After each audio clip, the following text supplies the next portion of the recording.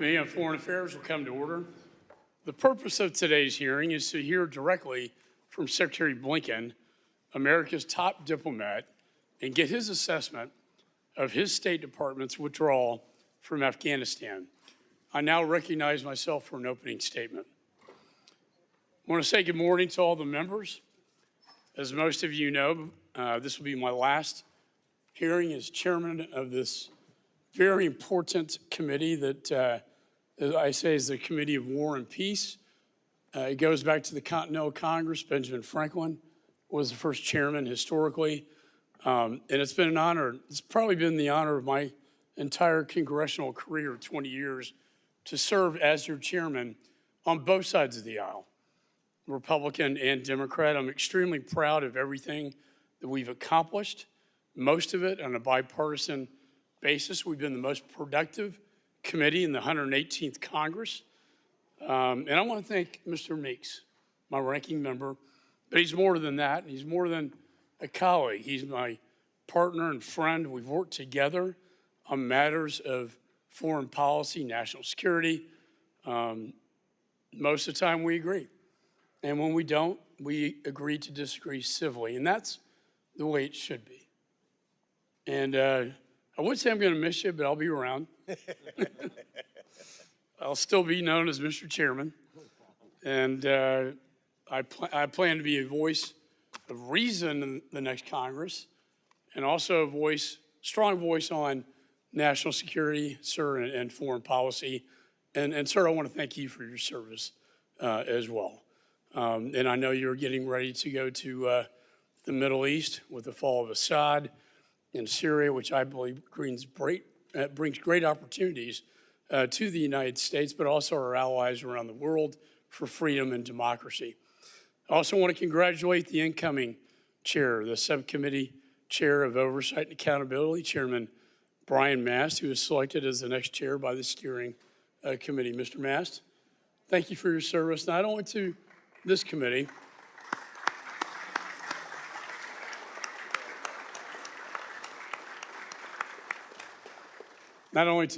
but to the nation, your service in Afghanistan, your sacrifice that we all know every time we see you. I pledge my support to you, and I hope we're going to work hand in glove in the next Congress to do good things. And congratulations to you. Finally, 5 o'clock will be a get-together to rename this committee hearing room as the Benjamin Franklin Committee hearing room, and it will also be a Christmas party and also my farewell address to the committee. So I hope to see all of you there. And with that, I'd like to begin this hearing. Mr. Secretary, I'm pleased that you are here today. And over the last 4 years, we've enjoyed I think, cordial relationship. We've worked together on many, many issues of great importance. However, today, your appearance here today, and I have to be honest with you, it comes after 6 months after I've requested your testimony following my comprehensive report into the catastrophic withdrawal from Afghanistan. I have constitutional authority, and I have that constitutional authority that I, as chairman, am responsible for. And I also have a responsibility to the American people and to the 13 servicemen and women who died, and all the many other service members who died, and the Afghan allies left behind who died, and the women who were left behind. This, under Article 1 of the Constitution, is Congress's greatest role of oversight and transparency. I would have to say I've been disappointed that you've ignored my request for your testimony, forcing me to subpoena you not once, but twice. And rather than accept my good faith efforts to accommodate your schedule, you failed to show up for your September hearing. And I don't like this probably any more than you do, but while your presence here is duly noted, you are showing up only after violating a congressional subpoena, triggering consideration of a resolution holding you in contempt of Congress. I've been more than accommodating during the process, but you and your staff have fought this committee every step of the way. The fact that you're here today on one of the last weeks of the 118th Congress clearly demonstrates my commitment to this critical issue, even in the face of persistent delays. You insist you have appeared before Congress 14 times, but the truth be told, that number is really misleading. You've not appeared once during my chairmanship to testify about the disastrous Afghanistan withdrawal before this committee. Twice you have appeared on the budget. And as the head of the State Department, it was your duty to appear before this committee to inform us about legislative solutions to the issues outlined in my Afghanistan report so that this never happens again. My only goal has been to work together with you, sir, to help prevent that such another catastrophic event, to prevent that from ever happening again. Instead, you prioritized this administration's political agenda, touting the failed withdrawal as a success. On April 14th, 2021, President Biden announced his decision to withdraw from Afghanistan, no matter what the cost. Go to zero were his words. As Secretary of State, you were entrusted with the protection of American interests and citizens overseas. You ignored the Taliban's violations of the Doha Agreement. You ignored objections by our NATO and Afghan allies. You ignored the security risk in keeping the U.S. Embassy in Kabul open, despite warnings from our top military advisors. You ignored the warnings of collapse by your own personnel, as evidenced by the July 2021 descent channel cable, one that I call a cry for help that was unanswered. And now, tragically, more than 3 years after this administration's disastrous withdrawal, you're finally here to take responsibility. Mr. Secretary, I've reviewed thousands of pages of documents produced in discovery by the State Department. I've conducted 18 transcribed interviews, led 8 hearings on the Afghanistan withdrawal. I do not take the issue of subpoenas lightly, but today's hearing in your department provided these only after the committee was forced to use its oversight powers. My comprehensive investigation reveals that President Biden's unconstitutional surrender to the Taliban, that you had plenty of opportunity to plan for the inevitable collapse of Afghanistan. Instead, even with the warning bells sounding loudly, ringing loudly, you denied the imminent and dangerous threats to American interests, American citizens, and our decade-long Afghan partners. All the while, the Taliban captured province after province on their march to Kabul. And rather than step up as America's chief diplomat, you delegated this responsibility. And as the Taliban Kabul was surrendered to the Taliban on August the 14th, 2021, you, sir, were vacationing in East Hampton, New York. I do not say that with delight. I say that as a fact.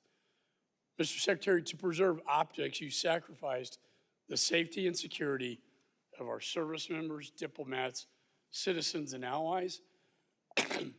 You treated terrorists as diplomatic partners and created an environment ripe for chaos.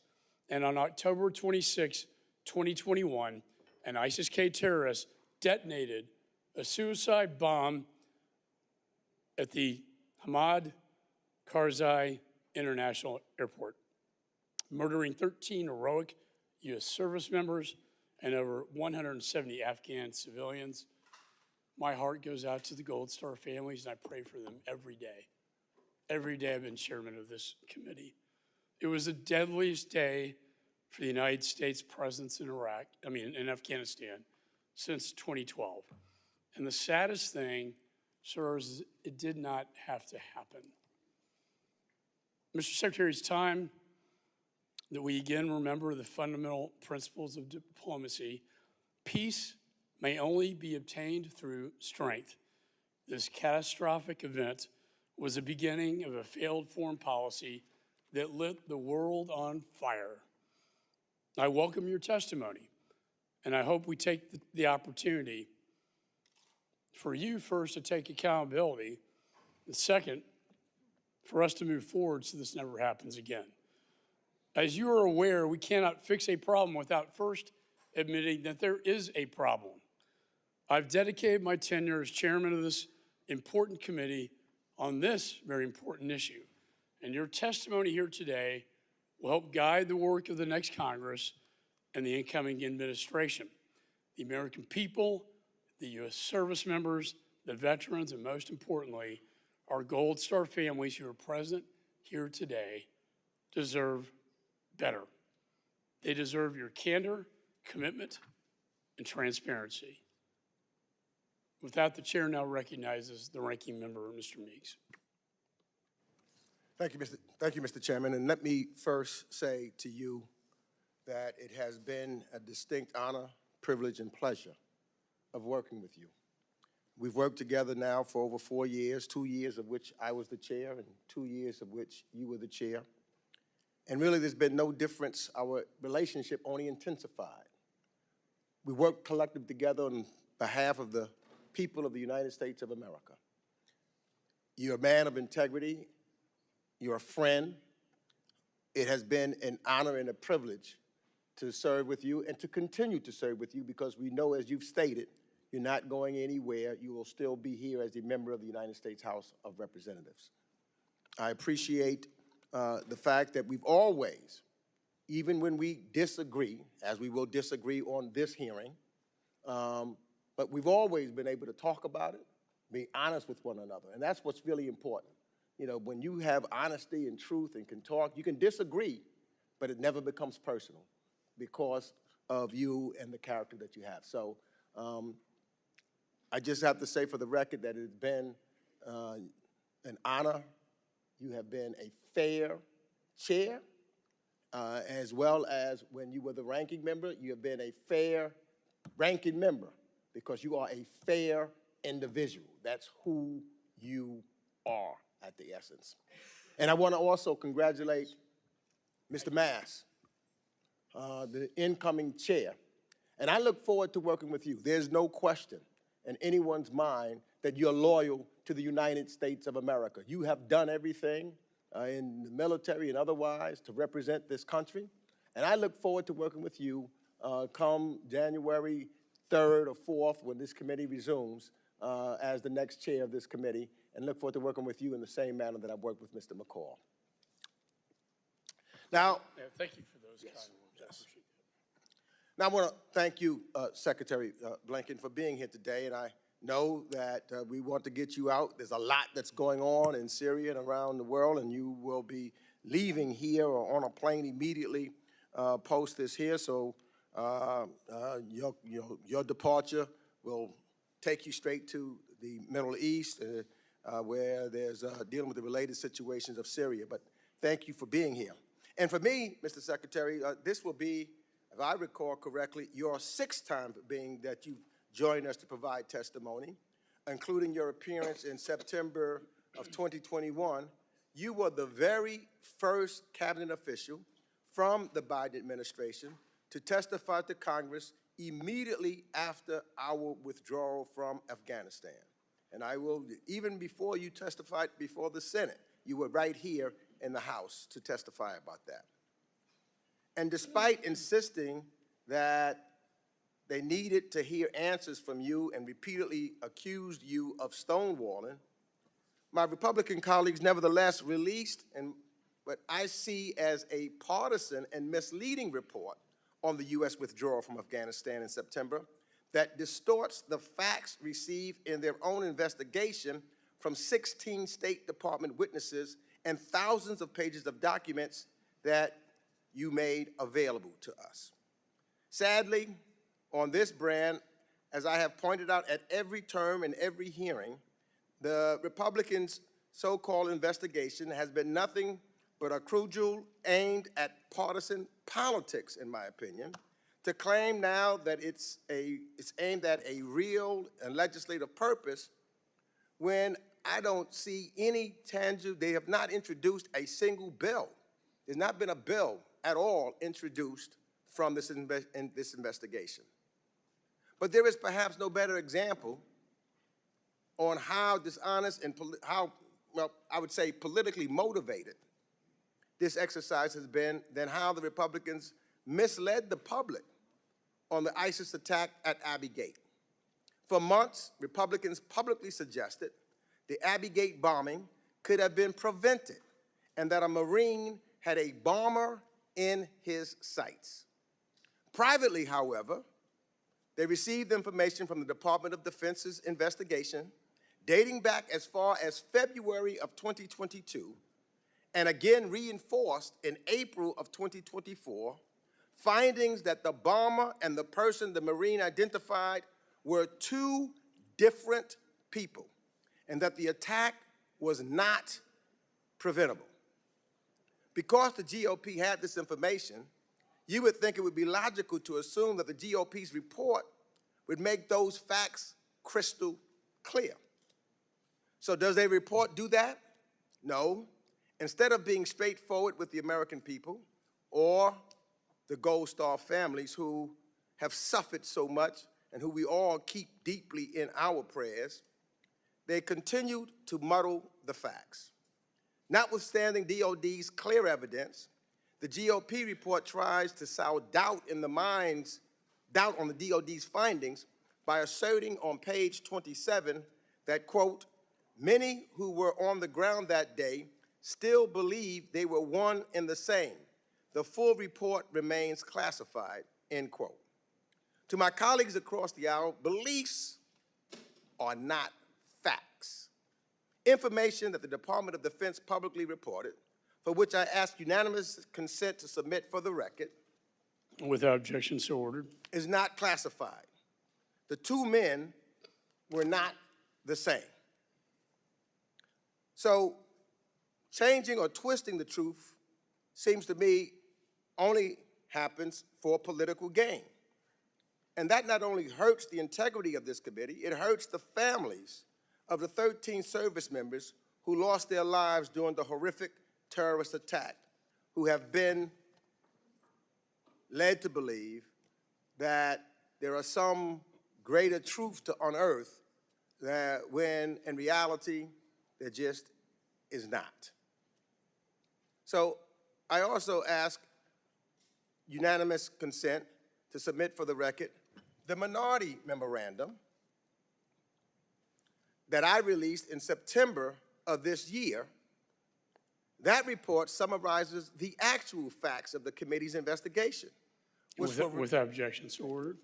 which were remarkably consistent across 20 witnesses and found the following.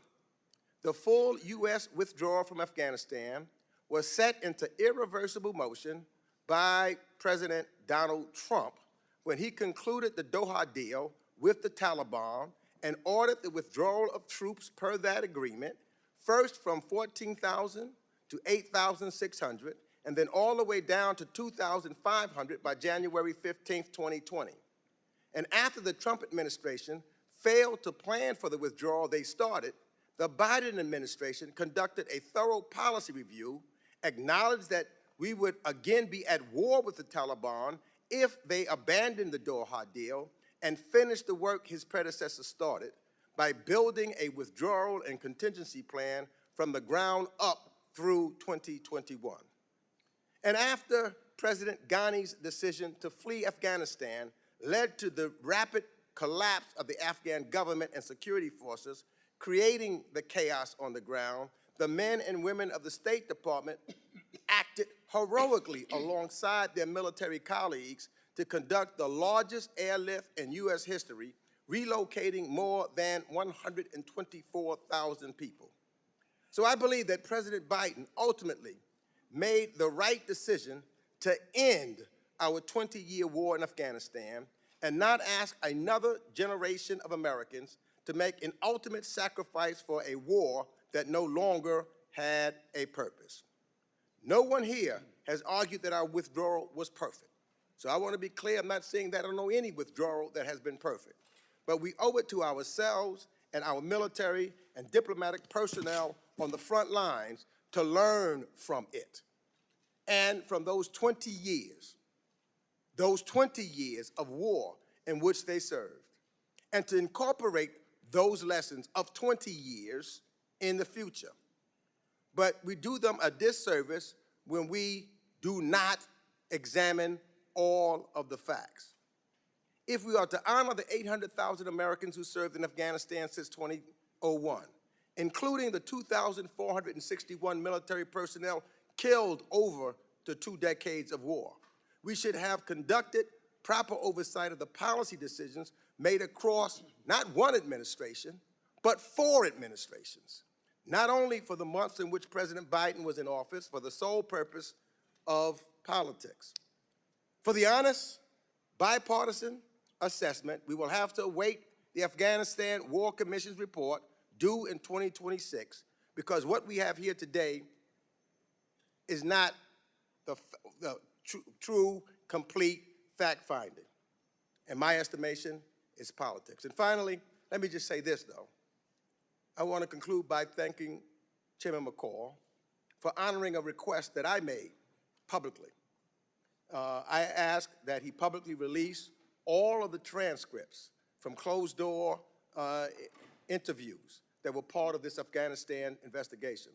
And I asked the chairman to do the same for all other remaining transcribed interviews conducted as part of the committee's oversight investigation. And the American taxpayers paid for this work. I asked, and you responded, and you did cooperate and make them all public, and for that, I thank you. And with that, I yield back. I appreciate the ranking member's comments on that. I intend to release all of this to the American people. We do. We are negotiating a interview with Jake Sullivan, the National Security Advisor. It may be in a classified setting. To the extent we can release that to the American people, we certainly will. I also want to state that there are 2 pieces of legislation currently in the National Defense Authorization that deal with this withdrawal from Afghanistan. One from me on having one point of contact, who's in charge, if you will. Another one by Warren Davidson on evacuation. So with that, I'd like to say to the members that opening statements may be submitted for the record. I want to welcome the 71st Secretary of State, Antony Blinken, someone I do have admiration for. We disagree on this one strongly, but we have traveled abroad. And at the end of the day, when we travel abroad, we're all Americans. But as you know, sir, I have issue with you over the handling of this matter, and I recognize you for your testimony here today. Mr. Chairman, Ranking Member Meeks, distinguished colleagues on this committee. First of all, let me just say I have very much appreciated working with you these past 4 years, working with the Ranking Member. I think we've done good and important things together. Antony Blinken, Secretary of Genocide, butcher of Gaza. Remind the audience members, disruption of committee proceedings is against the law. Holding up signs or making verbal outbursts during the proceedings is disruptive and will not be tolerated. Any disruption will result in a suspension of the proceedings until the Capitol Police can restore order. This includes the raising of hands and other forms of disruption. With that, I now recognize the Secretary. Thank you, Mr. Chairman. And just to say how much I've valued and appreciated working with you these past 4 years, the dialogue that we've had, including with this committee, where we've agreed, where we've disagreed, including on Afghanistan. I want to recognize everyone who served in Afghanistan, including on this committee. Our thoughts are with the Gold Star families of the 2,461 American service members, as well as State Department and USAID employees. I have young kids. You're a father. I don't know how. You can see that now. will suspend while the Capitol Police restore order to this committee. The gentleman will continue. As I said, our thoughts are with all of the Gold Star families. They're with the State Department and USAID employees who lost their lives over the course of 20 years of our military involvement in Afghanistan. And I think today especially of the 13 heroes that we lost at Abbey Gate, and I deeply regret that we did not do more and could not do more to protect them. And to those families who are here with us today, you're in my thoughts, in my prayers. I wish that Nicole was here with us today.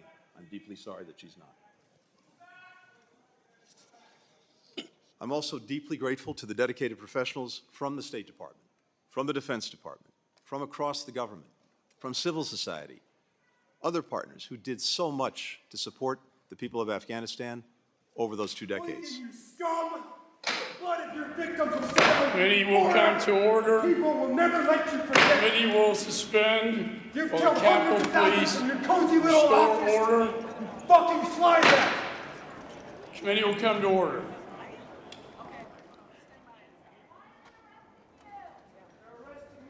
The gentleman will continue. I'm here today to continue the Department's extensive cooperation with this committee. As you know, Mr. Chairman, the Department's provided over 20,000 pages of documents to you.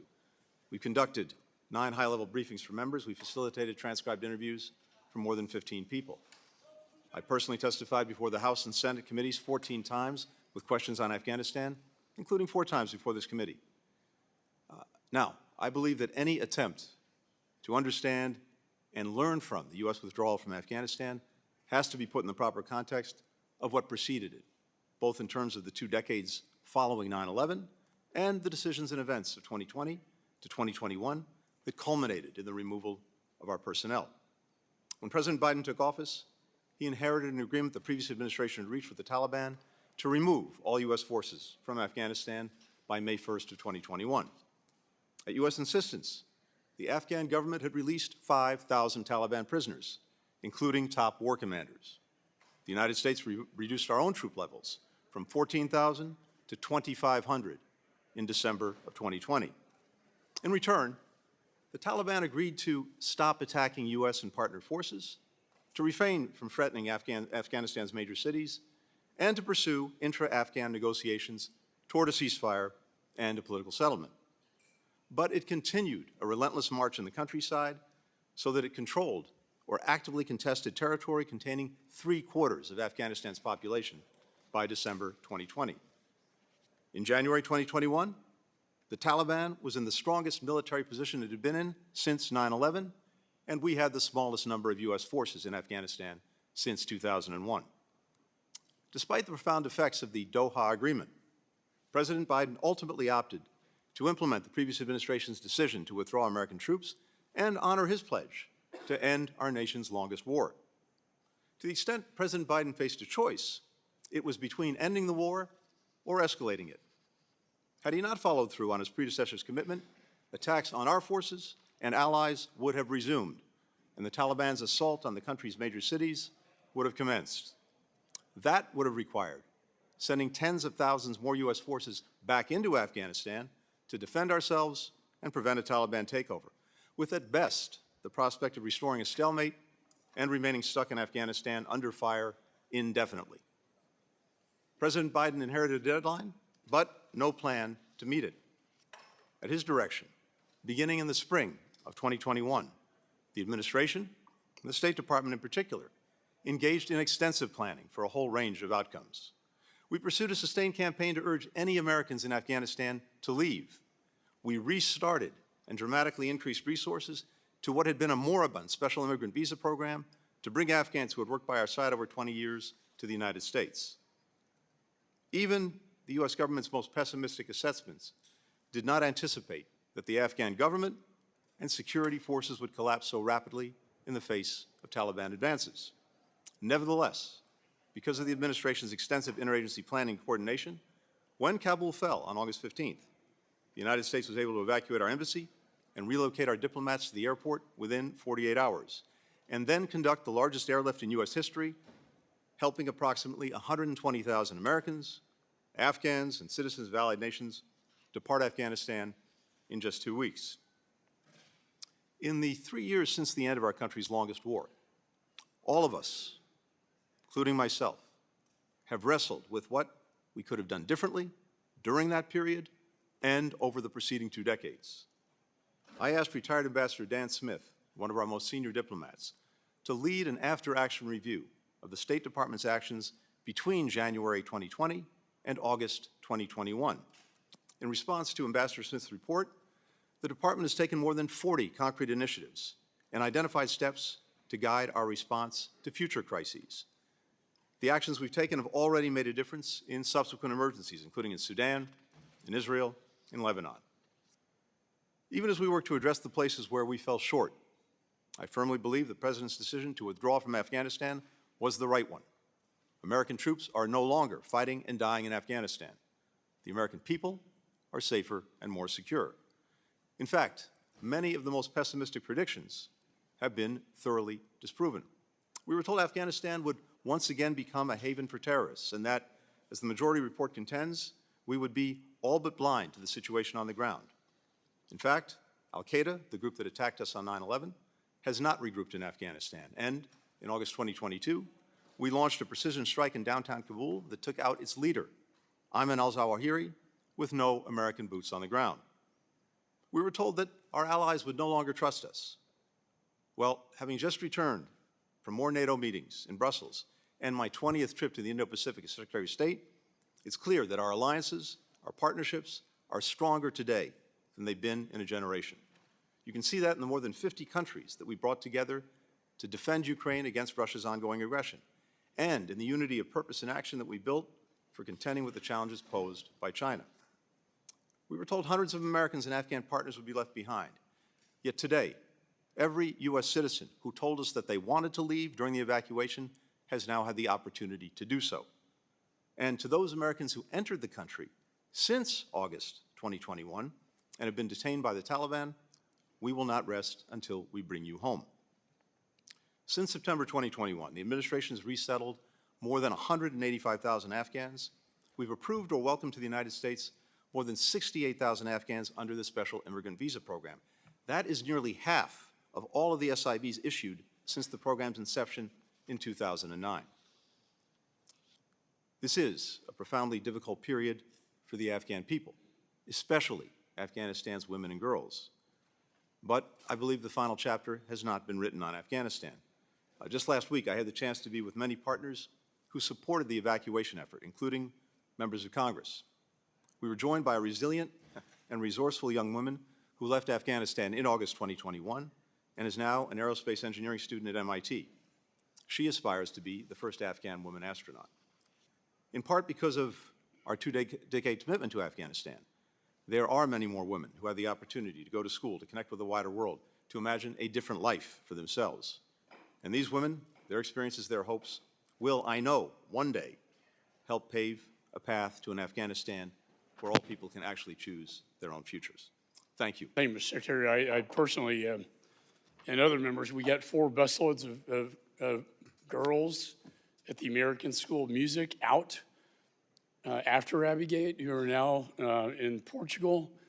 They performed at Carnegie Hall and the Kennedy Center. But there are many women, unfortunately, who are now enslaved under Sharia law by the Taliban. I now recognize myself for questions.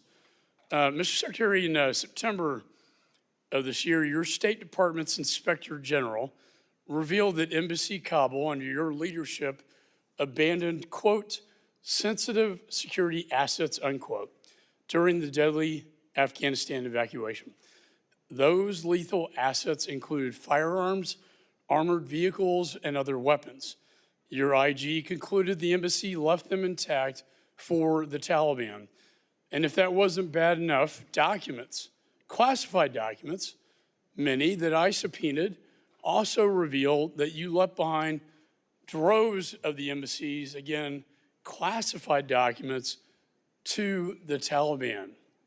Your own diplomats described desperate attempts to burn documents on the rooftops and in the embassy while helicopters took off the embassy's roof, very reminiscent in my younger life of Saigon.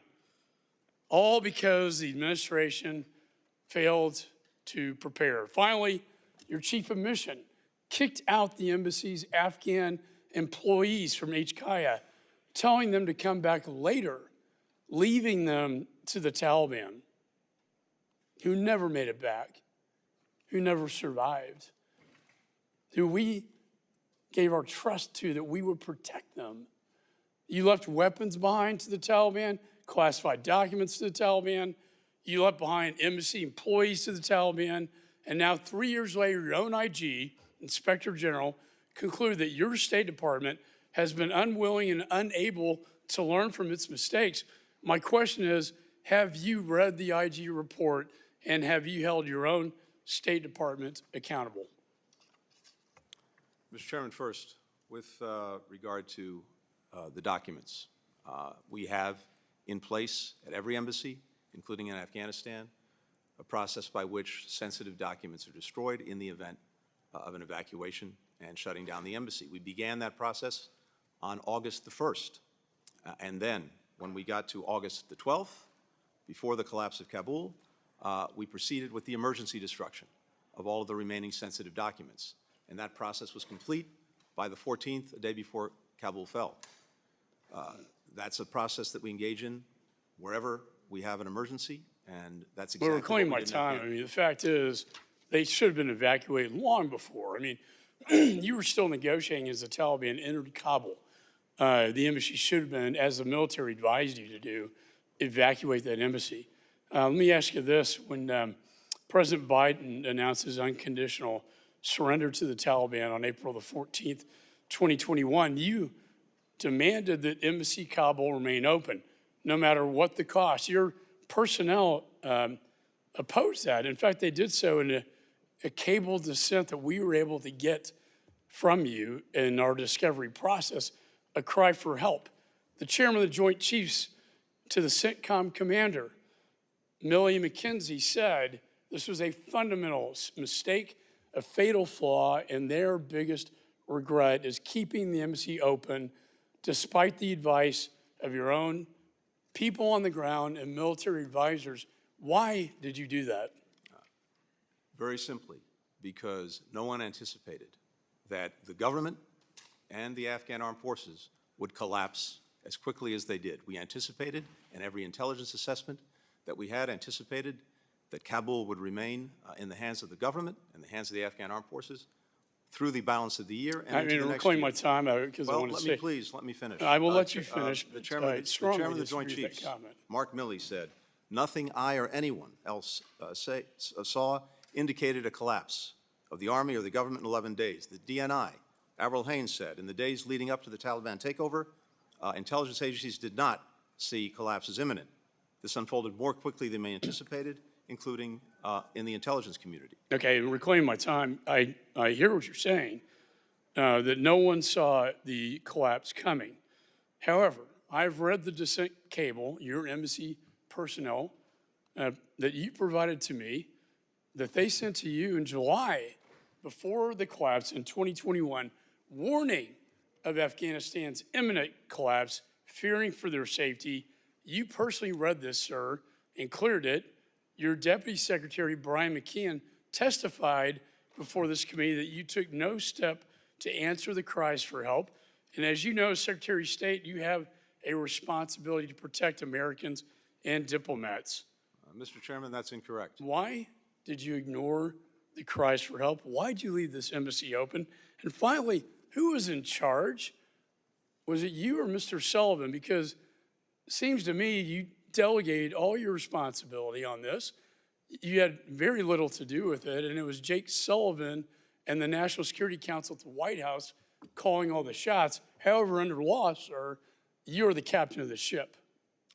Mr. Chairman, that's incorrect on a number of counts, as is the report that I've read. First, when it comes to a NEO, the evacuation, that is a decision that's reached by the entire interagency and ultimately by the President. The State Department initiates it by asking the Department of Defense to proceed with it, but the decision itself is reached as a result of interagency deliberations. And we did not, as an interagency, and that includes the Secretary of Defense, the Chairman of the Joint Chiefs, the National Security Advisor, Who's in the charge? President. This is going to help us So, legislate, no, this is sir. important. Were you in charge of this evacuation? I was in charge of the State Department. The government, the administration, was in charge of the evacuation. Specifically, the State Department and the Department of Defense together on any NEO work closely together with clearly assigned responsibilities, and that's exactly And what it we did. is the And statutory one called for that NEO responsibility, until sir, it was for you actually to issued. execute the plan, correct? The NEO, The the NEO is plan. executed by the State Department and the Defense Department together. And I would have to say, sir, waiting till the last minute is not executing a plan at all.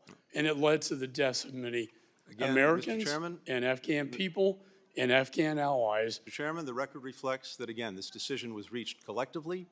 No one urged initiating the NEO until we decided to do it on the 14th. I think in my review of our investigation, there was so much confusion coming out of your embassy, coming from the top military advisors who told me, testified that they told you to close down that embassy in advance to protect Americans and American assets and classified is not documents. correct. They were left to the Taliban. You were in charge by law.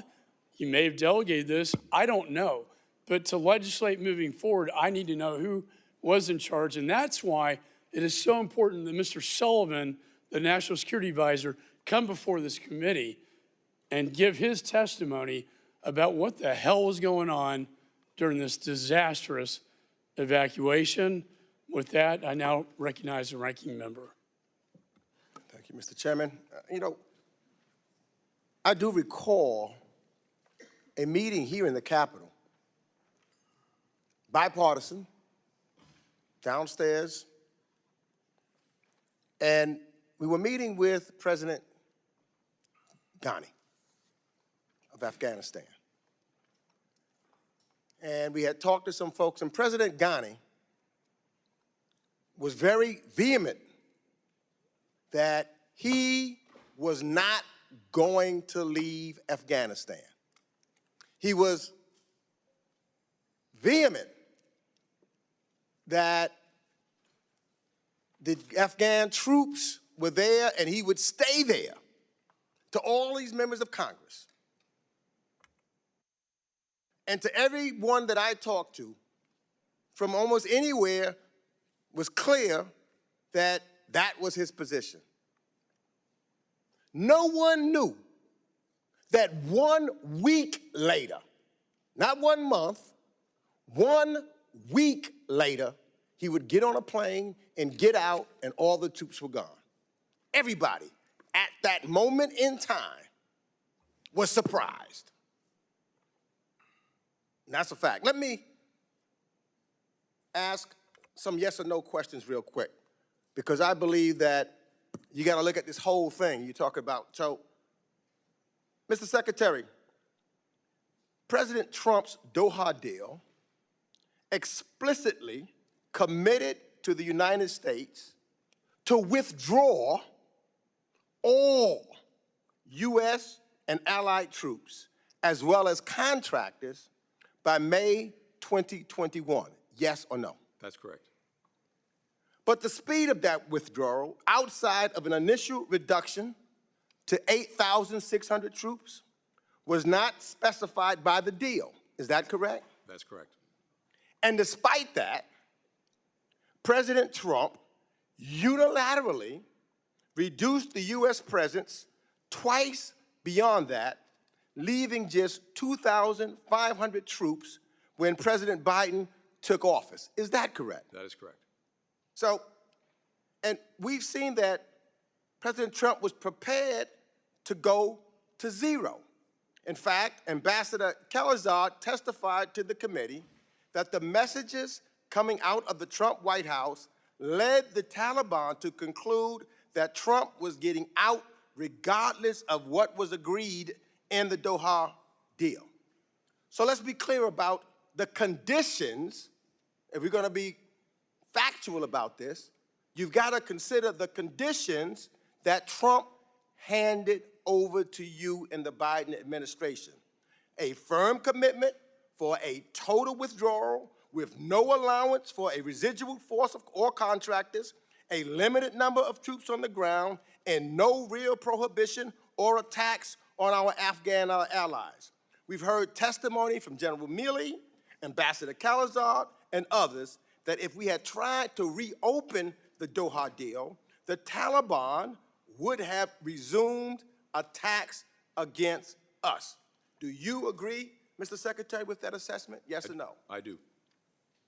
So that was the fundamental choice facing President Biden, to complete the withdrawal that was initiated by President Trump, or re-escalate the conflict. Is that correct? That is correct. So what do you think President Biden's decision to complete the withdrawal and end this so-called forever war gained us? It gained us an end to America's longest war. It gained us not having another generation of Americans going off to fight and die in Afghanistan. It gained us the opportunity to refocus and rededicate our resources to the challenges of this moment, from the Russian aggression against Ukraine, to the many challenges posed by China, to many other issues around the world where we were able to free up resources, free up focus, free up time. You just hit something, because just months after the withdrawal from Afghanistan, we did face a new threat, and that was Putin's illegal and unjustified renewed invasion of Ukraine in February of 2022. So yes or no, do you see any connection between Putin's re-invasion of Ukraine and the United States withdrawal from Afghanistan? No, on the contrary. I think our adversaries, including Russia, would have been delighted if we had doubled down and remained stuck in Afghanistan for another 20 years. Now, in 2008, we had, between Afghanistan and Iraq, about 200,000 forces deployed. You'll recall what else happened in 2008. Russia invaded Georgia. In 2014, we still had about 12,000 forces in Afghanistan. You'll recall what else happened in 2014. Russia, for the first time, invaded Ukraine. Because we were able to refocus our time, our resources, our efforts, we were able to build this coalition of more than 50 countries that has stood up to Russia's aggression. And I must say, the chairman has done a remarkable job over these last 3 years. I agree. We work very closely, in that coalition. the chairman and I, in making sure Ukraine has everything that it needs. In fact, you know, sometimes he was in front of me, and other times we went together, but he has been a champion on Ukraine. But the issue that I'm trying to make sure, and I think this is what you said, that the withdrawal from Afghanistan did not hinder our capacity or our credibility to lead our allies in a robust response to the invasion in Ukraine. That's correct? That is correct. As well as that withdrawal did not inhibit our relationships with our allies. That is correct. In fact, just the other opposite. It may be my last question, your assessment of the strength of NATO and our alliances system today. Has the withdrawing from Afghanistan let us focus on the most urgent threats to global security? Yes or no? NATO is stronger, it's bigger, it's better resourced, it's more focused than it's ever been. The gentleman's time has expired.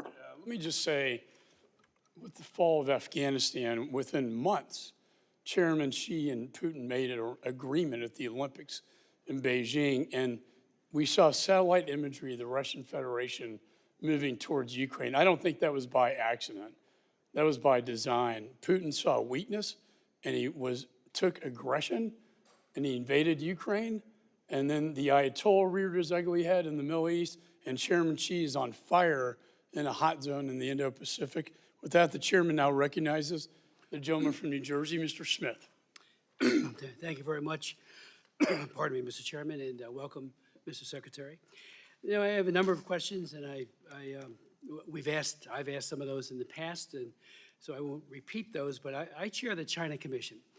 I've chaired 105 plus hearings on human rights abuse in China, Xi Jinping's absolute malevolent behavior towards the Uyghurs, and all the other atrocities that are committed each and every day. But what concerned me with our, I believe, egregiously flawed exodus from Afghanistan was how dictators around the world, especially Xi Jinping, looked at that and his propaganda organs like the Global Times and said to the people of Taiwan, here's one editorial, why the U.S. will abandon Taiwan eventually. Another one was Afghan abandonment is a lesson for the Taiwan's DPP. And when you read it, they're telling the people over and over again in Taiwan that America's resolve was questioned, is questionable, that we will leave them too. And, I won't read the editorial, but editorials, because they are very, very disturbing. Dictators love weakness. They probe with bayonets, and if they can get away with something, they will. And I think the chairman is right when he talks about Putin as well. And you had said before how you thought they would be happy if we were bogged down for the next 20 years. But I look at it a different way. They look at how it was done. Yes, we were going to get out of Afghanistan, but the way we did it led to the loss of American lives, which we've seen the pictures again shown here, and we've all met with those families of those loved ones, and countless numbers of Afghans. So the impact of this, can you at least admit that to the dictatorships of the world, they saw that and they saw it as weakness, and they go to avoid if they think there is one. Secondly, how many Americans are still in Afghanistan? And post-Exodus, how many were jailed, killed, tortured, left behind? I know that there was a lot of talk that, we encourage people to leave, but we all remember that Reuters broke that story about how the president had, in a conversation with Ghani, had said very clearly that even if we have to make it up in terms of the situation, to project it as if it's better than it is, and here's the way he put it. This is President Biden. And there's a need, whether it's true or not, there's a need to project a different picture. And that was done on July 23rd. So while we may admonish people to leave, they're listening to our own president who says there's a 300,000-man army, well-trained, but meanwhile, in back channel, talking on the phone to Ghani, he's saying, project a different picture. Very, very disturbing. I mean, we got to be truthful. Thank you. Two things on this. First, we engaged in a sustained campaign to get every American in Afghanistan who was still there to leave. 19 messages to that community between February and August. And by the time the evacuation took place, there were still about 6,000 Americans left in Afghanistan. Now, who are they? They're almost all dual citizens, almost all of whom, had lived, worked, had their families in Afghanistan for generations. And so you were still down to 6,000, despite every effort to get people to leave, including offering to pay for their travel. The airport remained open until August the 15th. In the weeks of the evacuation, the 2 weeks of the evacuation, almost all of those 6,000 remaining, we were able to get out. We were left with a few hundred on August the 31st. There were a couple of hundred, and this is what I testified to, who had identified themselves to us. And keep in mind, as you know, when you travel to a foreign country or you leave a foreign country as an American, you don't have to register. You don't have to make yourself known. We made every effort to get in contact with everyone, but by the time of the end of the evacuation, there were still a couple of hundred American citizens left who had identified themselves to us and told us they wanted to leave and who couldn't get to the airport or get into the airport. There were several hundred others who were there and we knew of who did not want to leave, either because they didn't want to leave extended family members behind or they just chose not to leave. So after August 31st, as I said and committed to this committee and to this country, there is no deadline on getting Americans out of Afghanistan who want to leave. In the ensuing 3 months, till the end of the year, we got 500 American citizens out of Afghanistan who had identified themselves to us and said they wanted to leave. To my knowledge, every American who identified themselves and said that they wanted to leave has been given an opportunity to do so, and we've carried that out every single day. As to those who went back and some who got detained, we are working every day to get them out, to get them back, and we will not stop for the duration of this administration, and I know that the incoming Trump administration will carry that on if we're not successful in getting them back. Out of time. Are any in jail today? Yes, They are. they are. These are Americans who went after the evacuation for a variety of reasons. We're talking Gentleman's about time's 7 people. expired. I am going to keep the 5-minute rule to strictly because I want every member to be able to have time to ask questions. Chair now recognizes Mr. Sherman. Mr. Secretary, thank you for your service to our country. You bring up the fact that Americans in a war zone don't have to register with the embassy. I think we've talked in the past about requiring Americans in designated dangerous countries to register, and I look forward to working with your successor to do that, because you point out how difficult it is for the embassy and to deal with these situations. Before I get to Afghanistan, back in May, you agreed that you would look at designating the Popular Resistance Committees, the third biggest terrorist group operating in Gaza, as a terrorist organization. They are responsible for so many deaths, including 3 Americans. This committee voted for my bill to so designate them. Do I have your commitment that in the next 2 weeks, your department will make a decision as to whether to designate the Popular Resistance Committees a terrorist organization? If we can complete the work necessary to go into that, yes. I don't know if Well, I asked you to do it in May. How many years does it take? Well, as you know, there's a lot that goes into these designations. I making sure that we do. meet the law, and if we can complete that work, we will. When you were here in the past, I think you correctly told us you inherited a deadline. You did not inherit a plan. The gentleman from New Jersey argues that we should have stayed. But that's after Trump released 5,000 bloodthirsty terrorists. Had we stayed, would those terrorists, including the current head of Afghanistan, who was also released by Trump, been able to, would they have been willing to risk the lives, every one of those 5,000 risk their lives in order to kill as many Americans as possible?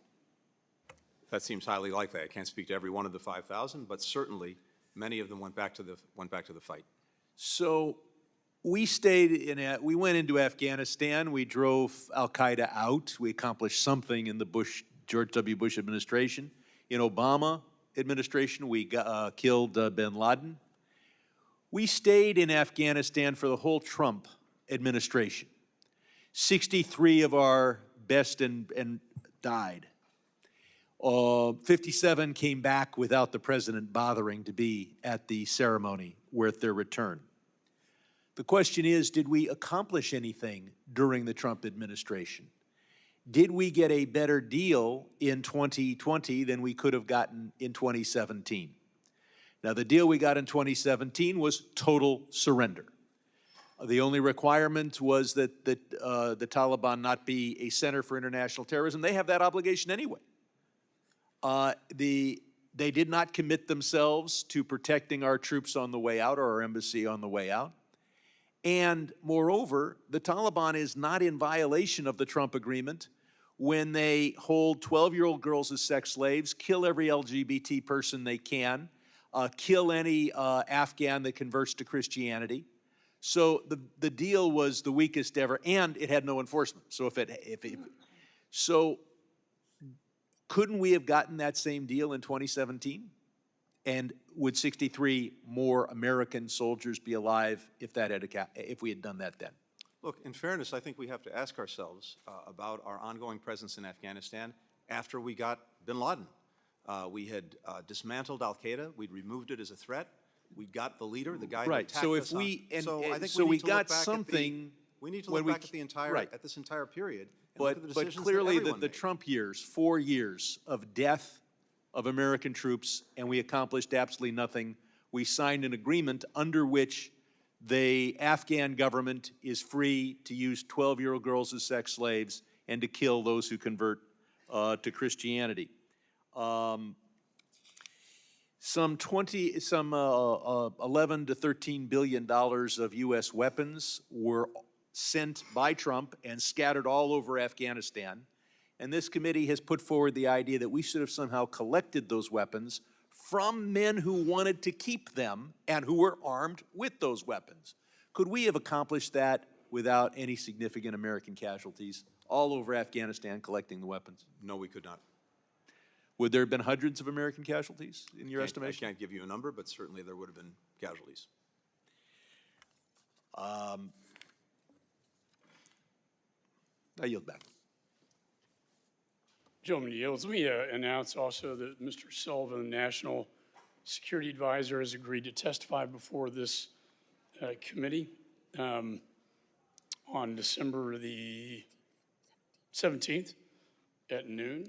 And I insisted on behalf of the members that all members be able to participate in that briefing. Chair now recognizes the gentleman from South Carolina, Mr. Wilson. Thank you very much, Chairman Mike McCall, and thank you for your 4 years of leadership on this committee. It's just been so effective for the American people. And then we all know that Chairman Brian Mast-Elect will do an excellent job continuing the tradition of serving the American people. And what an exciting time in history that as we face such positive changes with the removal of dictator Assad from Damascus, what can occur and what needs to occur. But sadly, the Assad departure and anything that's been positive was despite the Biden administration. Because, hey, until last week, there was an effort to try to some level of normalization with Assad, which is, but that's not what we're here today. But it's a continuation, and that is the Biden administration's surrender in Afghanistan has actually set the stage for foreign policy disasters around the world, with mass murder shamelessly being conducted around the world. Our allies who stood with us for decades watched as the Americans capitulated to terrorists, creating safe haven for terrorism, and abandoned allies. It was so incredible that this catastrophic decision of was the worst ever for American military and national security. And sadly, President Biden, on August 26, 2021, claimed that he had letters, quote, had letters from the military indicating they supported his decision. And Mr. Secretary, I'll be giving you copies that evening. I sent a letter respectfully to the President asking for copies of the letters, and every couple of months I've sent letters to the President respectfully asking for copies of the letters of where the military, he alleged, supported his decision. With the Doha agreement, President Trump stated from day one that any withdrawal would be conditions-based and would actually maintain control of Bagram Airfield, which is so critical. The disorder and chaos that led to the murder of 13 of our service members at Kabul airport just should not be forgotten. And then countless civilians, we understand, were the first domino to fall in the Biden-Harris appeasement policy. And also this year, it should be remembered, we lost 13 at Kabul airport, but we also had 3 reservists from Georgia who were killed on January 28th by the Hamas puppets, Hezbollah puppets of Iran, and 60 were injured, and many with traumatic brain injury. It's just heartbreaking to think of the loss of life and the lifelong injuries that people will have. Today in Afghanistan, women have effectively been banished from public life, unable to speak in public or holding a job, including nursing. And I still cherish seeing little girls. I visit Afghanistan very frequently to see little girls going to school with their jeeps or whatever, and then little guys going to school with something not indigenous to people of Afghanistan, and it was baseball caps. And so that doesn't occur now. Terrorists have a free rein to regroup and work with their backers to coordinated additional attacks on American families. As we know, the FBI has said attacks are imminent. History reminds us that when America withdraws from the world, our enemies fill the vacuums. We now face a war that we did not choose, of dictators with rule of gun invading democracies with rule of law. It began February 2022, when war criminal Putin invaded Ukraine. And then on October 7, Iran, through its puppet Hamas, invading Israel. And we all see that the risk that we have, and it's personal to me, Mr. Secretary, my appreciation of the people of Afghanistan. I was grateful to serve with the late Sheila Jackson Lee as co-chair of the Afghan caucus. And we met with so many wonderful people who, it's bipartisan, our concerns. And then I'm grateful my former National Guard unit, the 218th Mechanized Infantry Brigade of the South Carolina Guard, served for a year under General Bob Livingston. And they developed a real fondness for their Afghan brothers. And finally, I'm really grateful my number 4 son, Hunter, First Lieutenant Hunter Wilson, served for a year as an engineer in Afghanistan. And so I would just really want to let you know that I'm just so disappointed. Hey, I really get trouble at home. I said I wanted Biden to succeed, but this has not occurred, and we've just got to address this. And with that, I yield back my time. Gentleman yields. The chair recognizes Mr. Connolly. Thank you, Mr. Chairman, and thank you for your tenure and for your friendship and decency serving as chairman of this prestigious committee. I'd like to put a picture up which seems to suggest, Mr. Secretary, that the Republican narrative is correct about you. There you are with a prominent Taliban negotiator. Do our tech people have that picture? Well, I have it here. Isn't that you with the Taliban negotiator, Mr. Secretary? I'm afraid I can't see the picture, but I'm not aware of having spent any time with a Taliban negotiator. Oh, I'm sorry. That's Secretary Pompeo. Was he your predecessor in the Biden administration as Secretary of State? In the Biden administration? No, he was my predecessor in the previous administration, the Trump administration. The Trump administration. And there he is in Doha with the chief Taliban negotiator. I guess I got that wrong. Well, Mr. Secretary, all things seem to flow from Doha. Secretary Pompeo and President Trump appointed a chief negotiator on behalf of the United States for the negotiations in Doha. What was his name? Zal Khalilzad. Ambassador Khalilzad, and he, of course, testified before this committee, and I can remember an exchange with him in which I expressed deep concern about the direction of the U.S. posture and the ramifications with allied Afghans who would work for us or work with us, and women. And he kind of brushed them off at the time. Tell us about the details of the agreement he forged in Doha. What were the chief elements of that? Concisely, if you would. Yeah, in essence, the agreement provided for this. It provided that the Taliban would not use Afghan soil to attack us or our interests. Right. No. It would start an intra-Afghan negotiation, and as part of that negotiation, there would be discussion of a ceasefire and a political roadmap for the future of Afghanistan. And during the time between the agreement and the commitment that we made as part of the agreement to leave Afghanistan by May 31st. So a firm date was set Yes. for all U.S. troops to get out. Is that All correct? U.S. troops were to be out by May 31st.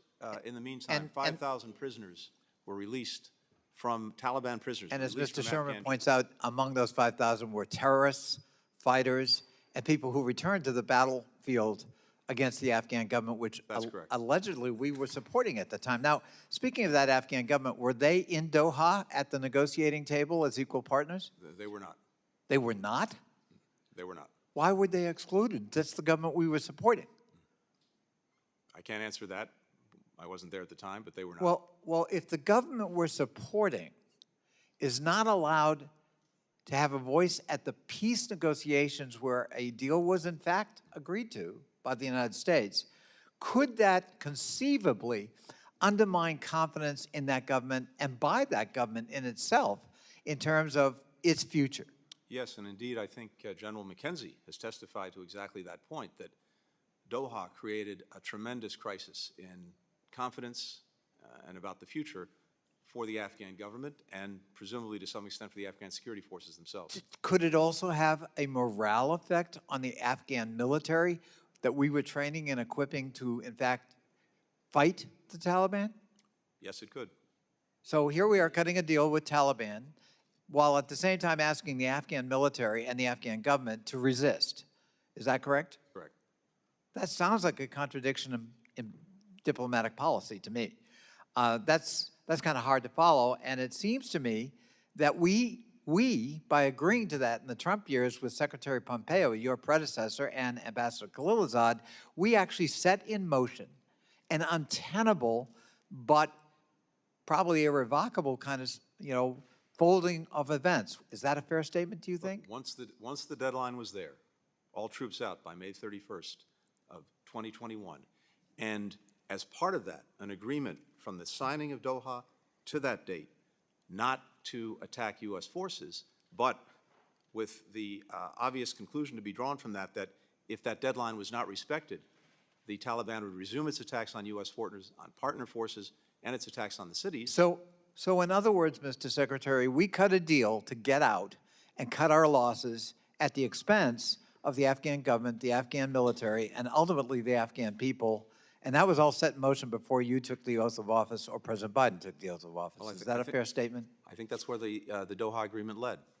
I thank you, and I yield back. Let me just state that the Taliban was not in compliance with the Doha agreement when the evacuation was ordered. And your own senior advisor, Ned Price, said that the Doha conditions were, quote unquote, immaterial to the evacuation. That speaks volumes. I now recognize Mr. Perry. Thank you, Mr. Chairman, Mr. Secretary. Thanks for being here. The statement from you in a 2024 Senate hearing where you said no one has done more to support Israel than Joe Biden. Now, during the Obama term, Joe Biden was the vice president, so I understand it's difficult. It was difficult to say something, but he didn't say anything about the U.S. funding the campaign to oust Netanyahu. And I get it, while President Obama was the president, he was the vice president, that's a difficult thing to do, but he was unburdened when he became president, so he could have said something then.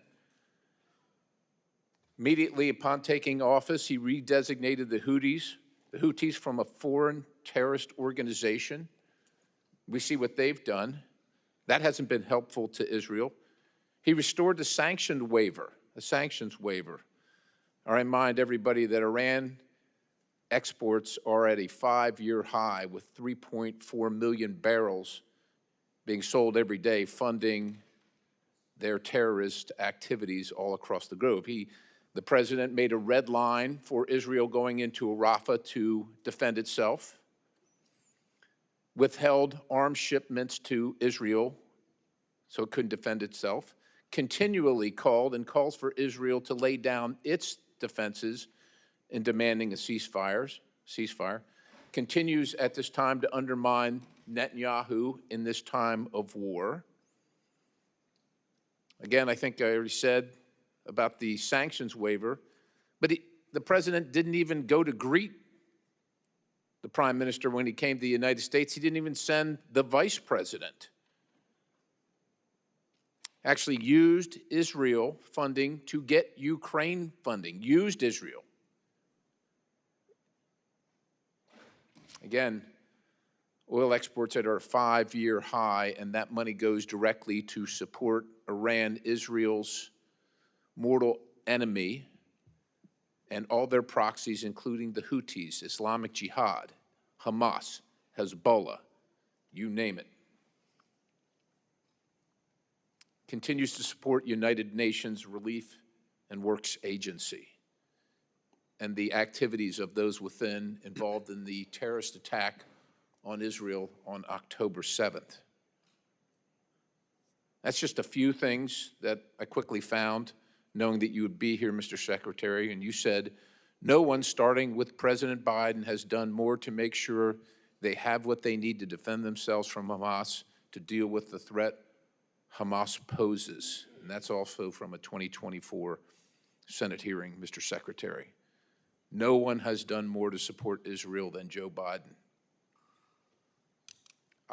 I'm thanking the good Lord that he's not against Israel, Mr. Secretary.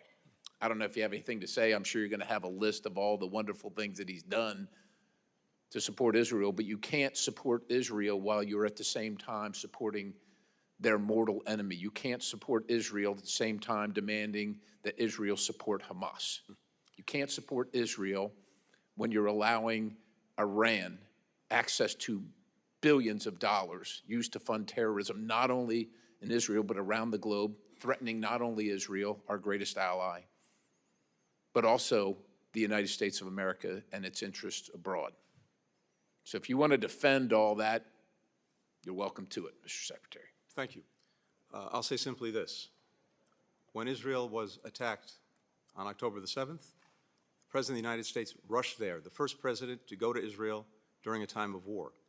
When Iran mounted attacks, unprecedented attacks on Israel, not once, but twice, the first time we've seen direct attacks by Iran on Israel, the United States, for the first time ever, actively participated in Israel's defense and rallied other countries to do the same, making sure that those attacks couldn't succeed and enabling Israel to take the strikes that it took to debilitate Iran's air defenses.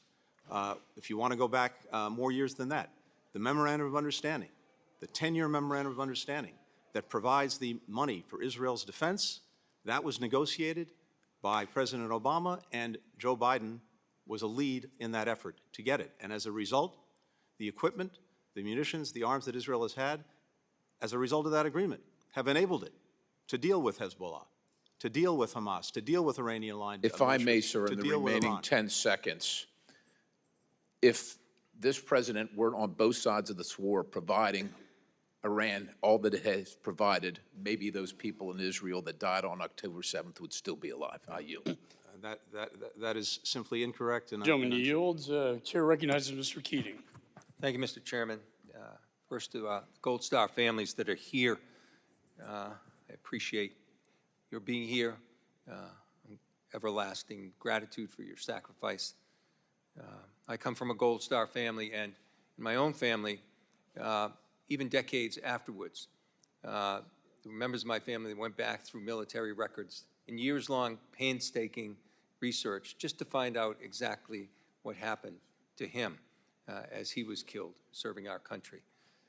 And I understand the need for that, and hope that you take advantage of what the ranking member has submitted, take advantage of what is there publicly, and I hope there's further opportunity to declassify, because it's important, as it was to my own family, to get the facts, not just beliefs about exactly what happened. So, Secretary, thank you for being here in your last hearing. I want to thank you for your selfless public service, your integrity, your personal sacrifice. I came across some, I was researching the Budapest agreements the other day, just trying to get more detailed information, including our obligation to Ukraine in those agreements to defend aggression that they had. And the name that kept cropping up through the whole research was your father. And I know your father would be very proud of your service.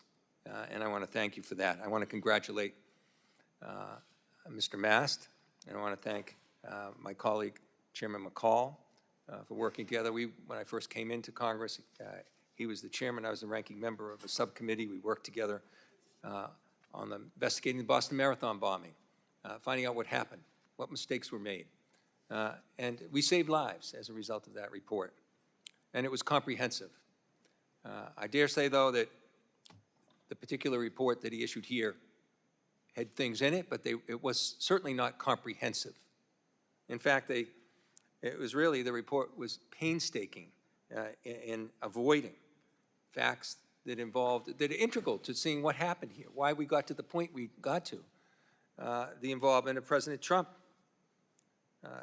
He had committed the United States to a full, date-certain withdrawal in a deal he negotiated with the Taliban, as we've heard, without the Afghan government even being part of that, without discussion of rights of women or children in Afghanistan, forcing the Afghan government to release 5,000 Taliban fighters back into the battlefield before a final withdrawal.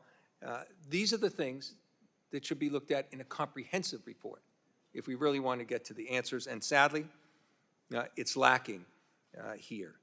In that time frame, too, something we should draw attention to is when President Trump unilaterally did this, he left out his own military people when he announced that. He left out senior officials in his own office, and he left out our allies who were fighting in this battle in communicating to them.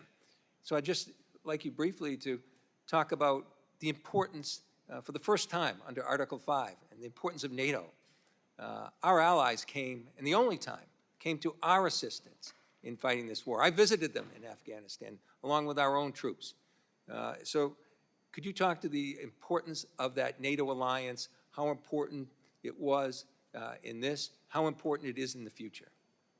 Thank you very much, Congressman, and thank you for the reference to my father. I deeply appreciate it. As you said, the first time, the only time Article 5 has been invoked was in defense of the United States after 9/11. And NATO allies came far and wide to join us in Afghanistan in dealing with al-Qaeda, in dealing with bin Laden, in dealing with the people who attacked us and attacked democracy on that day. And that's something we'll forever be grateful for. I'm very proud of the fact that as we leave office, that alliance is stronger, bigger, and better resourced than it's ever been. When we took office, of the allies, only 9 were meeting the pledge that had been made in 2014 to dedicate 2% of GDP to defense. Now, 23 allies are meeting that pledge, and the remainder are en route to do so. We have 2 new allies in Finland and Sweden, making the alliance stronger and more effective. And I'll just say this in conclusion. I think what the American people need to understand about the alliance, and I understand it's easy to forget, is what makes it so unique and why it's so important going forward. When countries came together to join NATO, they made this commitment under Article 5 that an attack on one is an attack on all. And that means that any would-be aggressor thinking about attacking any one of these countries knows that if they attack one, they've got to take them all on. That is the best way to prevent war in the first place. It's the best way to deter aggression. It's the best way to make sure that we don't have a world of conflict. Americans don't want to be at war. NATO has been the best guarantor that we can have of making sure those wars don't happen in the first place, but if they do, that we are not fighting them alone. Thank you so much. Gentleman's time has expired. I will agree, and Mr. Meeks and I, that NATO has never been more united or stronger, and I do think Mr. Putin had a strong role. The chair now recognizes Mr. Mast. Thank you, Mr. Chairman. Now, sometimes we speak about decorum in here, and I would say that it doesn't take a 4-letter word to violate decorum. We insult every single person that served when we come in here and we say words like, we're sorry that the Afghanistan withdrawal was not exactly perfect, but maybe we could have done a few things. That is a violation of decorum against every person that put on a uniform. And this place absolutely lives up to being a swamp when we try to cover up the fact that 26 of your diplomats told you directly that if you continued down the path that you were going, that it was going to be a disaster. And we should not be covering that up. I want to talk about a couple of things today. You are our top diplomat. That's not in dispute. Have you been in Afghanistan since 13 American service members were murdered? No, I have not. Have any of your staff visited the U.S. Embassy in Afghanistan since that day? We've had people in Afghanistan. I do not believe they visited the embassy. Do you know who is currently residing in our embassy? The embassy is not obviously not under our control. We don't have the ability, not being in Afghanistan, to control it. Do you have any information on anybody that has spent any time residing in our embassy since our departure? No doubt if we do, or in any event, the intelligence community does, and I'm happy to share that as appropriate. Yet, we are still giving the Taliban tens of billions of dollars. There's an American citizen out there, literally woke up this morning, losing 30% of their paycheck, and a good percentage of that is going to the Taliban or other programs abroad. And this is something that we all need to think about, and we will be thinking about deeply for the next 2 years. There's a joke that's made often out there about kids going to college to learn basket weaving, and what a joke that would be. But the United States right now is literally sending tens of millions of dollars to the Taliban, 14.9 million to be exact, to teach Afghans how to do carpet weaving. Let's think about that. We are giving $280 million to the United Nations to do cash transfers for food in Afghanistan. Yet we're not sending an ear of corn from Iowa, a sack of potatoes from Idaho, or a cucumber or an orange from Florida. And that discounts the fact that there's no American tonnage going through our ports to send those things out of here either. It's just cash transfers. Another line item, these are directly from CIGAR reports. $75 million to teach Afghan women to be farmers. I don't believe that we spend $30 million in the United States of America to teach women to be farmers. My colleague, Mr. Wilson, brought up that they can't even dance in the streets or speak to one another or go to school. I'm not sure that we can trust that that $75 million is being used to teach them agriculture. And as you pointed out, we don't have any diplomats on the ground to confirm the validity of these programs. Here's one that I was entirely curious about, and maybe you could explain it to me. $3.5 billion transferred to the Afghan fund that is tended to protect the macro financial stability on behalf of the Afghan people. What the hell does that mean? Can you tell me? I don't know. That's a bunch of gibberish to me. Happy to address all of this, Congressman. Thank you. I'll give you one more Okay. before you address it. Please. Even worse, by the numbers, we've spent $9 billion to resettle 90,000 roughly Afghan refugees here since the fall of Afghanistan. My simple Army math tells me that's about $100,000 a person. That's absurd. So my question for you, we do not even have an embassy in Afghanistan. We have no diplomats there. What are we doing giving them $1? So, Congressman, as I believe you know, the money that we provide and the international community provides is done through partners, implementing partners, UN agencies, NGOs. They have. Yes, we could say that about all the State Department dollars, foreign NGOs, foreign countries, foreign companies, and in this case, foreign adversaries.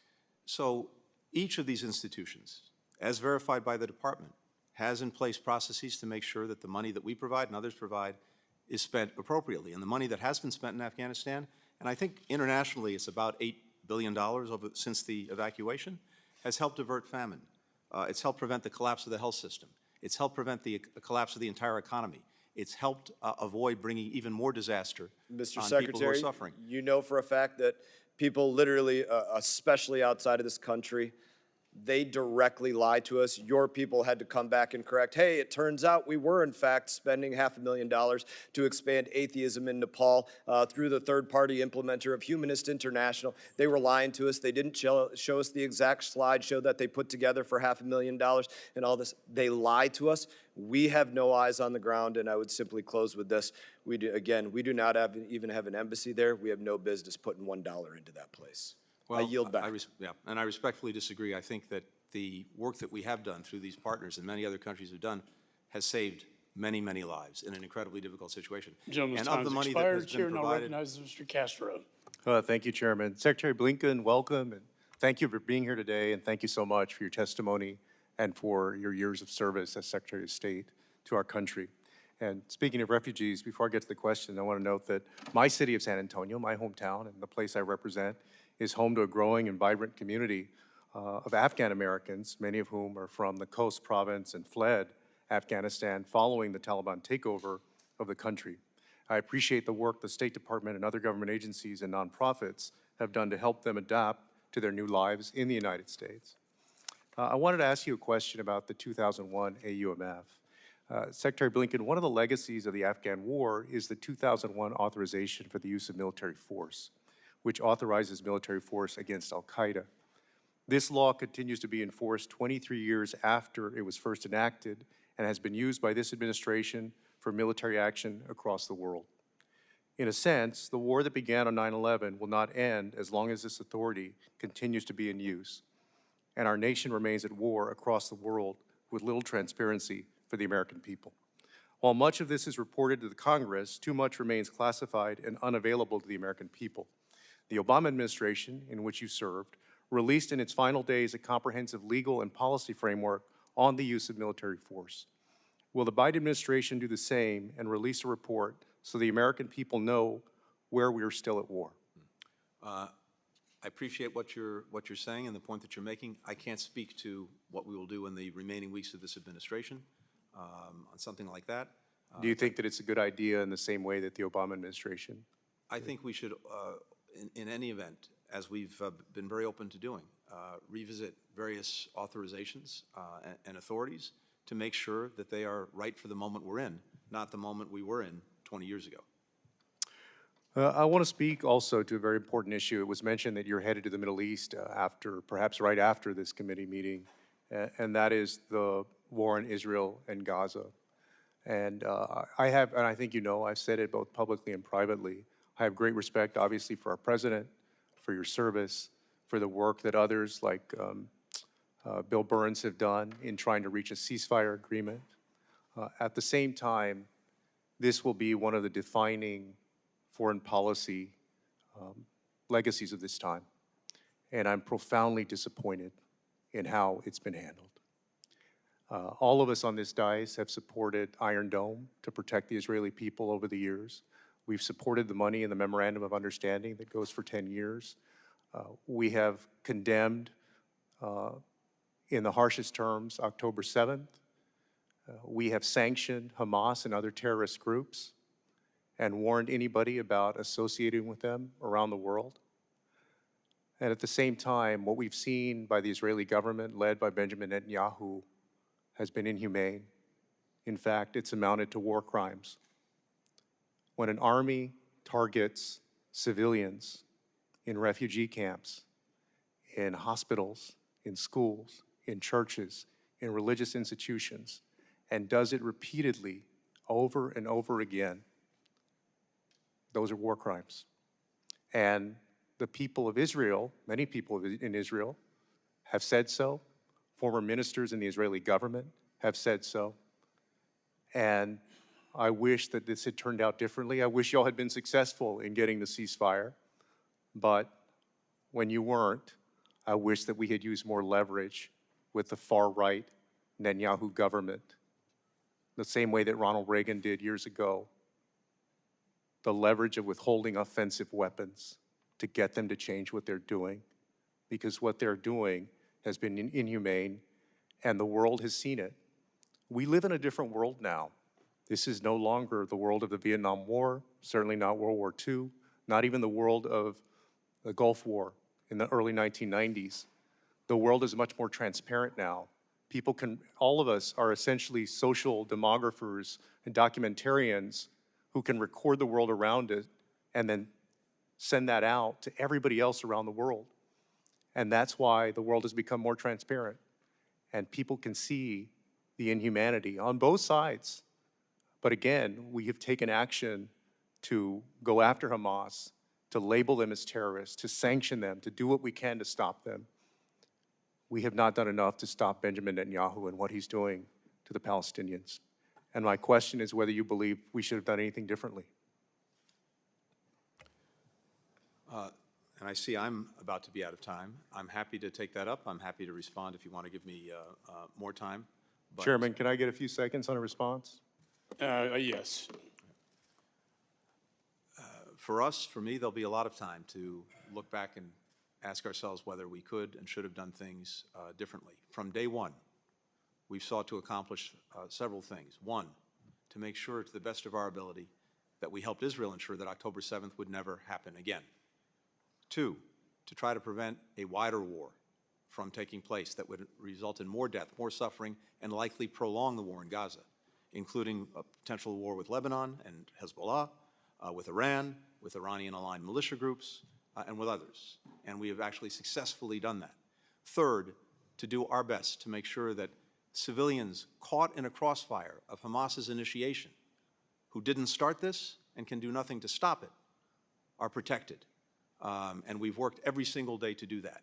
I've also been to the region 12 times since October 7th. I'm heading back in an hour or two to continue the efforts to get a ceasefire and hostage agreement, to get the hostages home, to get the guns to stop firing, to put Gaza on a better path. And meanwhile, to try to make sure that people have the assistance they so desperately need. Gentleman's time has expired, and we wish you well. Is with us every single day. Chair now recognizes Mr. Burchett. Thank you, Mr. Chairman. I'll miss your leadership. Appreciate your friendship, brother.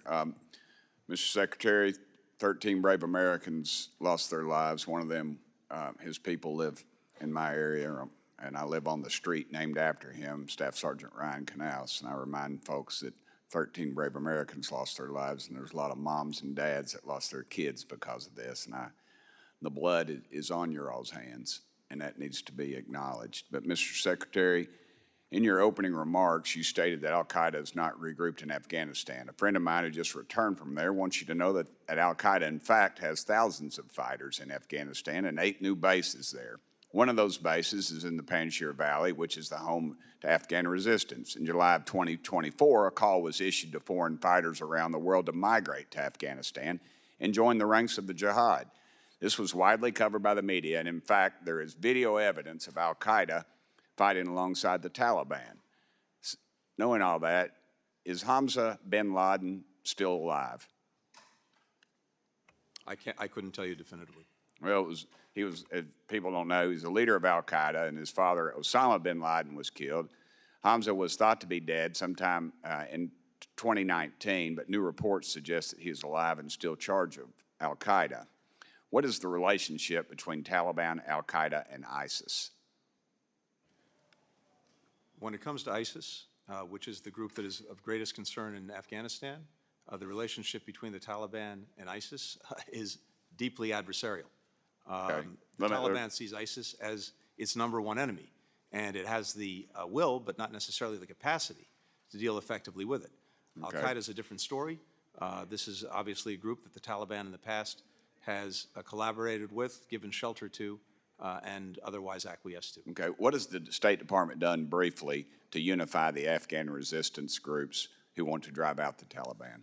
There is not much of a resistance active in trying to do that. All right. Well, my friend Legend, an Afghan-American and former U.S. Army non-commissioned officer, has traveled to Afghanistan after the collapse and reports that the Taliban has been benefiting from U.S. cash shipments sent to the Afghan Central Bank. This is American funds. And that was sanctioned, and that sanctioned terrorists are diverting U.S. aid meant for the Afghan people. Why are we giving the Taliban millions in taxpayers' dollars while they hold Americans hostage and are killing the Afghan people? And in my opinion, sir, they will hate us for free. We don't need to be giving them money.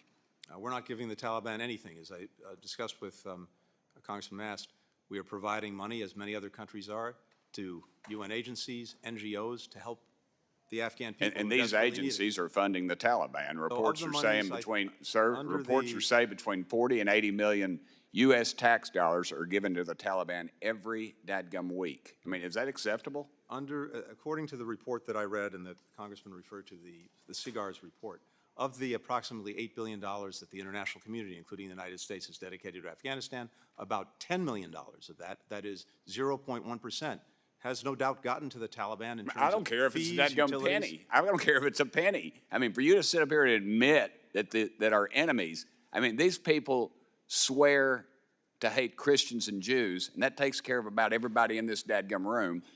And we're sending them, I don't care if it's 1%, and you can, but let me tell you, $10 million is a hell of a lot of money to the people I represent, sir, and it needs to be something that you all, let me get on my questions, I'm running out. I've invited President Salih and Commander Massoud of the Afghan resistance of the U.S. to meet with myself and colleagues. Will the State Department work to facilitate their entry into the country to meet with Congress? I'll be happy to follow up with your office on that. All right.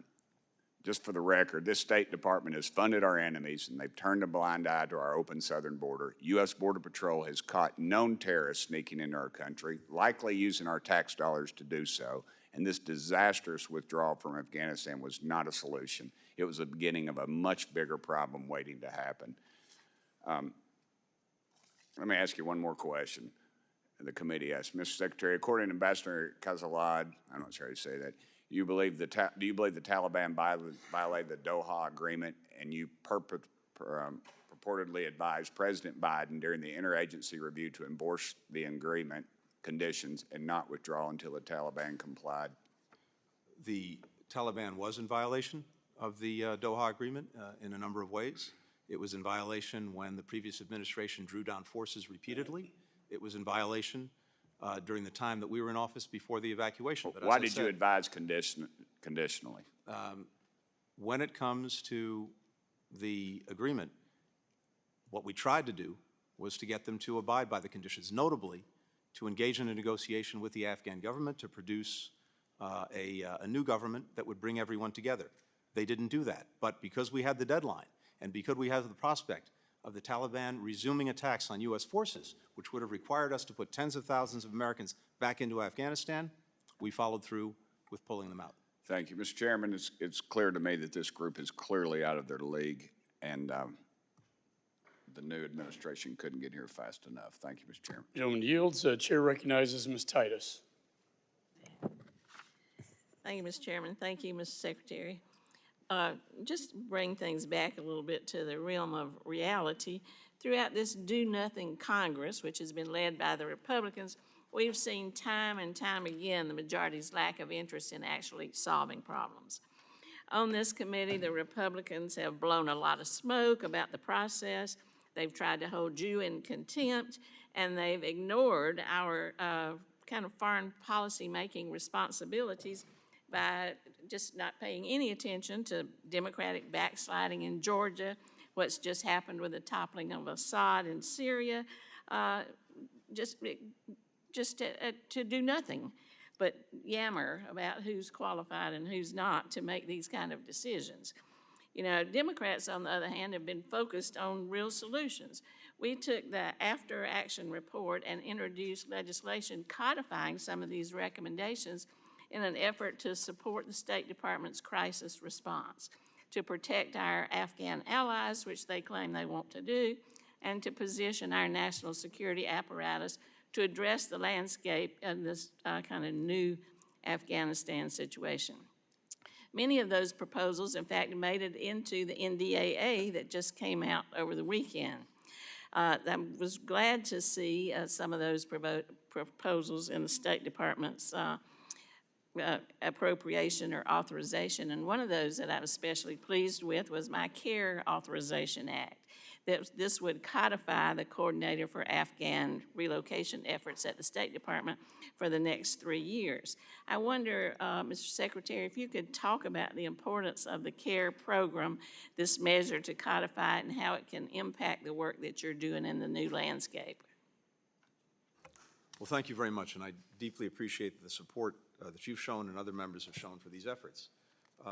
We have an obligation that I believe is a strong bipartisan obligation and sense of responsibility to the many Afghans who stood beside us for 20 years in Afghanistan. And we've worked very hard, as I said, to revitalize the SIV, the Special Immigrant Visa Program. We brought in more people, more visas in the last 3 years, almost as many as in the entirety of the program going back to 2009. But part of that, of course, as well as refugees who come in under other parts of the law, needs a tremendous amount of support when it comes to relocating them, resettling them here in the United States. And the department established this effort in this office to do just that, to work to make sure that we could bring Afghans out, get them to so-called lily pad countries where we could finish processing them, then to bring them to the United States, and then to work with resettlement agencies to make sure that they could be resettled and integrated into communities. And we've also seen an incredible outpouring from Americans all across this country through a sponsorship program we set up so that private individuals and groups could also welcome Afghans to this country. And we've seen tens of thousands of people stand up to do that. But we do need the, I think, ongoing support from the department to make sure that we have the people in place to continue this effort. And so we welcome congressional efforts to support that. Thank you. I'd like to follow up about the SIVs. You know, the report from the majority said that, or alleged that President Biden abandoned our allies, but the numbers tell an entirely different story. As you referenced, during Trump's time in office, the SIV coordinator role was vacant for the entire time. Trump, just to give the numbers to the point you make, Trump only issued 7,116 SIVs in a 3-year period, and processing time increased from 480 days in January of 2017 to 996 days in January of 2021. When you were here in 2021, you spoke to us about this immense backlog that the administration had inherited of more than 17,000 applications of SIVs. Ambassador Smith affirmed that the Trump administration had taken, this is a quote, taken no steps to reduce the backlog. In just his first 8 months of the administration, however, President Biden issued 8,760 Afghan SIVs and halved the processing time. So, you know, the success is in those numbers, and it's very clear what the emphasis has been under the previous administration, not what's been alleged. And can you just talk a little bit about how you were able to accomplish this? Well, I think you've covered it very well, but simply to say that, yes, we inherited a program that was basically stuck. Nothing was happening. There hadn't been an interview for someone to get their visa. Going back to March of 2020, we had a backlog of about 18,000 people. And as soon as we came in, we restarted the interviews. The president issued an executive order, one of the very first, instructing us to look at what we could do to cut the delays, to beef up the staffing.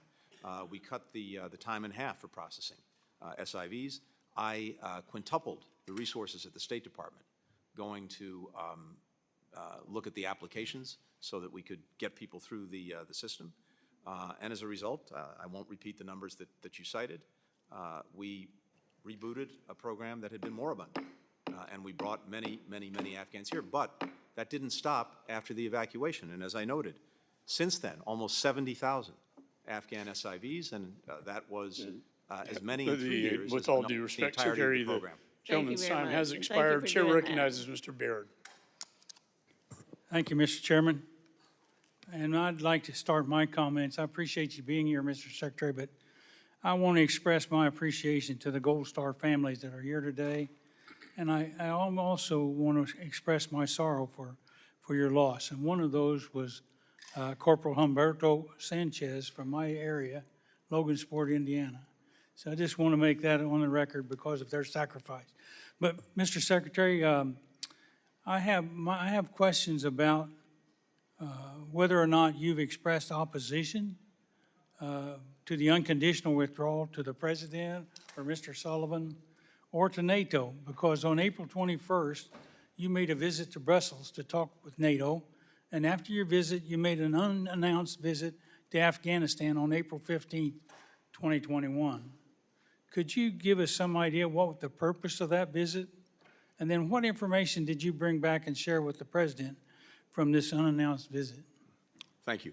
The purpose of the visit was to see for myself the situation on the ground in Afghanistan, to hear directly from our embassy how they were pursuing the mission, our diplomatic mission, our mission to bring more SIVs out, and also to talk to Afghans, not just from the government, but from across society, which I did on that trip, to hear from them how they saw the situation as it was evolving.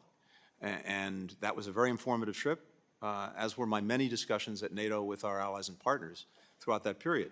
Now, I'm not going to share the advice or counsel that I gave to the President. That's between me and him. Having said that, I think what we were looking to do was to see if we could get the Taliban to meet its requirements under the agreement, particularly to engage in a negotiation with the Afghan government, to have not only an enduring ceasefire, but also to have a political transition in Afghanistan. We worked on that until the day that the Afghan president, Ghani, fled. In fact, I was on the phone to him the night before he fled, on August the 14th, in which he told me that he wanted to continue working on getting an agreement with the Taliban, but if he couldn't, he would stay and fight to the death. And he left the next day. So that, my trip back then obviously helped to inform our diplomacy, our approach to what we were trying to do, and I wish we could have gotten, obviously, the Taliban to agree to meet its commitments, but we didn't. So thank you. The thing I'm also interested in, do you feel that the President acted on any of the information that you brought back to him from that meeting? And was it any coincidence that the President announced an unconditional withdrawal just 6 days after you had that meeting with him? The President absolutely factors in, and I know for firsthand, the information, the ideas, the recommendations that I bring to him, that many others in the administration bring to him. And we have a very deliberate process for working through all of these issues. And he's insisted from day one on hearing from everyone, on making sure that we're all questioning our assumptions, our biases going in. That's the way he operates. But ultimately, he has to make the decisions. We can all give our recommendations and advice. He's the one who has to make the judgments. He's the one that makes the final call. Again, it was our effort and our policy to see the Taliban meet its obligations. It didn't. But I remind, again, that we had a deadline that was bequeathed to us, and during that period, from the Doha Agreement to the evacuation, the Taliban agreed that it would not attack our forces or partner forces. It would stay away from the cities. Had we not fulfilled the Doha Agreement in terms of removing our forces from Afghanistan, those attacks would have resumed on us, on our partners, on the cities, and as I said, it would have required sending in thousands more Americans to defend against those attacks and to try to hold on to Afghanistan. Thank you. I yield back. Gentleman yields. Chair recognizes Ms. Jacobs. Thank you, Mr. Chairman. Thank you, Mr. Secretary, for being here. Thank you to the Gold Star families who are here for your sacrifice and for representing the Gold Star families that we know have sacrificed so much over the last 20 years. I represent San Diego, the largest military community in the country, and my community has borne the cost of this 20-year war. And so, Secretary Blinken, rather than repeatedly revisiting the events of 3 years ago, I'd really like to look ahead and consider what we actually learned from America's two-decade, $2.3 trillion investment in Afghanistan, an investment which was intended to foster democratic growth, democratic governance, and state capacity, but which ultimately fell short, as evidenced by the fact that the government instantly collapsed after our departure and is long-standingly ranked as one of the most corrupt states in the world. So the Global Fragility Act, a law which was signed by President Trump, was designed to incorporate some of these lessons from Afghanistan and to pilot a more integrated strategic approach to how we deal with fragile and conflict-afflicted regions. Reflecting on the shortcomings of our 20-year war and the withdrawal's aftermath, what key insights have guided the department's evolving approach to conflict prevention and stabilization, and how have these lessons shaped the implementation of the Global Fragility Act to ensure that future engagements emphasize building resilient, accountable institutions rather than just propping up hollow, corrupt ones? Well, I think you said it very well. I think one of the lessons that I at least take away from the 20 years is that while very well-intentioned and noble in aspiration, the idea of nation building and trying to impose a democracy on a country by, in effect, by military means alone is simply not going to work. And that while security is necessary, it's not sufficient to getting the job done. And unless you have a whole of government and really a whole of society approach that looks at the various things that are likely to drive people apart and create conflict within a society, you're unlikely to stop it, and you're unlikely to see the emergence of a stable, never mind, democratic government. And I think what you and others have done in your work in support for the Global Fragility Act very well reflects that insight. Because if we're not operating across society and across the government, and not only us, NGOs, the private sector, and others, again, we're unlikely to actually prevent these countries from failing, never mind building something successful. So we've now had some beginnings of experience with the Global Fragility Act, but as you know very well, the other insight is that this doesn't happen overnight. It doesn't happen by flipping a light switch. These are engagements and investments that we have to sustain over a decade. So we're in the early years of this, but I think this is a much better approach to trying to get the results that, again, are extremely well-intentioned, but I think Afghanistan and in different ways Iraq shows us are unlikely to be achieved just by focusing on security in the military. Well, I couldn't agree with you more. And, I know one of the other things that the Afghanistan withdrawal revealed was a sort of systemic vulnerability in the department's ability to manage urgent, high-risk situations. So I was also wondering if you could talk about what sort of organizational measures you've implemented to streamline decision-making authority, improve interagency coordination, ensure rapid, accurate communication during future emergencies and how these reforms address some of the issues identified in the after-action review? Yeah, thank you very much. This is something we've taken very seriously, and as you know, I think as the chairman knows very well, members of the committee know, we undertook an after-action review. I brought back very senior retired member of the department, Ambassador Dan Smith. He conducted interviews of 150 current and former State Department officials, myself included, on this period, basically from January of 2020 through the evacuation, to look at the State Department, what we did right, what we did wrong.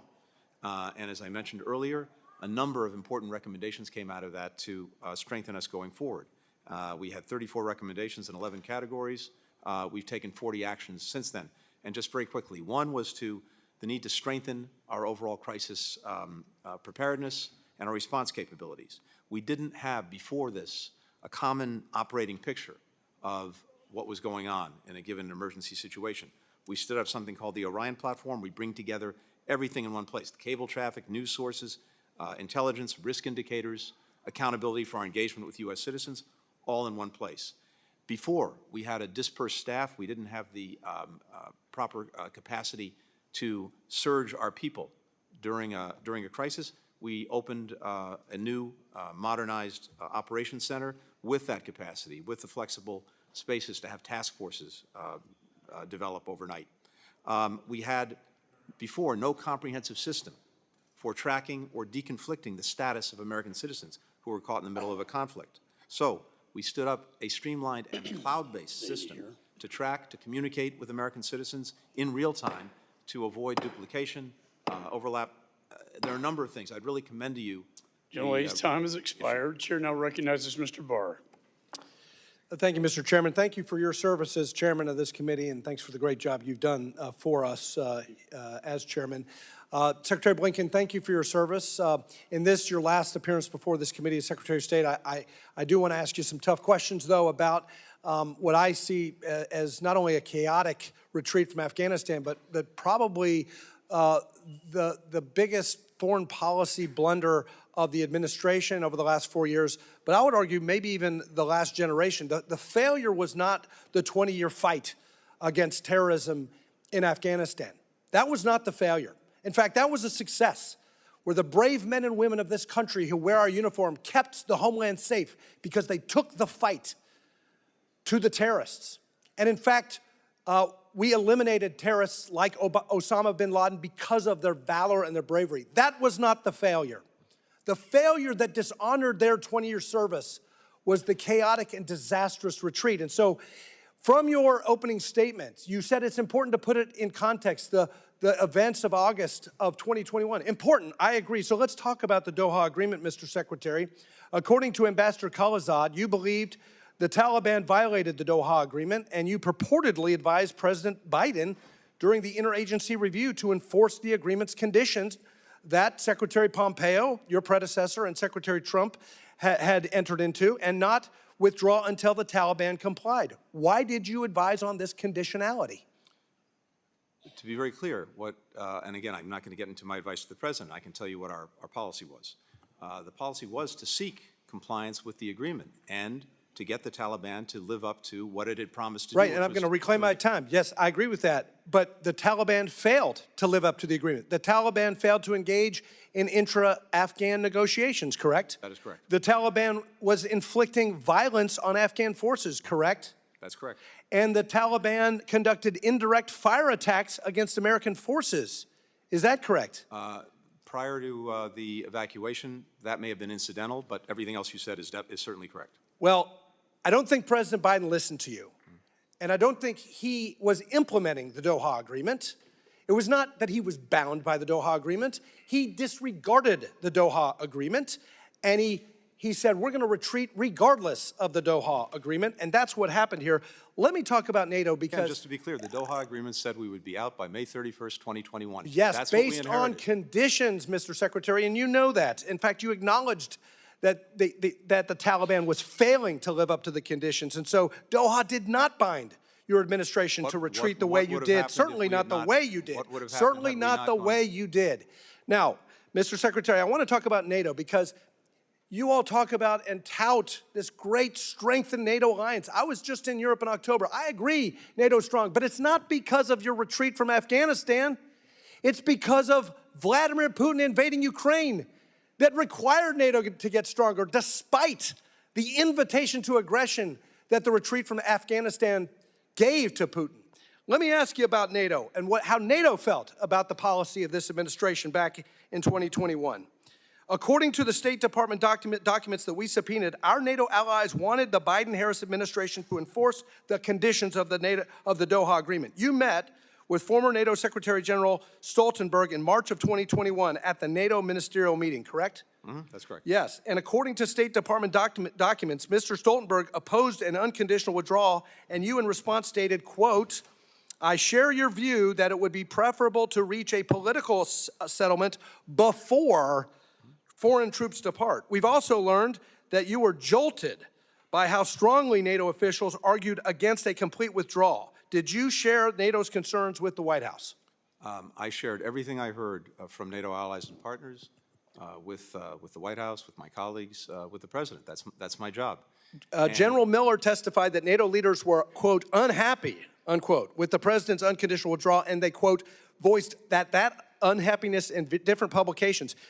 Then, your number two, Mr. Cholette, lied to this committee stating NATO itself didn't take a position. We're told by public sources that NATO Secretary General Stoltenberg was, quote, livid, informing Secretary Austin and yourself that he, quote, strongly disagreed with the decision and felt that NATO's collective position hadn't been taken into account, unquote. I'll let Mr. Stoltenberg speak for himself. So Someone I have here's great the bottom respect line. for, but that's NATO's not the... stronger today, but not because of you all. NATO is stronger because your weakness invited Putin to move against Ukraine. You signaled you weren't going to stand with our NATO allies. You didn't care. President Biden didn't care about our NATO allies and what they thought about a retreat from Afghanistan. Instead, what it did is it signaled weakness, and Putin took advantage of it. The reason NATO is stronger today is because of the invasion. It's not because of U.S. policy. Now, that's incorrect. The reason NATO is stronger today is because of President Biden's leadership.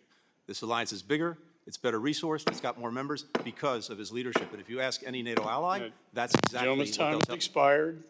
Chair now recognizes Ms. Manning. Also, I'd like to ask unanimous consent that the gentleman from Wisconsin, Mr. Van Orden, be allowed to sit on the dais and participate in today's hearing without objection. So ordered, Ms. Manning. And we will certainly miss you, and thank you for your service. Thank you very much. Thank you, Chairman McCall. Thank you, Ranking Member Meeks. Thank you, Secretary Blinken, for your service and for your answer to that last question. I want to express my appreciation for the Gold Star families in the room today. I have a Gold Star mother on my staff, and I do understand the terrible sacrifices those families make. I must say I am disappointed that we are having yet another hearing on the now 3-year-old withdrawal from Afghanistan. It seems to me that the fall of the Assad regime in Syria and what happens next, including the potential resurgence of ISIS or other terrorist groups, has major consequences for our security and the future of the region, and it would be a much better use of our time to talk about that topic today. So, Mr. Chairman, I would respectfully suggest that the committee hold a hearing and a classified briefing on this critical situation, the situation in Syria, next week. Thank you very much. Running out. I look forward to that meeting before I'm no longer on this committee. Mr. Secretary, in your view, what are our core interests that are at stake in Syria? A number of them. First and foremost, of course, is protecting our forces that are there, that remain there. Second is making sure, to the best of our ability, that ISIS does not reconstitute. Through the Obama administration, then the Trump administration, we were successful in eliminating the territorial caliphate that ISIS had developed in Syria. We don't want to see that revive. And in particular, there are thousands of foreign terrorist fighters who are detained in a detention center that is being policed by our Kurdish partners in Syria. We want to make sure that that's preserved. Third, there may be, and I very much hope there is, an opportunity to move Syria away from the disaster of recent decades toward a country that is unified, that reflects all of the different communities that make up Syria, and so that we get a political transition that's inclusive, and that brings everyone together. We have an interest in seeing that because if Syria goes the other way, if it fragments, then we're likely to see more mass migrations. We're likely to see more places in Syria that become centers for terrorism and extremism, none of which is in our interest. Mr. Secretary, the president-elect has suggested that we have no interest in Syria, that he doesn't want to get involved there when he takes over. What impact would that have if the United States were simply to step aside and wash our hands of what's going on in Syria? Well, again, as I just said, in fact, there was, I think, a very important success through the Obama administration that was completed by the first Trump administration in eliminating this territorial caliphate that ISIS had established in Syria.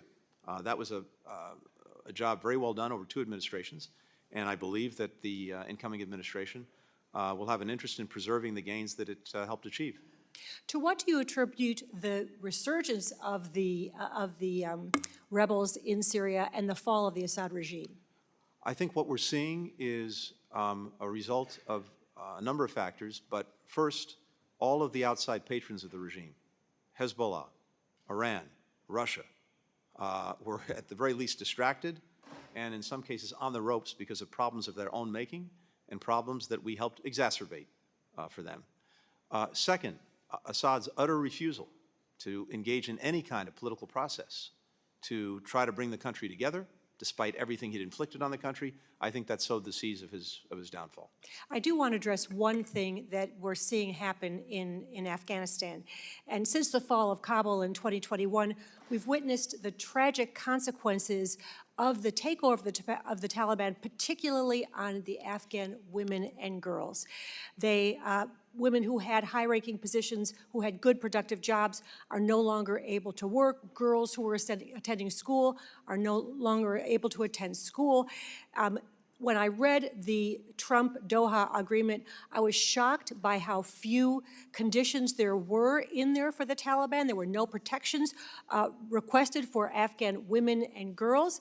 Since the withdrawal, we've seen the Taliban issue more than 100 edicts targeting women and girls, restricting not just their education and their ability to work, but also their ability to leave their homes, their ability to seek health care services from male providers. And just recently, the Taliban issued an edict suspending medical education for women.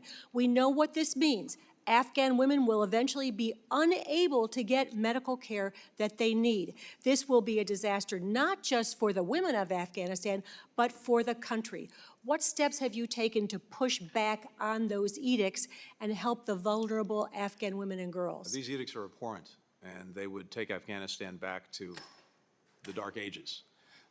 From day one, we've worked to do everything we can to defend, support, and where we can empower women and girls in Afghanistan, including having senior officials whose mission is to do just that, including setting up different mechanisms so that their voices can be heard in our policy deliberations and in the international policy deliberations, including when it comes, for example, to recognizing the Taliban. We've sanctioned many members of the General, time has Taliban. expired. Chair I'm happy to recognizes follow up. Ms. Salazar. Thank you. Thank you, Mr. Chairman, and thank you, Mr. Blinken, for being here with us. And you know, the disastrous withdrawal from Afghanistan had ramifications around the world, not only in the Middle East and including the messages to dictators just like the Taliban, but to other people, specifically the Western Hemisphere. And I just want to concentrate my time on 3 countries that are highly important for my constituents, starting with Venezuela. Sir, I hear that you're planning to cancel the oil licenses to actors like Chevron and Repsol and others. And my question is, are you planning to cancel those oil contracts before or after January 10th, which is when Maduro is supposed to be assuming the presidency? I can't speak to the actions that we'll take in terms of when we'll take them. I'm happy to follow up with your office. You know, you can take this opportunity to announce, sir, that we are not going to be doing business with the dictators anymore. And then the whole world is looking at you. So why don't you send the right message to Maduro and saying, if you steal the elections, you're not going to make any money off Well, us? I think we've been sending very clearly the message about how we see the election, how we see the abuse of the system by Maduro, the work that we've done to support Mr. Gonzalez and I know, others sir, going but forward. the problem is that if the Maduro regime has money from Chevron, That goes to PDVSA, goes to the treasurer, and then they have more money for the repressive apparatus. You know that. And as you know, the opposition supported all the efforts that we took to see if we could get an election that would reflect the will of the people. We got an election. We saw the will of the people. Unfortunately, it's not been recognized. And they stole it, and now he's going to be sworn in on January the 10th. And But you can send the message to Chevron saying no more oil for now. we will take the necessary steps to make clear. But I hear that you are thinking about doing that. Is that correct? Again, everything is on the table right now, including in terms of the licenses. Good. Now let's go to Colombia, sir. President Petro from Colombia has asked President Biden to pardon a guy, but most people here won't know who he is. His name is Simon Trinidad. He's a terrorist. He is serving 60 years in prison, at a federal prison, for kidnapping 3 American contractors. What was your recommendation to the president, to pardon Simon Trinidad? I'm not aware of that request, but I'm happy to follow up. I'm not aware. You're not aware? I'm not aware of that request. But you know, if that request should go through the State Department. That's you. Imagine it would. So you have not heard about that. But if that were to be the case within the next hours, what recommendation would you give the president? I'd have to make sure that I'm fully informed. Well, he's a terrorist. Again, I want to see, if there is something, I want to see it, understand it, and read it. But certainly his record speaks for itself. But you understand that if you were to pardon Simon Trinidad, you will make every single Colombian living in the United States a Republican, right?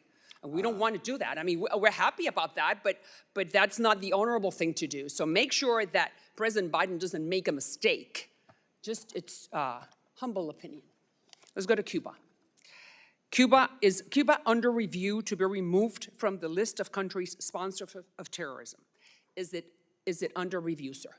I don't anticipate any changes in our policy toward Cuba during the pendency of this administration. All right, I'm happy you're saying that. Laudable to hear that, but specifically, is it under review right now? Because if you're going to remove a country from a list of terrorists, of this country's sponsors of terrorism, you need to start a review. And my question is it yes or no? Is Cuba under review? Under the law, depending on the different authorities of this kind, some mandate a regular review, others don't. All I can tell you right now, sitting here today, is I don't anticipate any changes in our policy. So you are telling me that between now and January 20th, the President of the United States is not planning to remove those bastards, the Cuban regime, off the list of countries that sponsor terrorism? As I said, I don't anticipate any changes. You don't anticipate. Right. So how can I interpret anticipate? Can you commit right now that that's not going to happen? You know why? Because all I'm doing is trying to prevent, to give money to the repressive apparatus that has been taking everything away from the Cubans. You're aware of that, right? So I just need to make sure that you understand the message from my community. Do not do that. Don't give them the oxygen that they want to continue greasing the repressive apparatus. Tell me. You have 20 seconds. I can't, I do not make decisions for the Sure president. you do. Come on, sure you do. You're the State Department. You give the recommendation whether to take them or not. Tell me, I'm sorry. All I can tell you is I don't anticipate any changes in our policy toward Cuba between now and the end of this administration.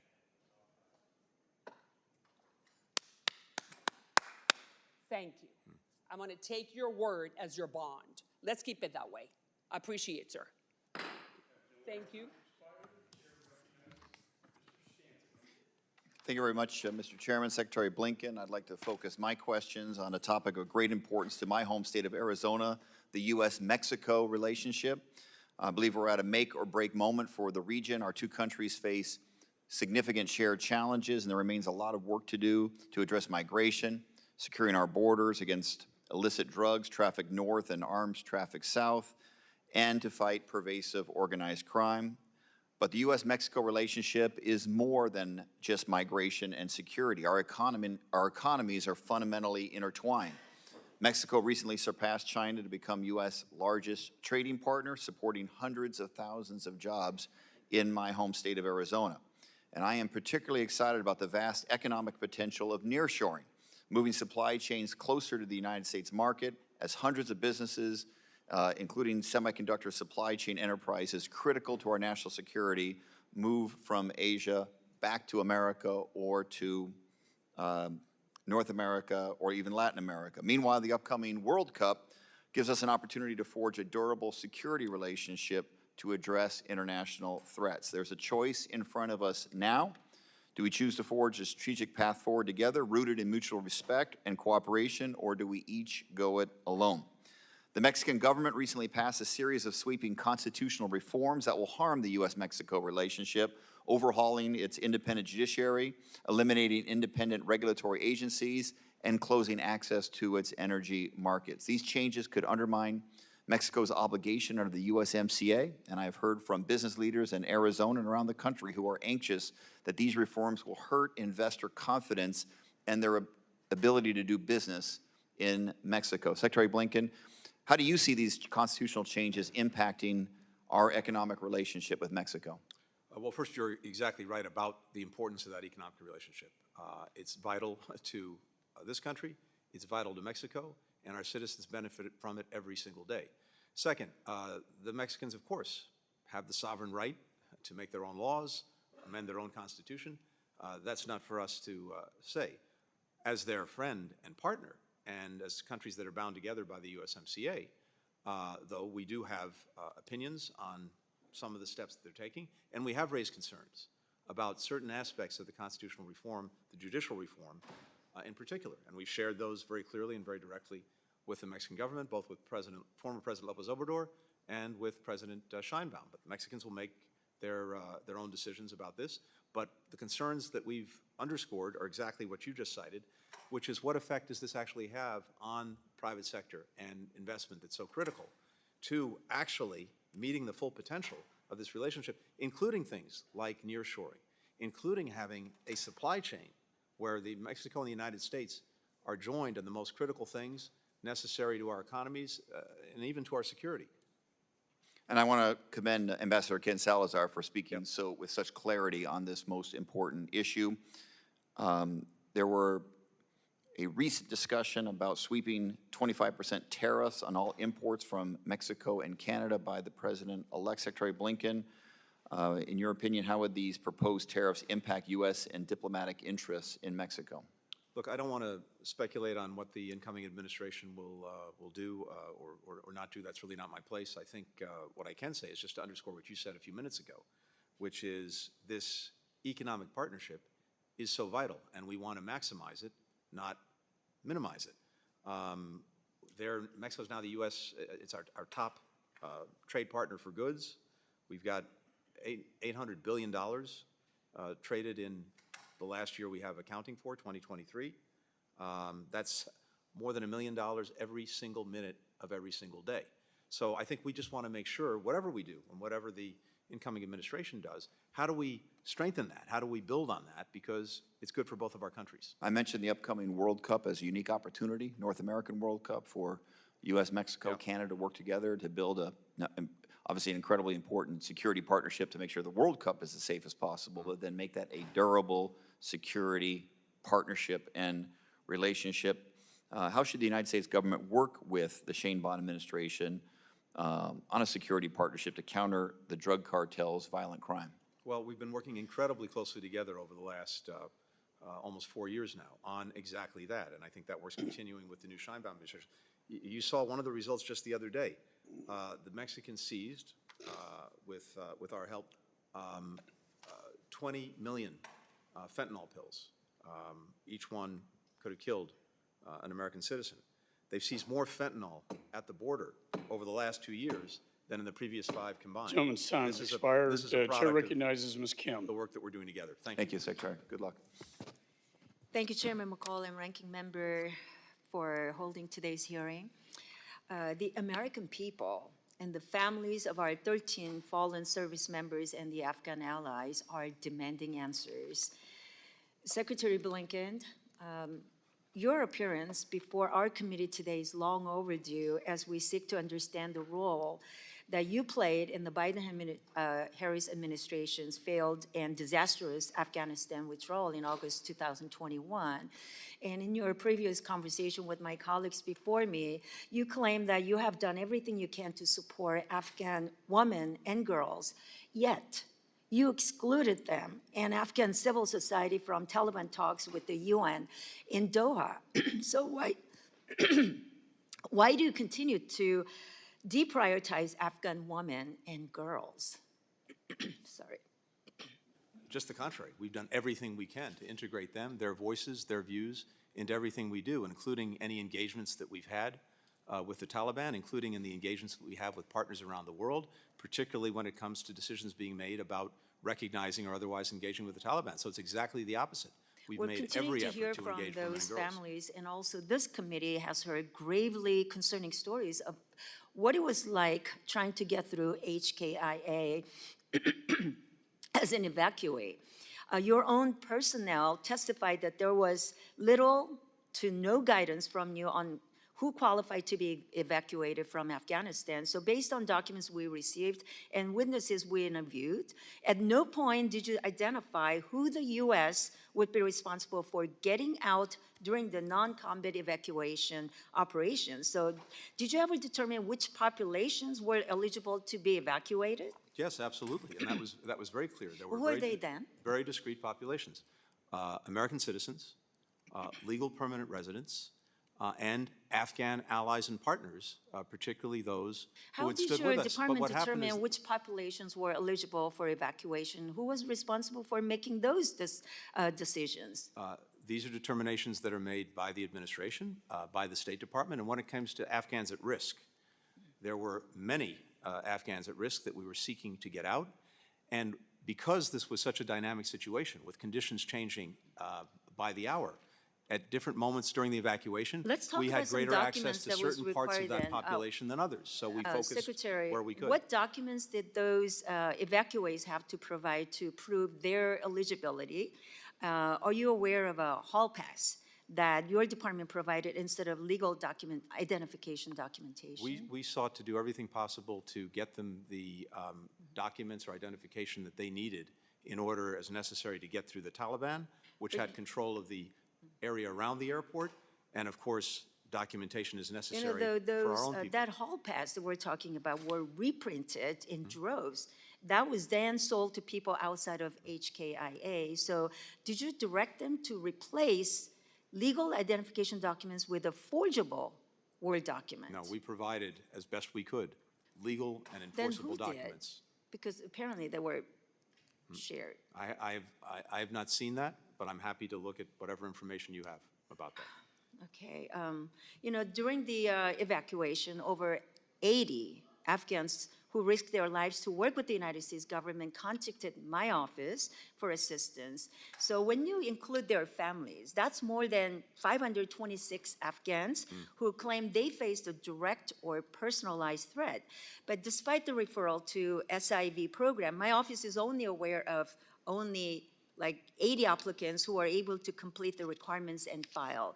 And of those 3, none have been approved and are still awaiting processing. Hearing from those Afghans, the SIV verification process has been difficult and tedious.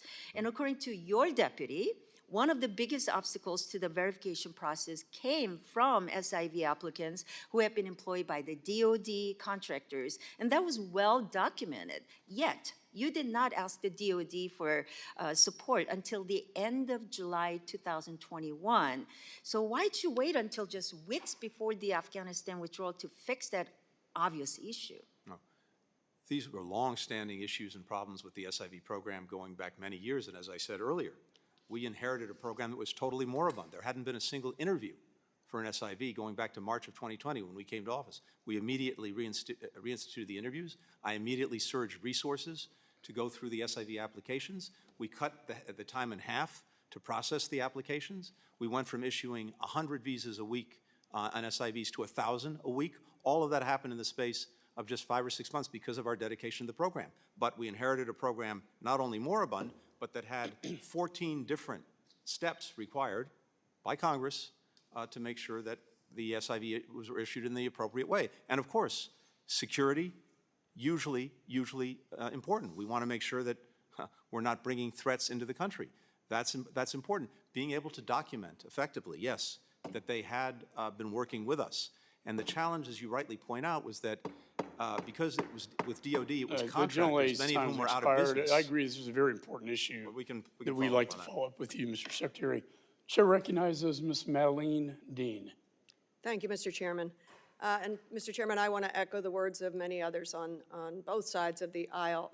I feel lucky to have had the chance to serve with you on this committee as you were our chairman. You are our chairman. Look forward to the renaming of this room. I thank Mr. Meeks as well. It's been a pleasure. I do acknowledge the attendance of Gold Star families and other military families and veterans. Thank you for your extraordinary sacrifice and service. And thank you, Secretary Blinken, for being here, for being in front of us and being available to tell us sometimes harsh truths, and also to just reveal the thoughtfulness that your department has taken over the course of these years. So I thank you for that. And it is important to understand what happened with the withdrawal of Afghanistan. It's important to understand what happened before, after, during, after.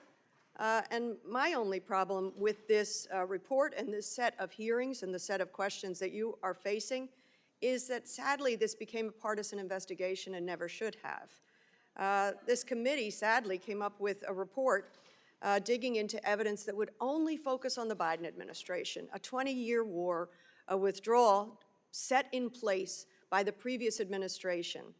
The cherry picking was clear. The report's own methodology says, quote, the U.S. withdrawal from Afghanistan is understood to encompass the U.S. military retrograde beginning with the go-to-zero order officially announced by President Biden on April 14, 2021. That's a strange, very narrow window if we really want to understand what happened, what went wrong, what went right. So Secretary Blinken, just to set the record straight, the Doha agreement was entered into under the Trump administration, is that correct? That is correct. Signed on February 29, 2020. The agreement included a commitment to reduce U.S. forces in Afghanistan to 8,600 troops in 135 days. Is that correct? It is, yes. The only other force reduction commitment in the agreement was complete withdrawal of U.S. forces within 14 months. Is that correct? That's correct. Then President Trump, despite not being required by the agreement, ordered more troop drawdowns as he was eligible to do as President of the United States, those being in September of 2020, reduction to 4,500 troops. Am I right? That's correct. And then, strangely to me, in January of 2021, on the administration's way out the door, a reduction to 2,500 troops. Is that correct? It is. Puzzling, absolutely puzzling.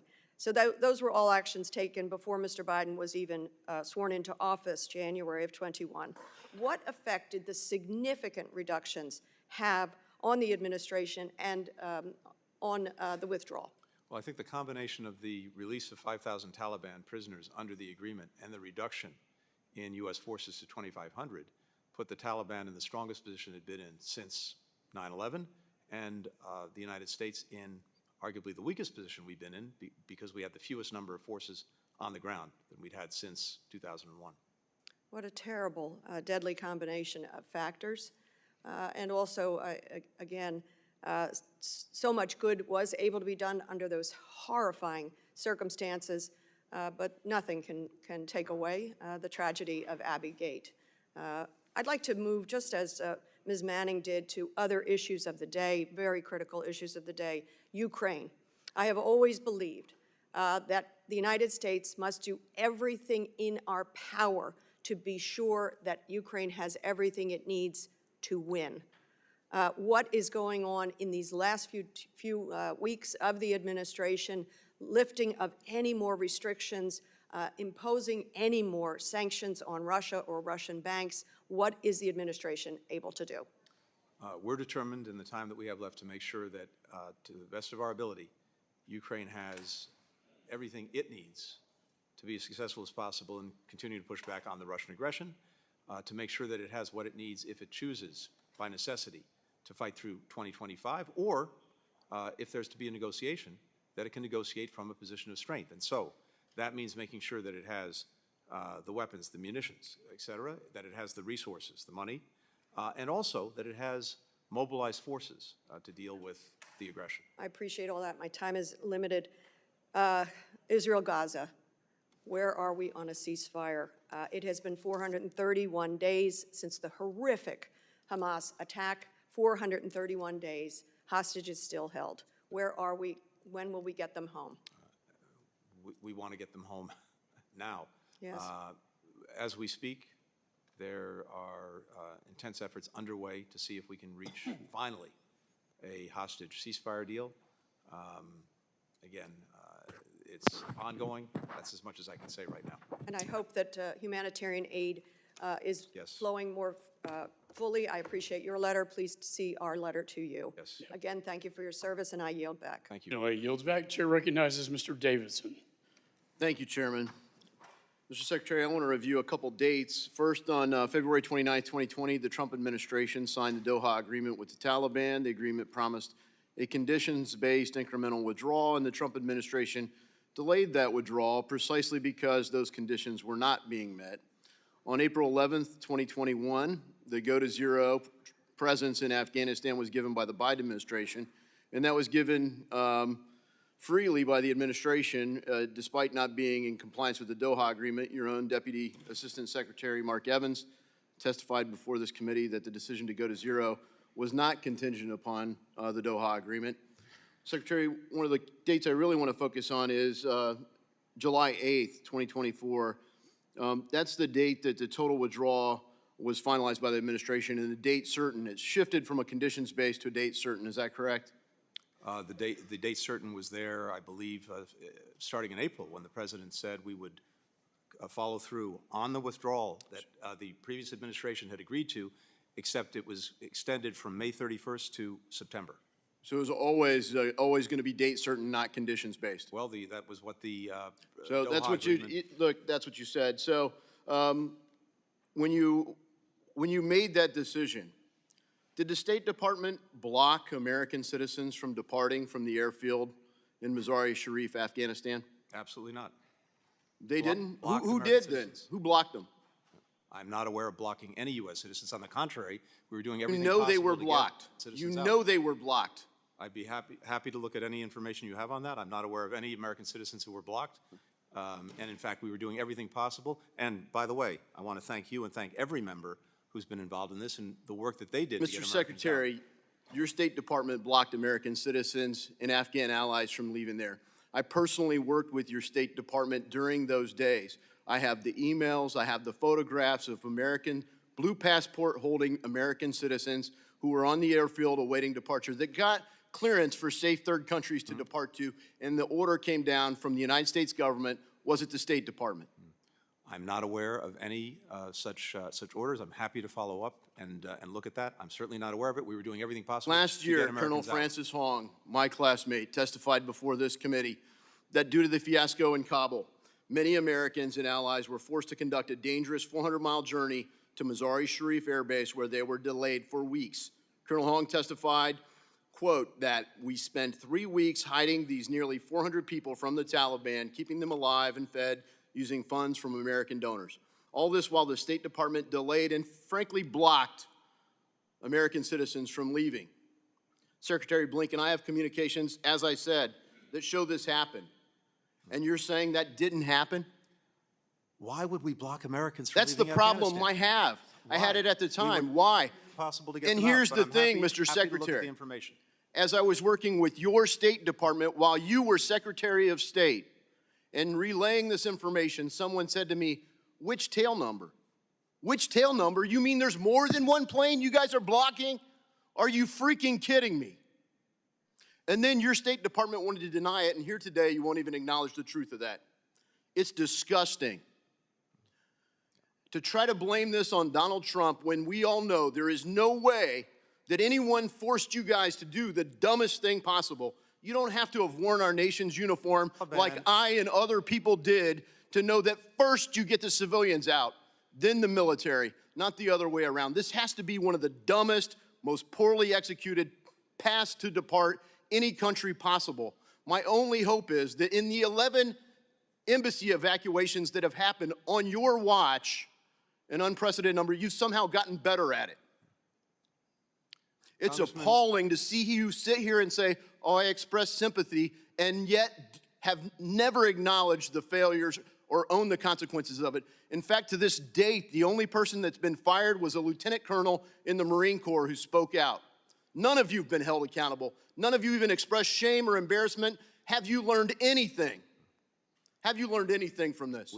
First of all, on the planes, just to come back to it, the Taliban was blocking planes. We worked to clear them. And I'm happy to go over that with you, with your office, and also to see any information you have to make sure that we get to the bottom of what you're saying. But we were certainly not in the business of blocking Americans. We were in the business of getting them Well, out. I appreciate and you continuing did to do create a that. position after that to address the problem. So you clearly had to be aware of it. You created a position to facilitate the coordination after you left them behind. Of course, we were determined to get every American who wanted to get out, and that didn't Gentlemen, stop on August gentlemen 31st. yields. We got 500 Americans out Chair between then and the end of the year recognizes because Mr. of that Crow. ongoing commitment. Thank you, Chairman, and thank you, Secretary Blinken, of coming before the committee voluntarily and providing your perspective and helping address the questions of the committee. As you know, I served multiple combat tours in Afghanistan, and like the tens of thousands of Americans that did, we left pieces of our heart behind in that country. And even though the military chapter and the diplomatic chapter are largely closed, although there are still issues that are in America's interest, those of us who served in combat roles with the Afghans feel a special obligation to make sure that we are protecting those friends and those folks who, in many cases, saved our lives. I mean, there's a lot of Americans, and I know you know this well, Secretary. We've had these conversations, and I know this is a sentiment that you share very deeply as well. I mean, these are people who, at great personal risk to them and their families, took on jobs that helped bring Americans home. And the story of that is not a finished story. So with that in mind, I would love to hear from you. Can you speak to the number of currently eligible SIV Afghans who are in that country? How many do we think are still there? And what are we doing to help get them out? What does the pipeline look like, and what more do we need to do? Thank you very much, and thank you for your enduring commitment to this. So we have right now about 63,000 SIV applicants who are in the so-called pre-chief of mission phase. That is, they've expressed interest, they've started to compile the necessary documentation. We believe, based on experience, that roughly 20% will become fully documented. That's 20% of 63,000. There are 54,000 who are actually at the chief of mission phase right now. Again, based on our analysis, we believe roughly 35% of those will likely be approved because, as you know, unfortunately, many people wash out either because they simply don't qualify or because of documentation issues, which we've tried to remedy over the last couple of years. Finally, we have right now 10,000 who have chief of mission approval. The only thing they're waiting for is their interview, which they need to do out of country. Of those 10,000, about 9,000 are in Afghanistan. We have 6 flights a week now that are going out of Afghanistan to different places. And so we're working expeditiously to move people out, finish the process with an interview, and then get them on to the United States. That's roughly the current population. And I know these averages change, but can you give me a snapshot of a typical month? How many folks are we getting out of Afghanistan? We're working to get roughly 1,000 a week. Okay. And at the current rate, I worked with House leadership to get 12,000 additional visas authorized earlier this year.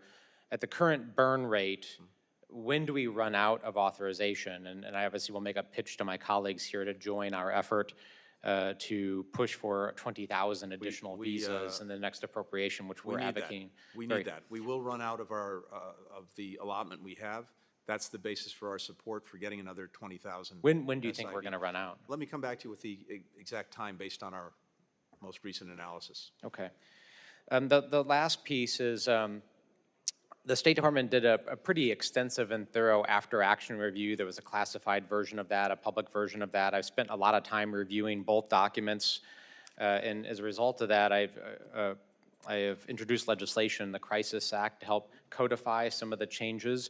Can you just tell us very briefly, what are some of the reforms and changes you made within the department to, ensure that the problems and the shortfalls that we experienced in the withdrawal we're learning from those lessons, and we're ensuring that we're fixing things going forward. Yeah, and very briefly, and it's much of this is in the report, including the unclassified version. We now have a common operating picture that we didn't have before, where we're fusing all of the information that we need in a crisis, whether it's cables, whether it's open source, whether it's intelligence.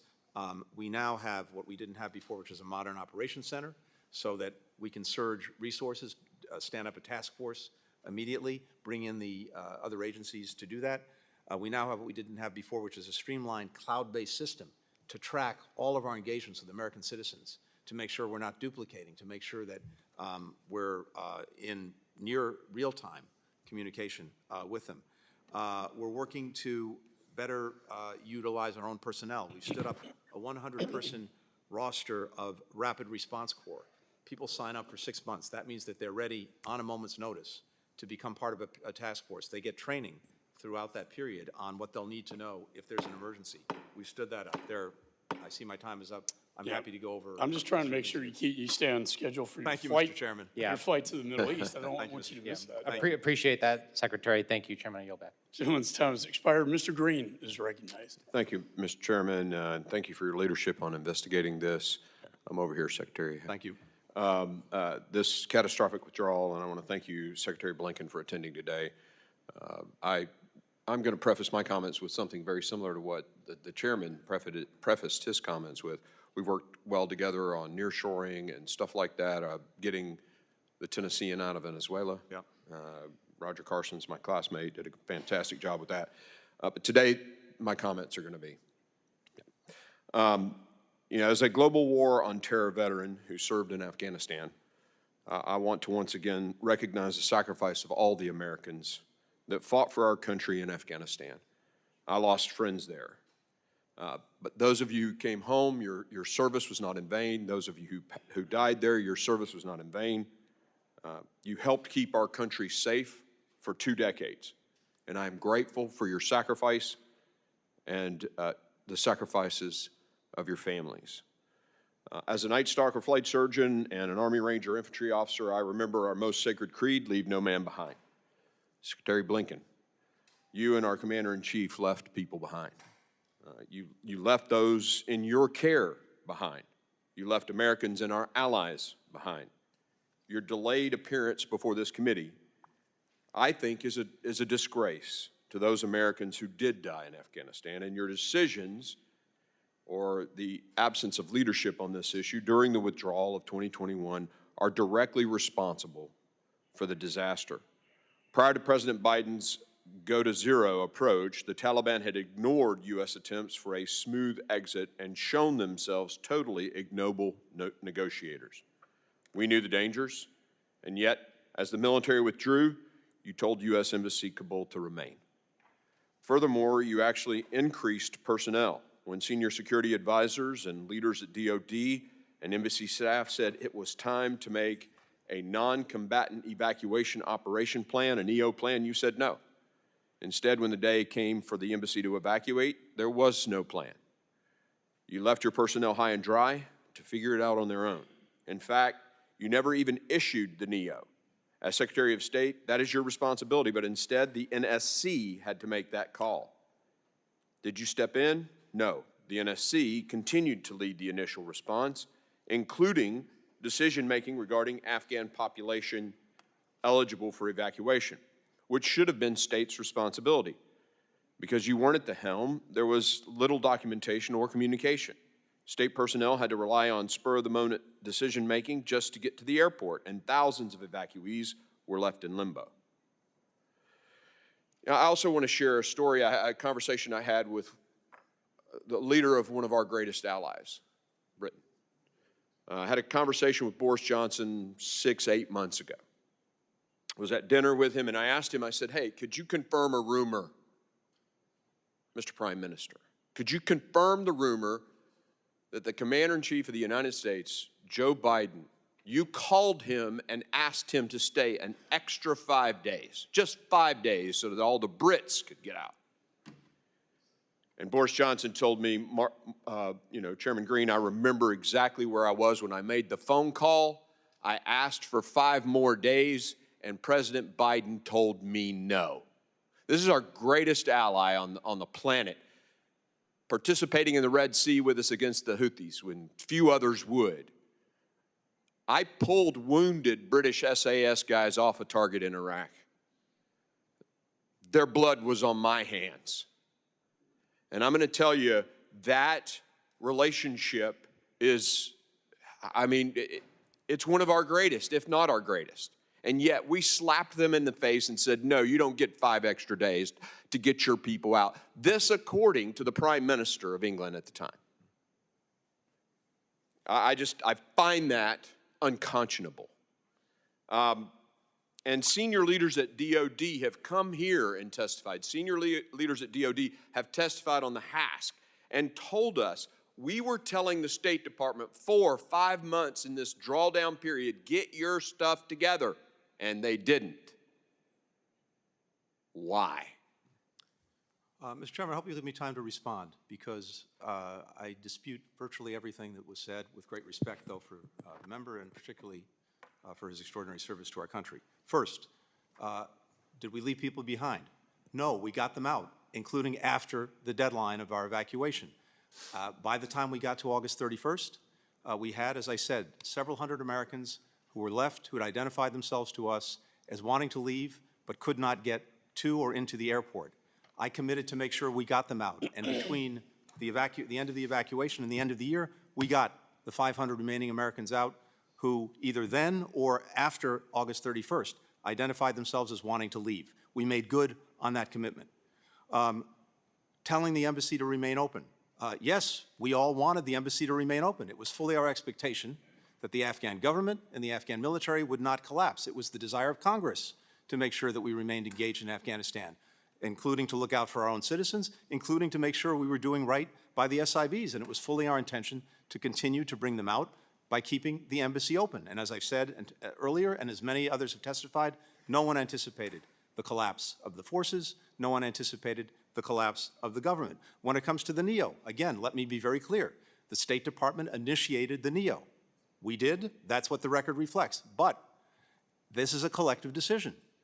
As an instrumental matter, the State Department initiates it by requesting it of DOD. The decision to initiate it was a decision taken by the NSC and ultimately by the President. Not once before we initiated the NEO did anyone say, you need to do this among the principals in the administration. It was a collective decision on the 14th of August. Those capitals, provincial capitals, started to fall on the 6th, and by the 14th, we decided that the NEO was imperative. Now, there's a reason, Congressman, that it was so important that we focus on this. The Ghani government was pleading with us throughout the summer, don't engage in an evacuation.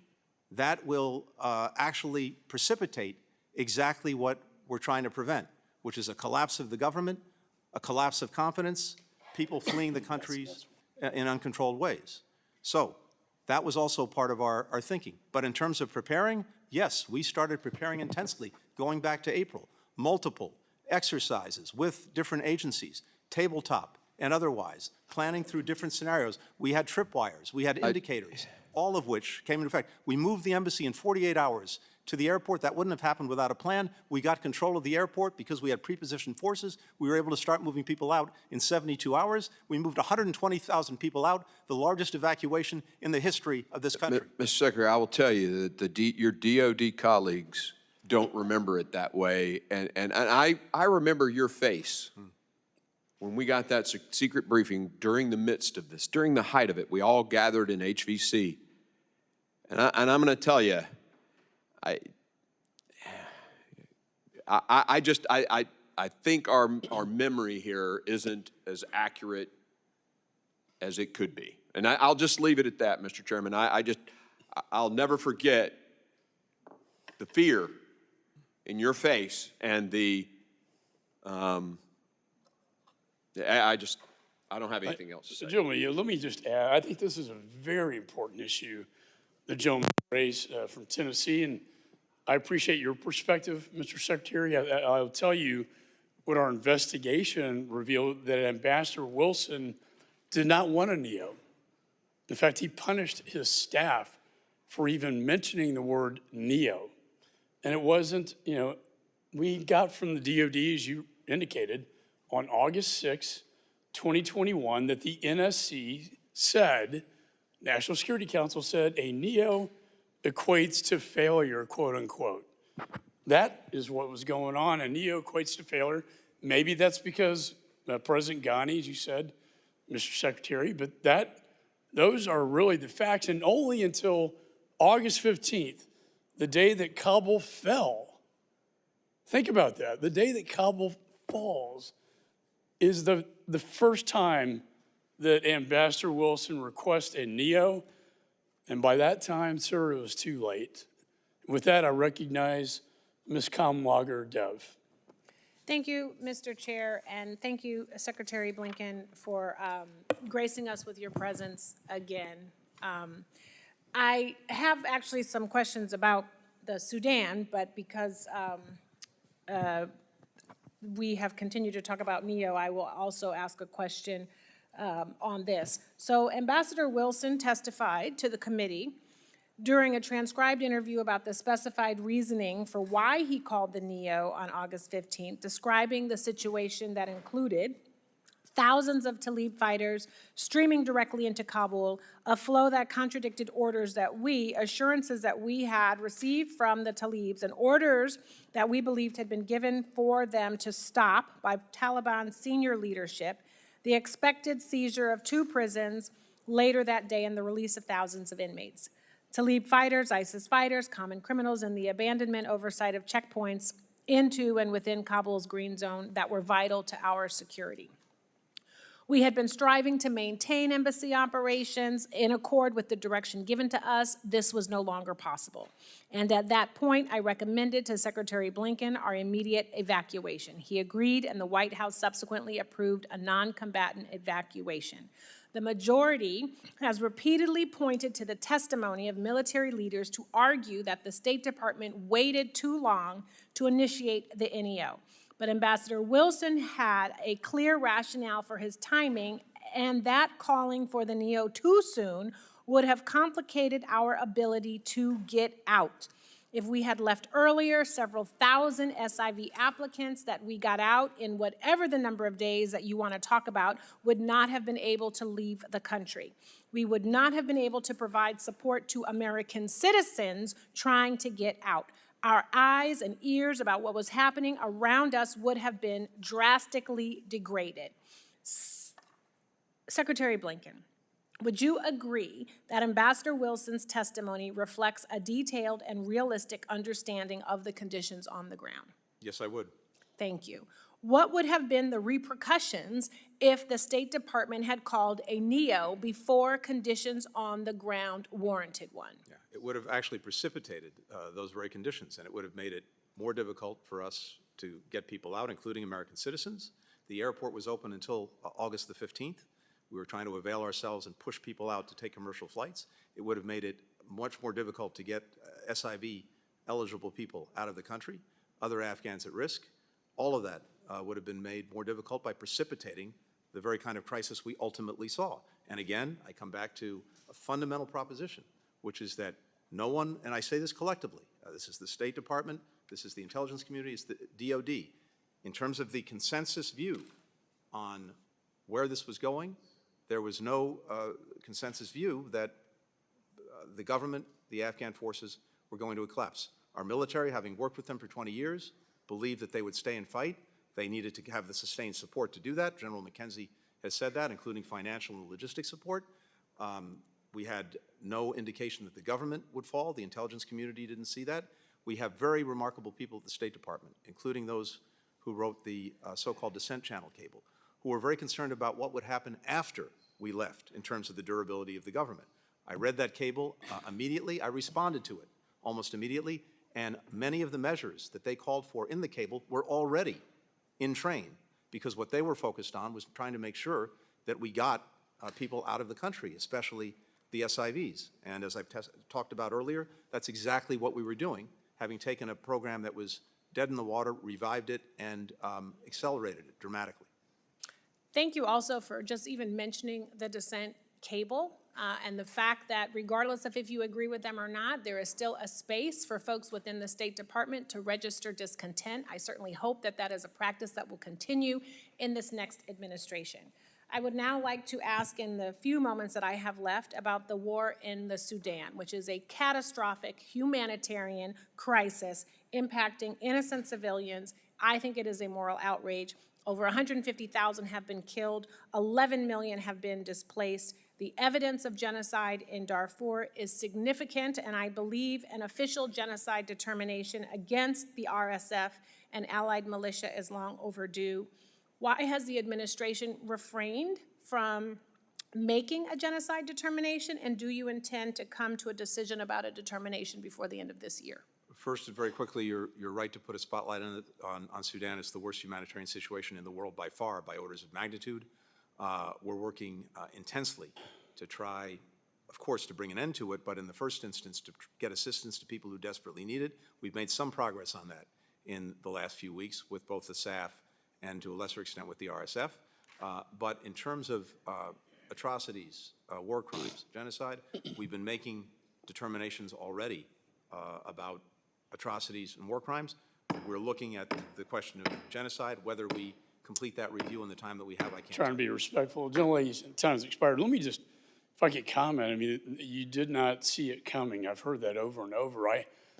Perhaps we were getting different intelligence briefings, but I certainly saw it coming, and your own employees in the embassy saw it coming when they sent the descent cable to you, a cry for help that Kabul's falling and the embassy will fall soon. And I don't know how you can say that, honestly, sir, with a straight face. The chair recognizes Mr. Heisinger.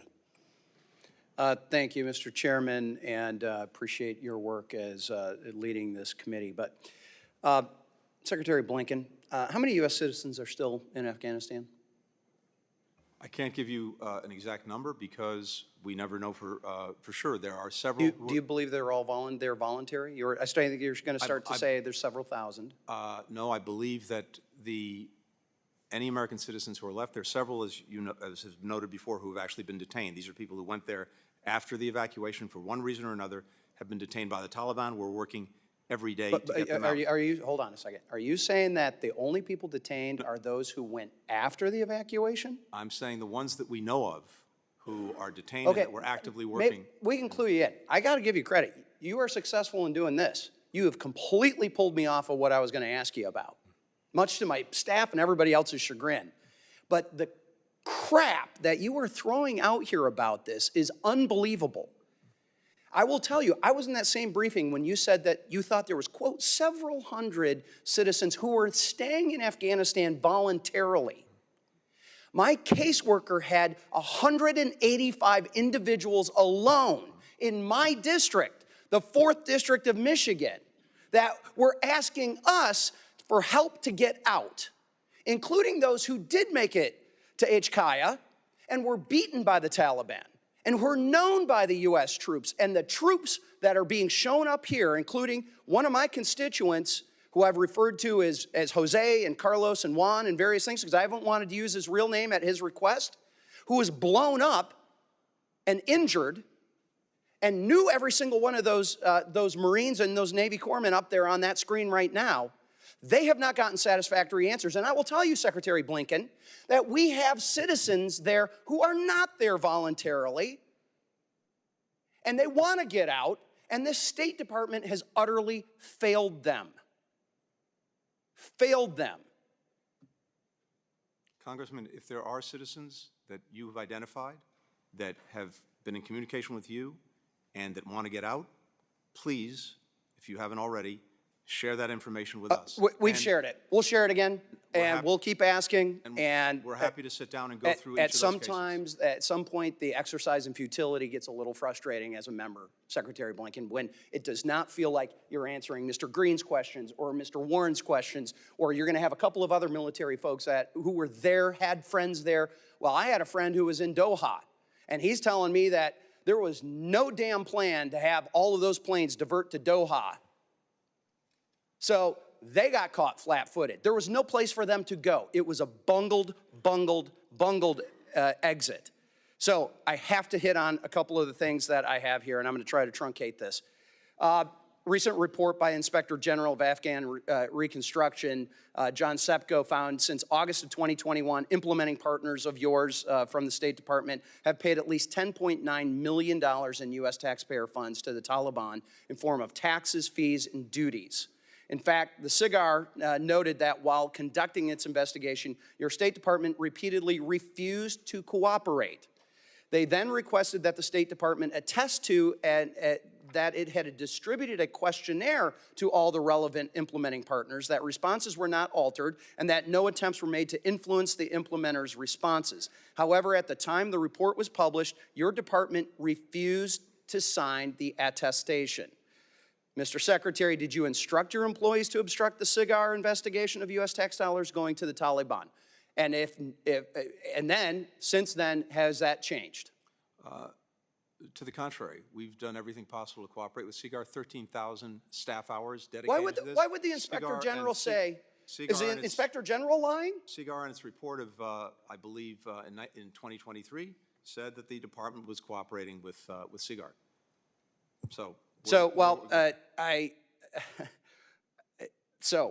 I got to skip a whole bunch of stuff. I just will say, Mr. Chairman, I've got a bill, H.R. 9503, Protecting Taxpayer Dollars from Taliban Theft Act, which makes U.S. policy that tax dollars, U.S. taxpayer dollars, do not be paid to the Taliban in form of taxes, duties, and fees. I wish I had a few more moments. I've got a couple of seconds here. I have to hit on this.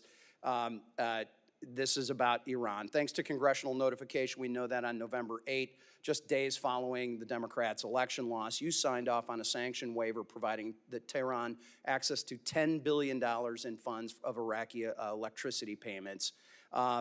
Last dated December 2023, Congress is aware of 2 releases of funds for humanitarian purposes to Iran.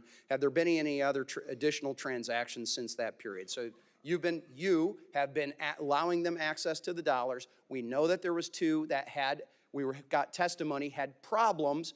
They asked for the explanation to be in behind closed doors. There was nothing that was top secret about that. It was just that egg was on their face. Have there been any more withdrawals? I assume you've asked the previous administration about the waivers that it issued. Oh, okay. Oh, complete? no? Yes, actually we did. Yes. Actually we did. Well, and the we explanation did of why this administration allowed Korean funds, the funds that were used, that were shipped to Korea, that were supposed to stay in Korea, why were they shipped to Oman? No. Why were they allowed to given a Treasury license and the State Department license? Oh, now you're conflating what had been going on. I'm saying that the waivers that we issued were the same waivers issued. They were not. Absolutely 100% not. See, this is the thing. A group of us are actually on the Financial Services Committee. I'm one of them. You can't throw this crap out because we actually write the sanctions. We actually know what the law is. And when you and Treasury come in here and say, oh, don't worry your pretty little head about all these confusing sanctions things, guess what? We wrote the damn things. We understand. And here you are throwing these load of, I wish I could curse more, Mr. Chairman, but I won't. This is so unbelievable. I am so glad to see this administration and you leaving because you have failed the American people with this. With that, I'm way over. And for the record, let me say that I personally, in the emergency wartime supplemental that dealt with Israel, that dealt with Indo-Pacific and Ukraine, put the sanctions that was waived or not enforced back into law. That would be on energy and on missiles and drones coming out of Iran, funding their terror operations, killing Israelis and killing Ukrainians. And sir, I have to say, I agree with my friend here that it's very disappointing that that has not been enforced. And Mr. Chairman, last administration did not authorize any releases of those funds. This administration did. That's the problem. Gentleman yields back. Mr. Schneider is recognized. Thank you, Mr. Chairman. Before I start, if the Secretary wants to address the previous thing at all, I would be interested in your remarks. I'm happy to share with the Congressman everything we've done. We can go over this. We don't have time to do it now. I'm happy to do that, happy to show you exactly what we've done, what we haven't done, happy to get any information that you have to the contrary and work through this. All right? Thank you. All right, thank you. And let me thank the chairman, Chairman McCall and Ranking Member Meeks, having had the privilege to again waive on this committee for this term. It's been an honor working with you, and I appreciate that. I want to thank the outgoing Biden-Harris administration and directly you, Secretary Blinken, for your tireless efforts navigating some of the most critical challenges in recent history. I looked up a definition of the Drake Passage, why it's so treacherous, and it's unimpeded currents, large waves, strong waters, frequent storms, rough and unpredictable seas. You have navigated, I think, exactly that, rough and unpredictable seas. And as has been said even by the chairman, our relationship with NATO, our relationships in many places around the world are stronger. I also, earlier there was talk about President Biden's legacy vis-a-vis Israel. And I think it is a defining element. Fact of the matter is, since the invasion by Hamas on October 7th last year, President Biden has stood with Israel longer than any president in United States history, ensuring Israel's security and strengthening its position in a very dangerous neighborhood. As you noted, he was the only president to visit Israel during a time of war. Not just the first, but the only. He supported Israel in immeasurable ways, including sending aircraft carrier, thwarting not one, but two attacks from Iran. And today, as we sit here, there are still talks, as the chair of the Abraham Accords, there are talks of bringing peace to the region, putting on a better course. No one has worked harder than I in trying to make sure we get aid into and throughout Gaza. I hope we can find a path to continue to move it in a better direction. Turning to the topic at hand, the majority's partisan report recommended Congress pass legislation to require certain dissent channel messages be shared with the Secretary of Defense, the intelligence community, other relevant agencies, and the chairs and ranking members of the congressional committees. Salman Ahmed, the Director of Policy Planning, testified that you personally read every dissent cable that comes in and personally clear the response. Is that correct? Yes, it is. Director Ahmed also testified about the reaction to the dissent cable.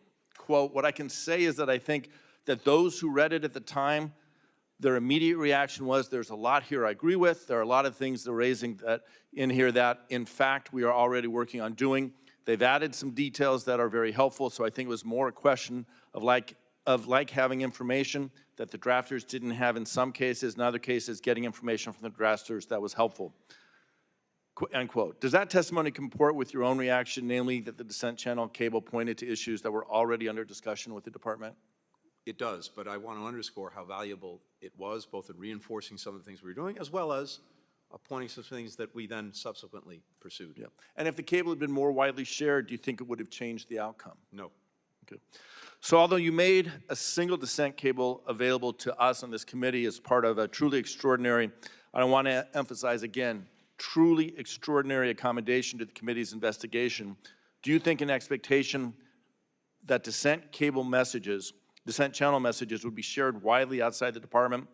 What impact do you think that would have on the willingness of department personnel to utilize the dissent channel in the first place? I'm very concerned it would have a chilling effect and it would cause people not to engage in the dissent channel, which is a deeply honored tradition of the department going back to the Vietnam War, one I take very seriously. I read every single dissent channel cable. I respond to every dissent channel cable.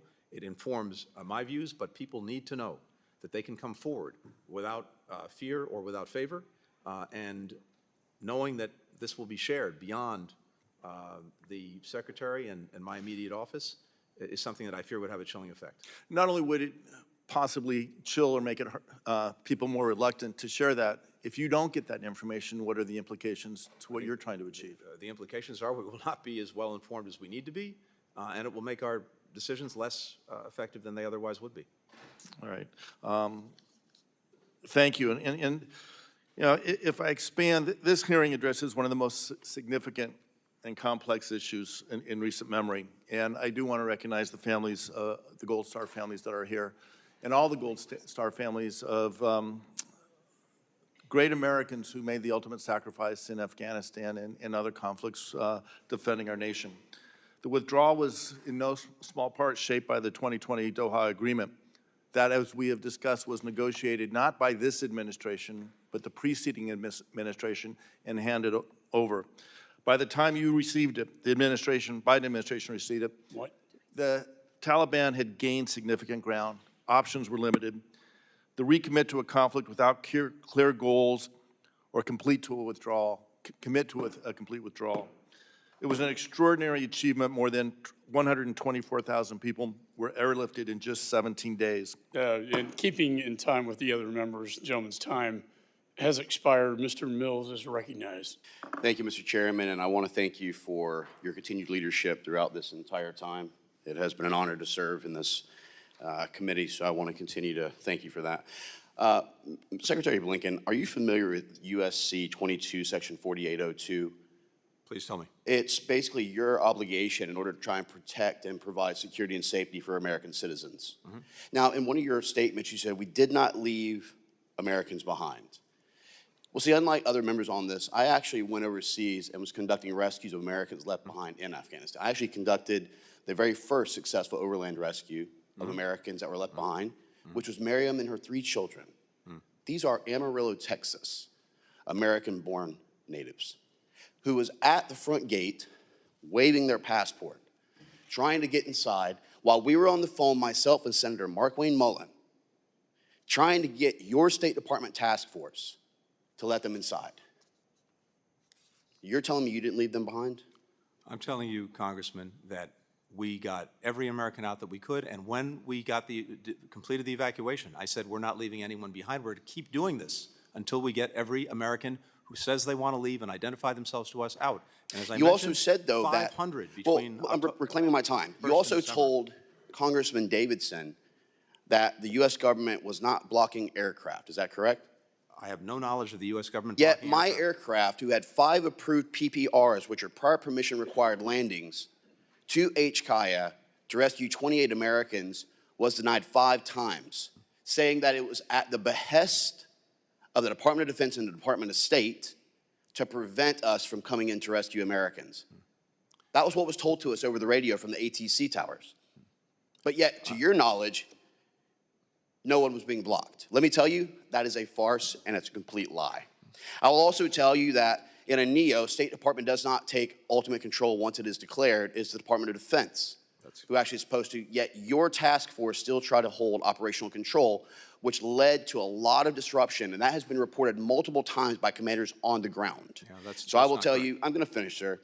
The other thing is that in Israel, a horrible incident occurred where over 1,200 people lost their lives.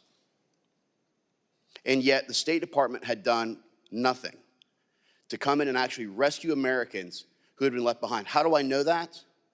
Because the very first rescues conducted was on October 11th from Nazareth, Tiberias, and Haifa. How do I know it? Because I was the one who conducted them. 32 Americans that day, then into the West Bank, then into Jerusalem, then out towards Gaza. I got 255 Americans out by myself before the State Department lifted a finger and did anything to bring a plane in. Meanwhile, other nations were already flying aircraft in and out, rescuing their citizens. Again, another failure of 22 USC 4802. Not correct. I will also, it is correct, and the reason I know it's because I was there. Were you there, sir? I had an Were you entire there, sir? embassy there. You were not. Let's I go had ahead and start an with entire that. embassy there, and I've been there 12 times. How many Americans did you rescue, sir? Yeah. We've gotten How many many Americans did you out. personally rescue, sir? None, correct? So don't try and talk to me about ground truth. You couldn't even control what was happening in Afghanistan. Let's start there. The next thing I want to talk about is under your leadership, we have allowed Iran, the regime, to grow stronger than it's ever in its life. I'll give you some facts here. The Energy Information Agency said that Iran petroleum exports in Iran sold $144 billion in the first 3 years of your administration. Now, why is that number important? Well, because that is $100 billion more than what was permitted in the full 2 years of the Trump administration. You talked about we had to go forward with the Doha agreement. That was part of the, even though it was a conditions-based agreement, you couldn't prevent from pulling out of that. But you had no problem pulling out of Remain in Mexico. That's led to an increase in sex trafficking, fentanyl deaths, and illegal migrants. More angel families than ever. You had no problem, but again, you can't pull out of it, and trying to delist the Houthi rebels from a terrorist organization that now has resulted in 12% of global trade through the Red Sea being disrupted. Do you agree that delisting the Houthis as a terrorist organization was a good play? in terms of making sure that humanitarian assistance could get to the people of Yemen and that the Houthis were designated under multiple other So authorities, endangering it American made no citizens while difference. now that they're getting It made increased no attacks difference. as a result They were of being- your they were- actual they were failures. being sanctioned And I under can tell many you with other absolute authorities. clarity, sir, reclaiming my time, I can tell you with absolute clarity that Hezbollah got stronger while you were in office. Hamas was funded because of your failures to be able to impose necessary sanctions so that the Iranian regime couldn't continue to feeling fund. that way right I'm still now. talking, Mr. Secretary. You've had your time. You've had 4 years to destroy this nation. You and this administration. I will tell you with absolute certainty, sir, that America is better off with you not in office. That the Iranian regime will now finally start to weaken with stronger sanctions and with us being able to do our jobs for the Iranian people who are actually trying to lead a free democracy. I can tell you that Hezbollah, Hamas's leadership under Sinwar would not have been eliminated if they would have listened to Israel to what Biden had advised, which is ceasefire and stop. Hassan Nasrallah of Hezbollah would not have been eliminated if they would have listened to your leadership. And I can tell you right now that we are better off as a nation, we are safer as a nation, and our American citizens will be safer with you not sitting in that seat. With Gentleman's that, I time's yield back. expired. Mr. Thank you Costa for your is judgment. I recognized. wish you very good luck. Mr. Costa is recognized. Thank you very much, Mr. Chairman. I, first of all, like others, want to acknowledge the Gold Star mothers and families that are here. My grandmother was a Gold Star mother, and I have a bit of an understanding of the difficult situation that you've been through. And Mr. Chairman, I want to thank you for your tenure as the chair here. I've enjoyed serving with you and working with you. Mr. Secretary, you've done a good job, in my opinion, in the 4 years that you've been here under difficult challenges. We can all have different perspectives, but we're in a seminal moment in American and world history, I believe. And I want to talk about that as it relates to our efforts with Ukraine, clear and present. I know you're doing a lot of things, but I think that I want to have some assurance that in the remaining weeks allowed that we do everything possible to move the necessary military equipment, material, and authorizations that Ukraine needs to win this war. With that in mind, there's a transfer currently, and I think you have the information, your staff does, of a dozen Black Hawk helicopters from the United States. They're waiting approval from the State Department to complete this transfer. I'm going to add up a letter, but can you comment on that quickly? Congressman, I can't speak to a specific transfer. I can just tell you that we are trying to push out the door everything we possibly can to make sure the Ukrainians have everything they need to deal with the ongoing aggression. We continue to do drawdowns, and I signed off on another one as recently as a day ago. I can't speak to the specifics, but I can tell you we're making sure that Will you get back every to us as dollar it that has relates been to these- authorized and appropriated, we're using. These 12 Black Hawk helicopters, you have the information, I'm your happy to come office back to does? you on that. And please do. How about with other efforts in terms of the money that's been appropriated, that we ensure that Ukraine is in the strongest possible position? Yes. It's not clear to me what this next administration is going to do, and I think that it's incumbent upon us to to keep our promises and also to maintain that leadership with our NATO allies. Yes, we're determined to do everything we can, and it's fully our intent. As I said, every dollar that's been appropriated, we want to see get out the door.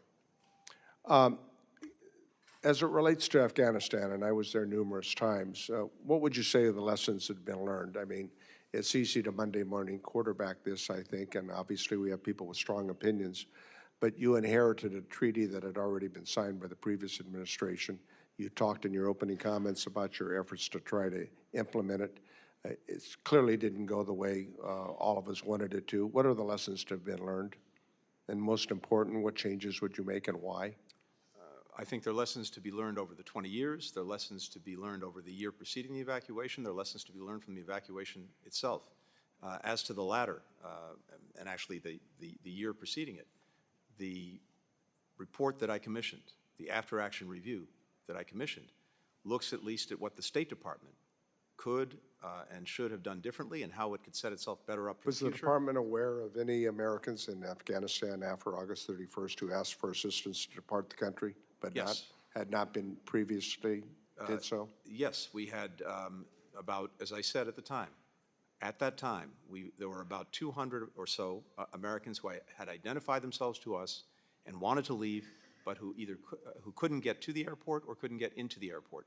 there were several hundred others who we knew of who did not at that point want to leave because either they couldn't bring extended family with them or they decided that they wanted to stay.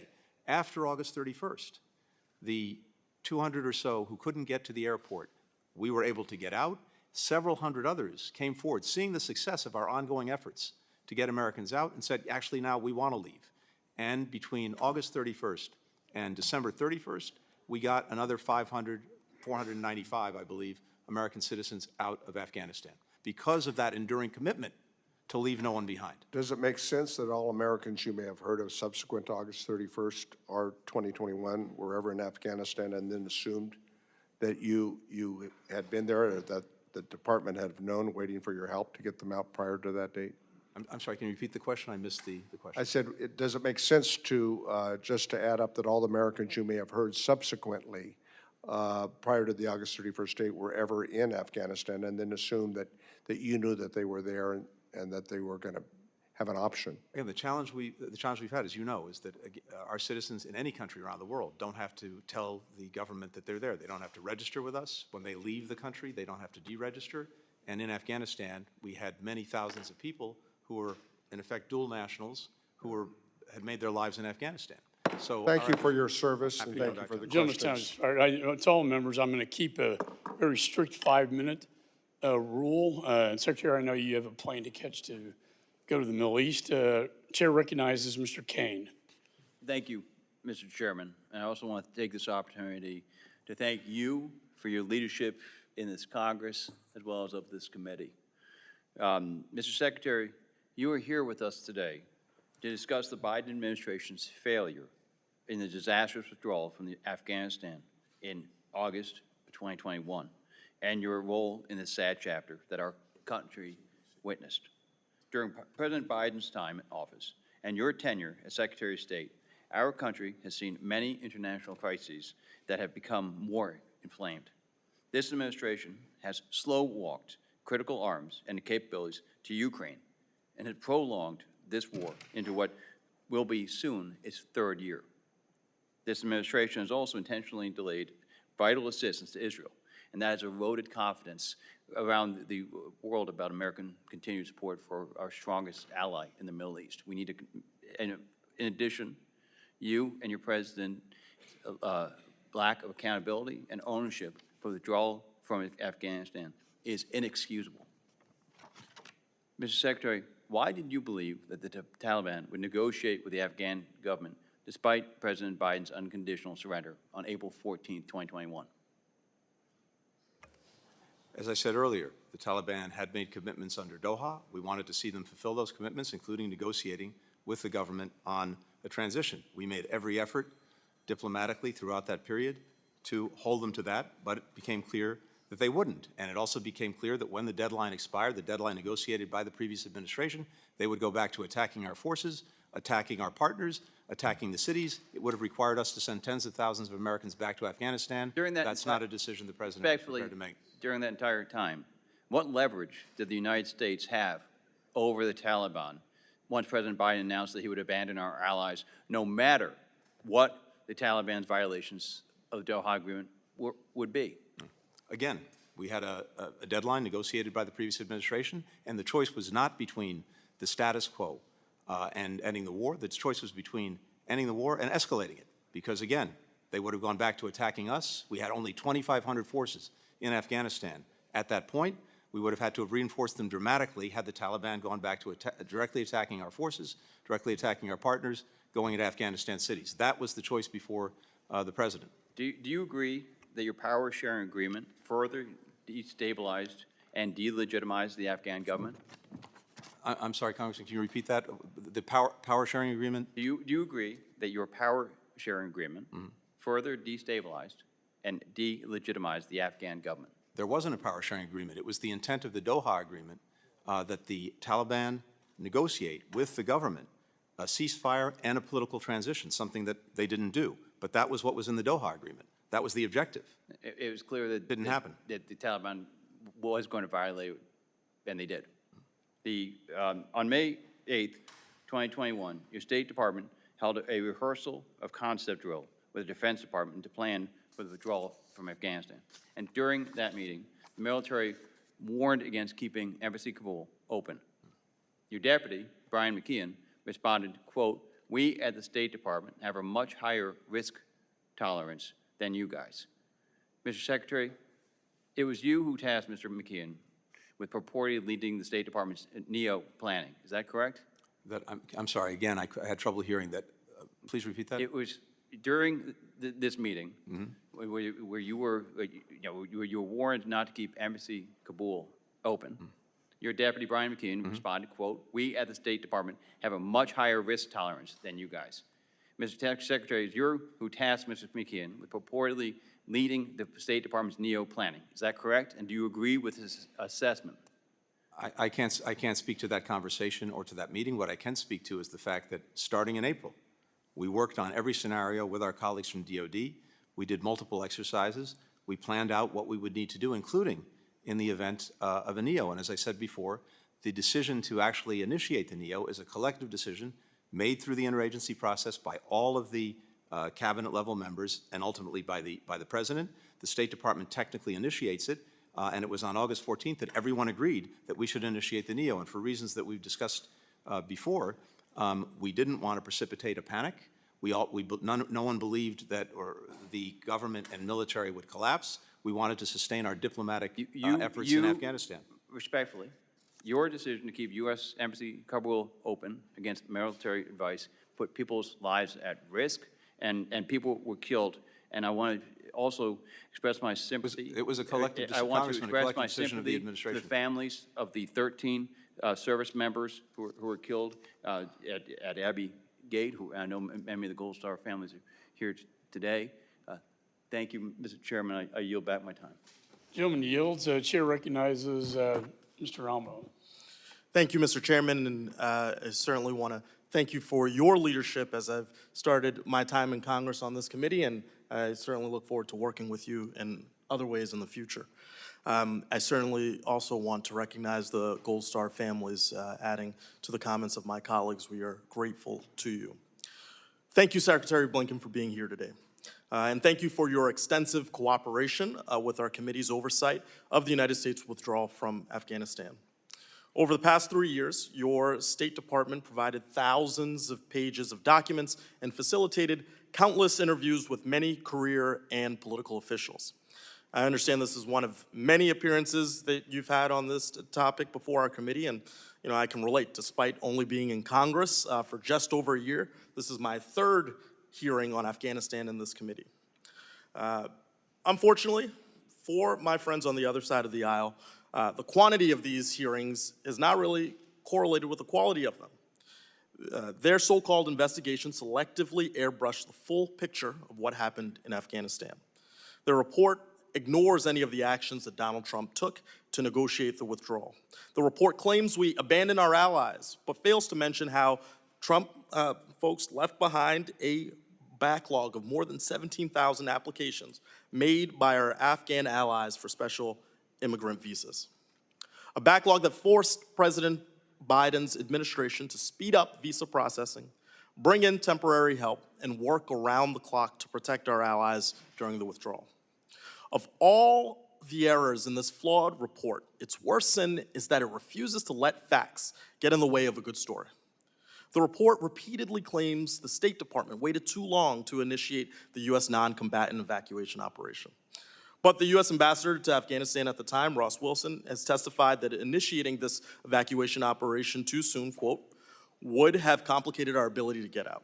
If we had left earlier, several thousand SIV applicants that we got out would not have been able to leave the country.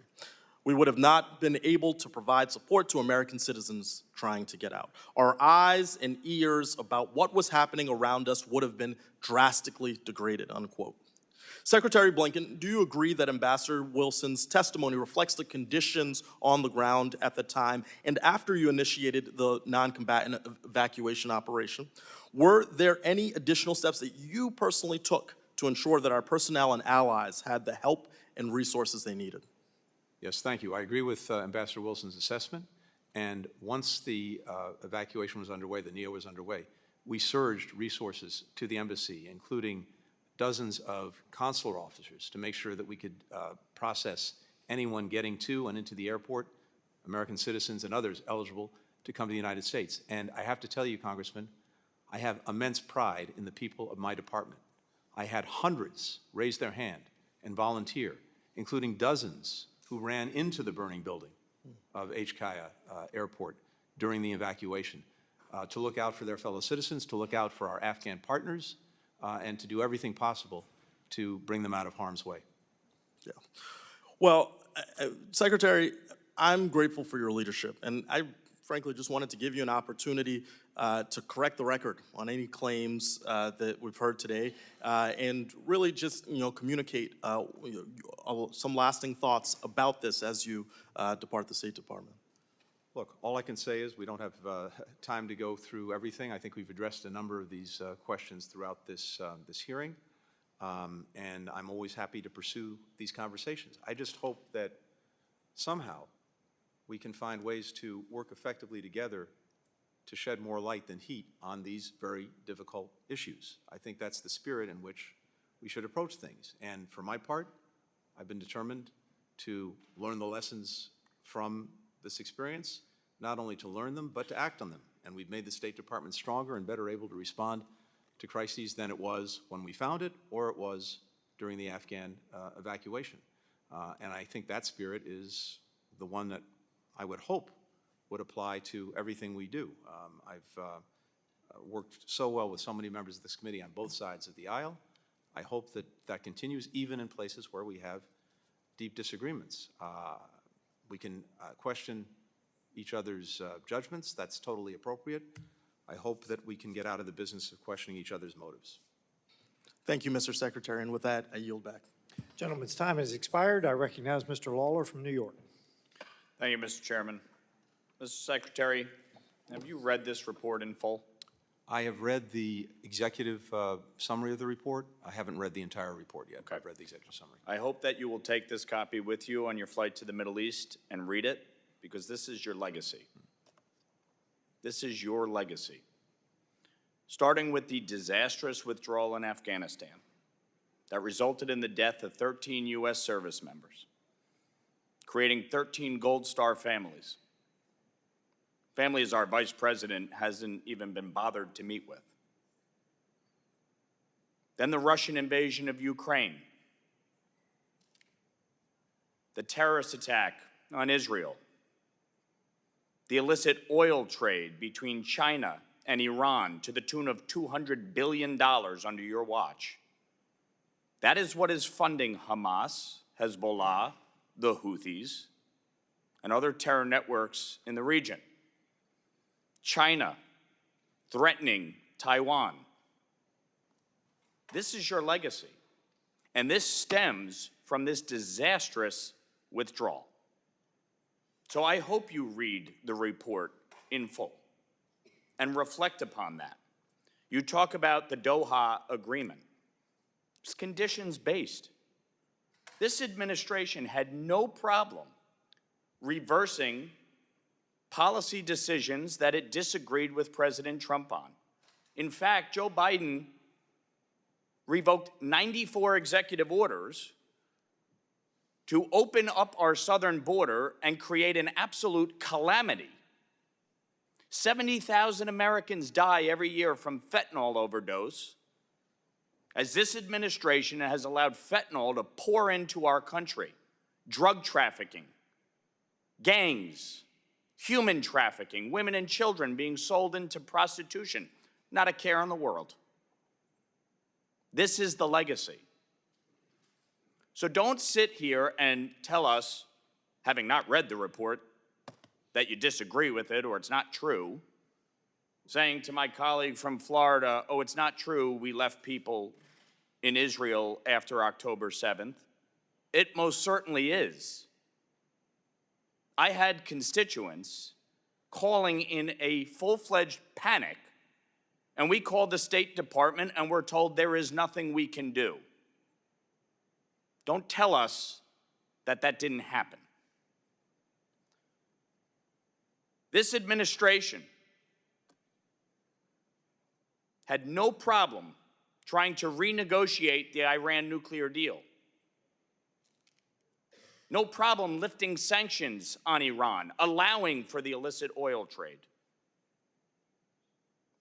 So when you say that the previous administration negotiated the Doha agreement and therefore we were bound by it, that is complete and utter bullshit.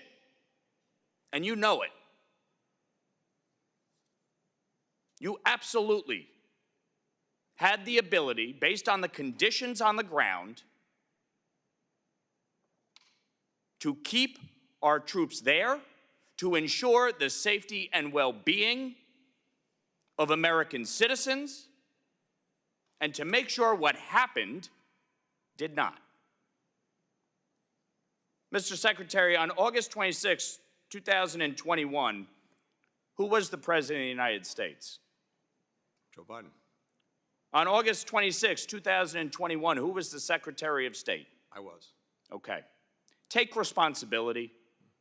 Don't shirk in your responsibilities. Don't try to shift blame.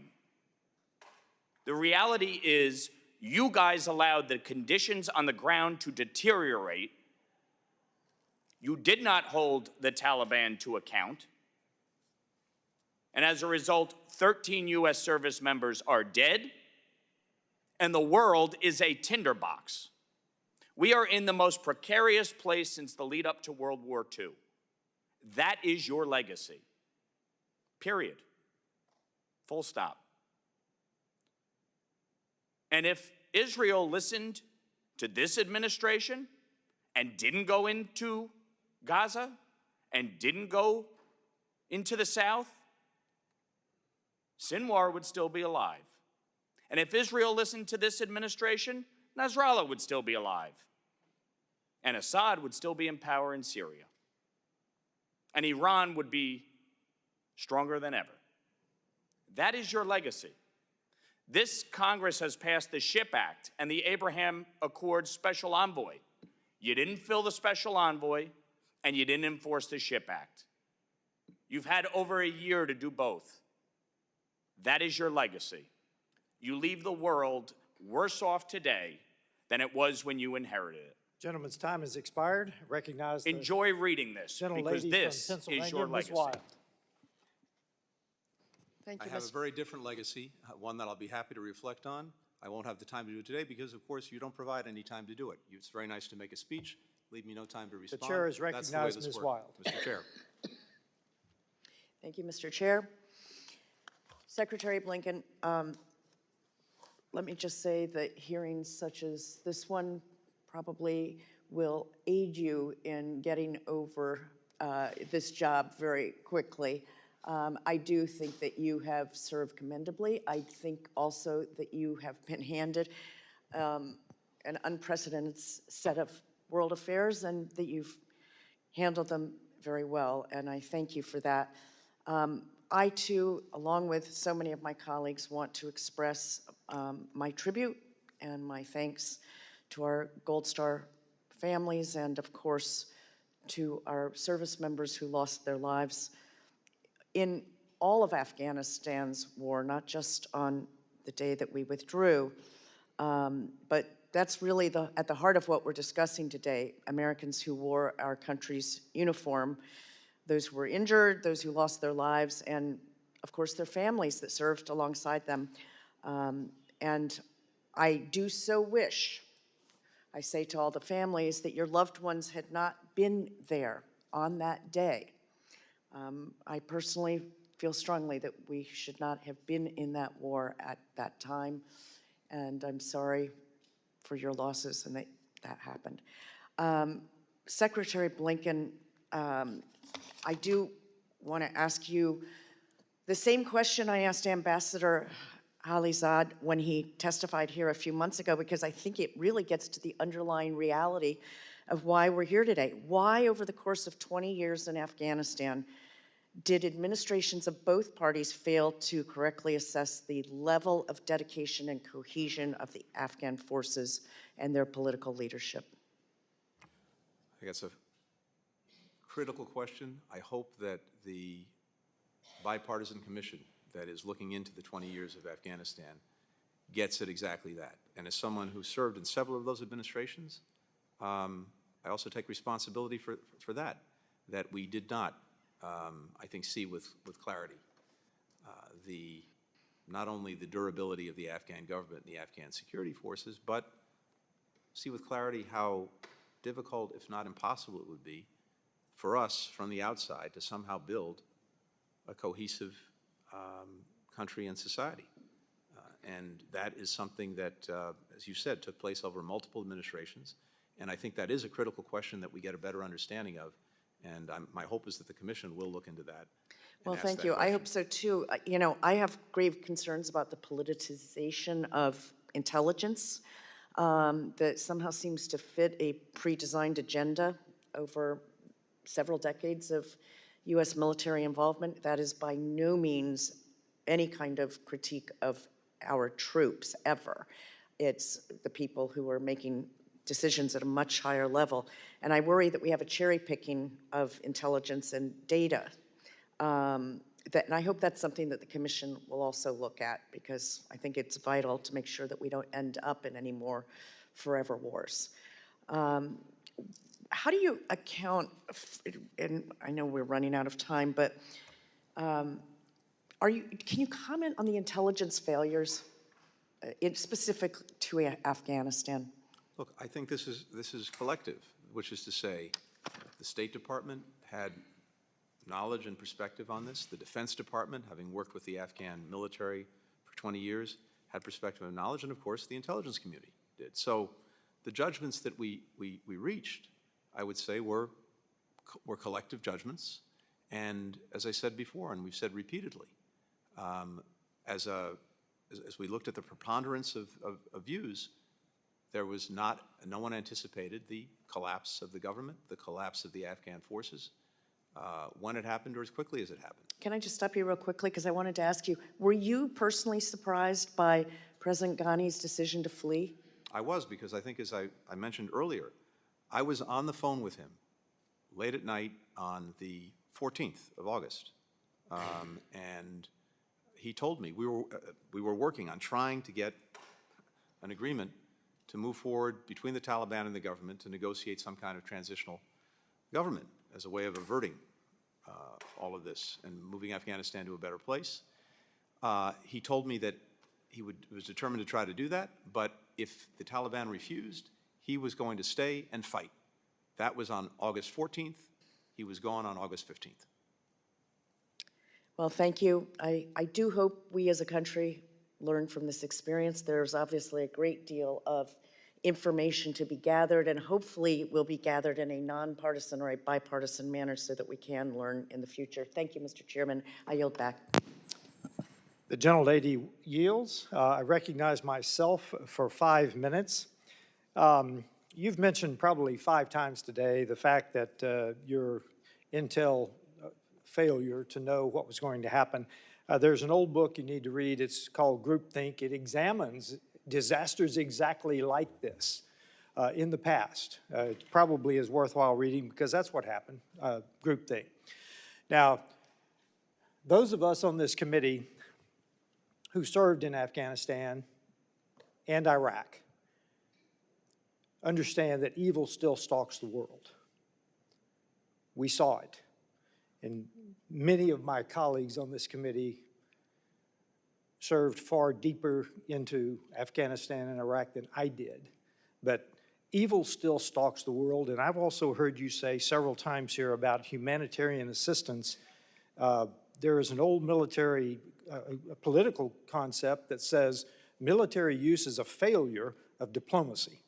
It's the last bastion of it. Well, as expected, Mr. Secretary, this has been an interesting back and forth, as I knew it would be.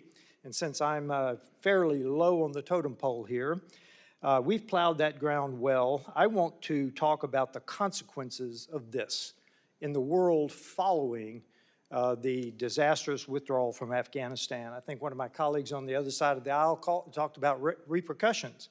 There have been many. I'll just mention 2.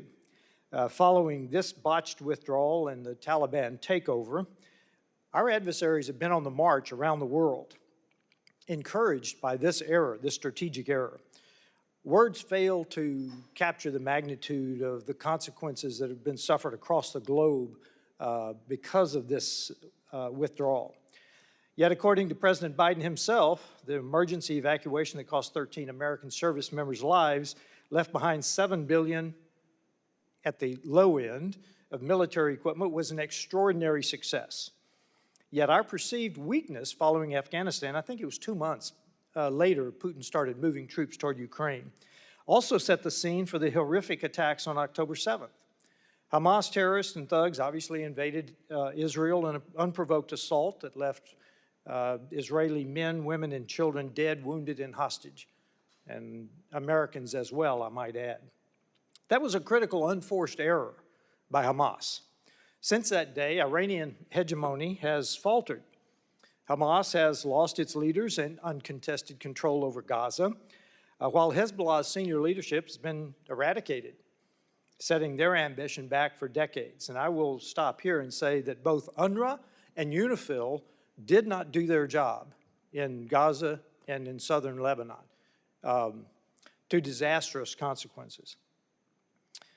We now find ourselves in the midst of yet another serious issue, which is Syria. The fall of Bashar al-Assad, both Russia and Iran have lost leverage in the Middle East, and while it's good that his reign of terror is over, gassing, torturing, slaughtering thousands, there's still looming questions like, who's keeping the lights on in Syria today, and who's going to control the levers of government tomorrow? Amid the chaos, our steadfast ally, Israel, remains strong. They have significantly weakened Hamas and Hezbollah, directly diminishing Iran's influence in this region. Without Israel's chutzpah and determination, the threats to the United States in the Middle East would be far greater. Israel over the past few days has done the necessary work of destroying the military power of rump Syria. So whoever does emerge to rule Syria cannot threaten Israel. According to the White House National Security Council spokesman, John Kirby, it is an open question who is currently running Syria. Yes, Iran and Russia have failed, but have lost influence in the area, but I am very eager for the leadership of the incoming National Security Advisor, Mike Waltz. And I want to make sure that's Mike Waltz, the incoming National Security Advisor, not our recently failed Vice President candidate. So, a couple of questions for you. First of all, Mr. Secretary, are you confident that the leader of HTS will be able to keep his word to protect Christians and Islamic women in rump Syria? Mr. Chairman, I'm not confident. I'm encouraged by the fact that they've said the right thing, but what we have to focus on is whether they do the right thing, including protecting minorities. The second question is, do you expect Syria to descend into a terrorist enclave? We certainly need to do everything possible to avoid that. And the coming days, the coming weeks will be critical to that. That's why, and by the way, I very much appreciate you keeping this hearing on time along with Chairman McCall. I need to leave to get on a plane to go to the region to see King Abdullah of Jordan. And I appreciate that there's some other members here who've not yet had a chance to ask questions. I'm happy to take those questions for the record and get back to you quickly. Mr. Secretary, I yield back to the chairman, and he will recess this. Thank you, sir. Chair recognizes Mr. Moskowitz. Mr. Chairman, thank you. I'll be quick, Mr. Secretary. First, let me thank the chairman, Chairman McCall, for his bipartisan work on this committee. This has been one of those bright spots of this Congress. I want to thank you, Mr. Secretary, for your sacrifice and your service to the country. These jobs are unforgiving and have deep impacts on everybody's individual families. And so I want to thank you for your service. I want to thank the Gold Star families for being here. And like I have before, apologize to them for what happened to their loved ones in Afghanistan. I'm not going to go into all the stuff that's been said by 30 people, but I do want to say this, Mr. Chairman. You know, the official Twitter account of this committee put out a tweet at 11:27, and it says, at this committee's final hearing this Congress, we brought in Secretary Blinken to testify on the disastrous Biden-Harris withdrawal from Afghanistan after months of stonewalling. Sadly, many of the Democratic seats are empty at this important hearing. I don't know what intern put this out, but it is misinformation, and it is literally a lie. First of all, if you look at the picture, half the seats on that side of the aisle are empty, and I'm not blaming them. That's how these committees work. We all know this. People come in and out of these hearing rooms. But let me give you the numbers. 20 of the 23 Democrats on this committee were here today. 23 of the 28 Republicans were here today. Of the ones that were here, 17 Democrats asked questions, 17 Republicans asked questions. So the official account of this committee is making it appear that we don't care about what happened in Afghanistan. It is not true. And that tweet should come down, because while our enemies are trying to divide us abroad in social media, we're just giving them a gift by saying, hey, half the party, half the country doesn't care. There were major mistakes made in Afghanistan. I've said that in previous hearings. So I appreciate everyone going on their soapbox about morality and truth and facts and trying to hold the secretary to that high standard. But then we got to do it ourselves in this committee. Mr. Secretary, a lot of things were said. I know you have to leave. I just wanted to give you the balance of my time to close about your legacy. Thank you. Look, I have to leave it to others to make those judgments. But from my perspective, we have worked from day one to re-engage, re-energize, and even reimagine our alliances and partnerships around the world. We've done just that. And as a result, we are in a much stronger position than we were to deal with a multiplicity of challenges, more complicated than at any time in the 32 years that I've been engaged in this work. We demonstrated that with the work of bringing more than 50 countries together in support of Ukraine as it dealt with the Russian aggression. We've demonstrated that in building extraordinary convergence that we've never seen before in terms of purpose and action when it comes to dealing with the challenges posed by China among European allies and partners and among partners and allies in the Indo-Pacific and beyond. We've seen that in bringing countries together to tackle everything from COVID to fentanyl to food security. Across the board, that's a result of our engagement, of our diplomacy, of bringing countries together in common purpose and in ways that advance the national interest. That's how I've seen it. Others are free to make their own judgments about it. But I think in doing that, one of the sources of our strength and success is the ability to work closely with Congress. We're stronger at home because we've made remarkable investments in things like infrastructure, the CHIPS and Science Act, the IRA. That goes directly to our strength abroad. Other countries see that. They see that we've reinvested in our own competitiveness. They want to work with us. They want to engage with us. They want to partner with us. And because we've been so attentive to our alliances and partnerships, we now have countries that before were looking to do things on their own without us that are now united with us in common purpose. That doesn't just happen. It happens because we have extraordinary men and women at the State Department, among other places, who are out there every single day building those alliances, building those partnerships, and then using them when we need to deal with challenges like Russia and Ukraine, like China, like so many of the other challenges we face around the world. Thank you. Thank you. I yield the balance of my time back, Mr. Chairman. Gentleman yields. Chair recognizes Mr. McCormick. Thank you, Mr. Chair, and thank you for being here, Mr. Secretary.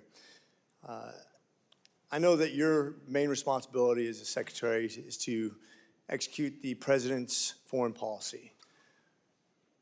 As an Afghan veteran and as a guy who's got tons of friends that served over there even longer than I did, years away from their family, the guys who lost their limbs, the families who sacrificed, the people who lost their lives, my hat's always off for those families who are gold stars, and even the families who just served and made that sacrifice away from their families. I really have great respect.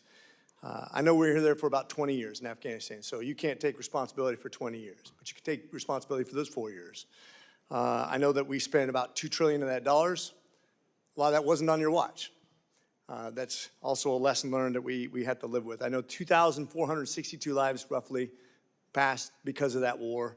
that we sacrifice as Americans, but most of those not on your watch. What I do want to hold you and our leadership accountable for is the stuff we left behind, very specifically.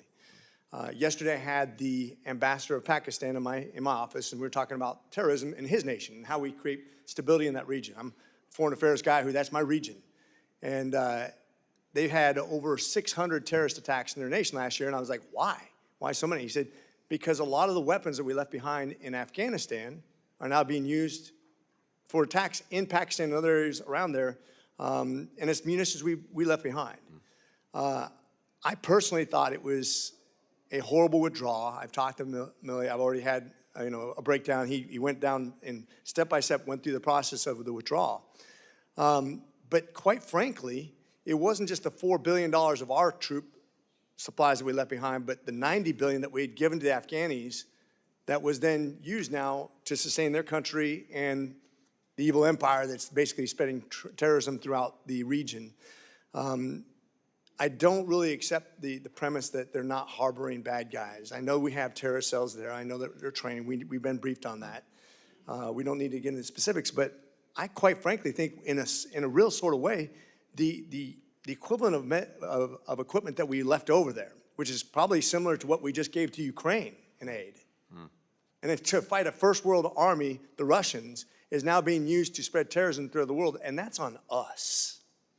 The United States is literally sponsoring terrorism around the world using the weapons that we gave to them we didn't hold accountable for. And one thing we learned in the military, whether it was 16 years in the Marine Corps, or 4 years in the Navy, or training with the Army, accountability is our first step. We take responsibility for what we do. How would you answer to that? So two things, Congressman. I very much appreciate the question. First, the weapons you're referring to built up over 20 years. The hard reality is that in order to avoid extending the war, escalating the war, sending tens of thousands of Americans back into Afghanistan, would have been impossible to take out all of those weapons, all of that equipment. Much of it was dismantled or otherwise made inoperative. Much of it that remained is almost certainly inoperative because it had to be maintained, and they don't have the capacity to maintain it. But I grant you, there are no doubt some number of weapons or equipment that, yes, are being used by the regime. But the Taliban government itself is not in the business, for all of the horrific things that it's doing inside Afghanistan to its people, is not in the business of exporting terrorism in this moment. And that, at least, is a good thing. And so I don't see this equipment, such as it is, being used for that purpose. It is very regrettable that equipment was left behind, but I think it's a reality of 20 years, trillions of dollars of equipment to the Afghans. So I would disagree with one premise, and this is where I think the crux of this is used, because I want to learn from this. We should never set a date or a time to be political about anything we do. This is about the survival of our troops, what's best for our investment, return on investment. And I think we got locked into a date. If I could learn anything from this, we got locked into a date, let us make some really bad decisions planning-wise that left a lot of equipment behind. And quite frankly, when I was there, we had fewer people there than we have Spain. We never fought a war in Spain. And we're so in a hurry to say, I want this feather in my cap that I got out of Afghanistan, that we forgot to do it right. When you forget to do it right, shame on us. And I think we should never be locked into a date or a time or a situation where we're not in control, because we are the biggest, baddest country on the planet. And shame on us for not doing it right, because I think that costs us a lot of reputation. With that, I yield. Gentleman's time has expired. We're going to try to keep this brief. I know the Secretary has to go to the Middle East to meet with the King of Jordan. Mr. Moran from Texas is recognized. Thank you, Mr. Chairman. Mr. Secretary, thanks for being here today. I want to start where Mr. Moskowitz left off just a second ago. Speaking about the withdrawal, he said, and I quote, "There were major mistakes made in Afghanistan." First of all, do you agree with that statement by Mr. Moskowitz? I do. Could you specify the mistakes that you believe were made in the withdrawal from Afghanistan? Yeah. I think the most fundamental mistake was, again, not recognizing that the fragility of the Afghan government, the Afghan security forces, and not anticipating across the government, and I take responsibility for this along with the other departments of government, in recognizing that there was a potential, more than the potential, likelihood of very quick collapse by both the government and the security forces. How would you advise a president in the future under similar circumstances to do something different? What different advice would you give to him or her? I think we have to do what we did, but obviously we didn't see this piece of it, which is to continuously question the assumptions, to continuously prod and push on any assumptions, including about the durability of a government or the military forces. Do you think it was a mistake to withdraw, even though the conditions preceding in the Doha agreement had not been met by the factions in Afghanistan? I do not. I believe it was the right thing to do to end America's longest war. I believe that our country is actually better for it, stronger for it. I believe our adversaries have seen that we were not going to get bogged down into another decade of war in Afghanistan, and that has been a good thing. And again, I just remind you that the basic choice, to the extent there was a choice, was between ending the war and leaving or escalating it, because part of the Doha agreement was a commitment by the Taliban not to attack our forces between the time the agreement was signed and the withdrawal date that was set in the Doha agreement was reached. Once that was breached, they would go back to attacking us. Our partners, our military determined we would have to send tens of thousands of forces back to Afghanistan. I think I heard you say earlier that you didn't think there was a connection between the botched withdrawal and the aggression, the increased aggression by Russia as against Ukraine earlier. Did I hear you correctly say that? That's correct. When the withdrawal occurred, former U.S. Ambassador to NATO, Ivo Dalder, warned a few days after President Biden's unconditional surrender to the Taliban that, quote, Moscow and Beijing will look closely at how we react in one situation to set the stage for the other. So did you disagree with that then, or do you disagree with that now? So what we saw, first of all, is that, of course, Russia had massed all of these forces well before the withdrawal or the decision, actually, to go forward with it. We saw that take place in the spring. Second, Russia has a long experience with Afghanistan. It probably knows better than anyone the folly of getting bogged down in that country. And what we've seen since is the United States marshaling more than 50 countries, coming to the defense of Ukraine and doing tremendous damage to Russia's efforts in Ukraine. Let's look at what the Chinese said about this. On the second anniversary of the withdrawal, Chinese Foreign Ministry spokesman Wang Wenbin said, quote, on this date 2 years ago, the whole world witnessed the, quote, Kabul moment when the U.S. hastily withdrew its troops from Afghanistan. What happened in Afghanistan marked a military, political, and counterterrorism failure of the U.S. in Afghanistan. That's a quote by a Chinese government official.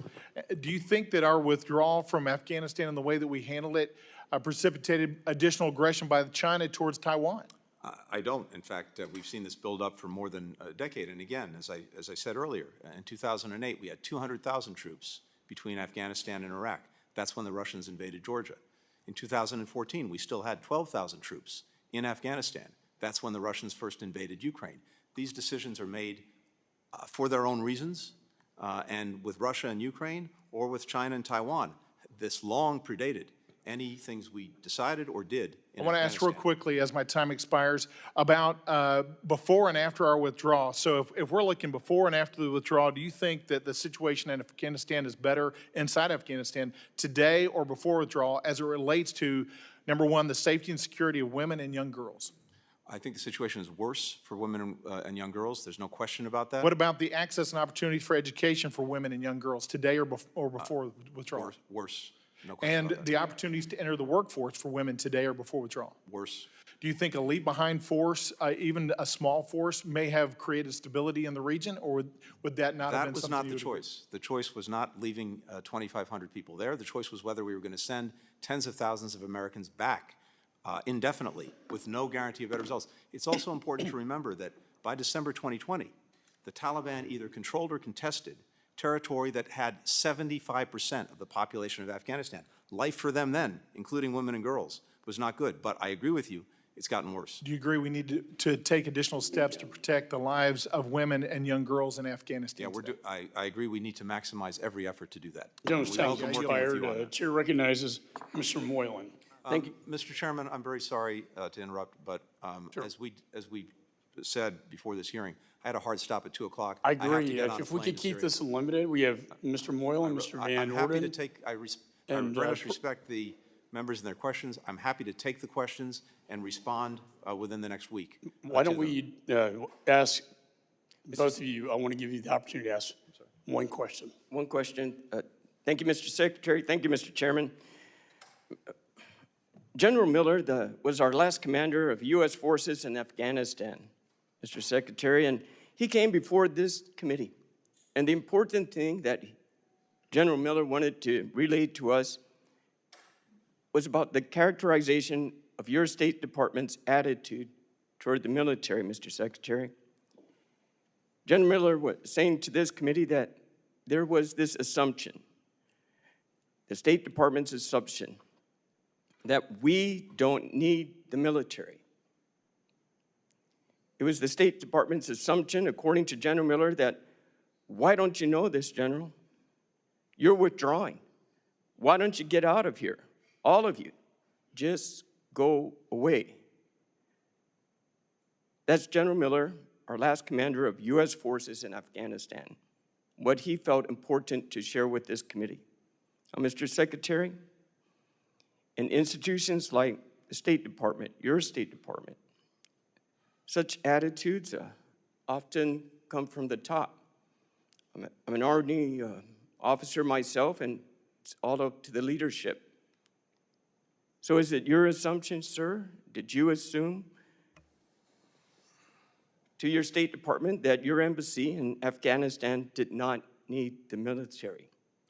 Absolutely not. And on the contrary, Congressman, first of all, I have tremendous respect for General Miller, everything he's done, everything he's put at risk himself. Second, I've had the incredible honor of serving this country in various capacities, State Department, White House, National Security Council, for the better part of 30 years now. And throughout those 30 years, one of the things I take the most pride and pleasure in is the work that I've been able to do with our military. I understand that, Mr. Secretary.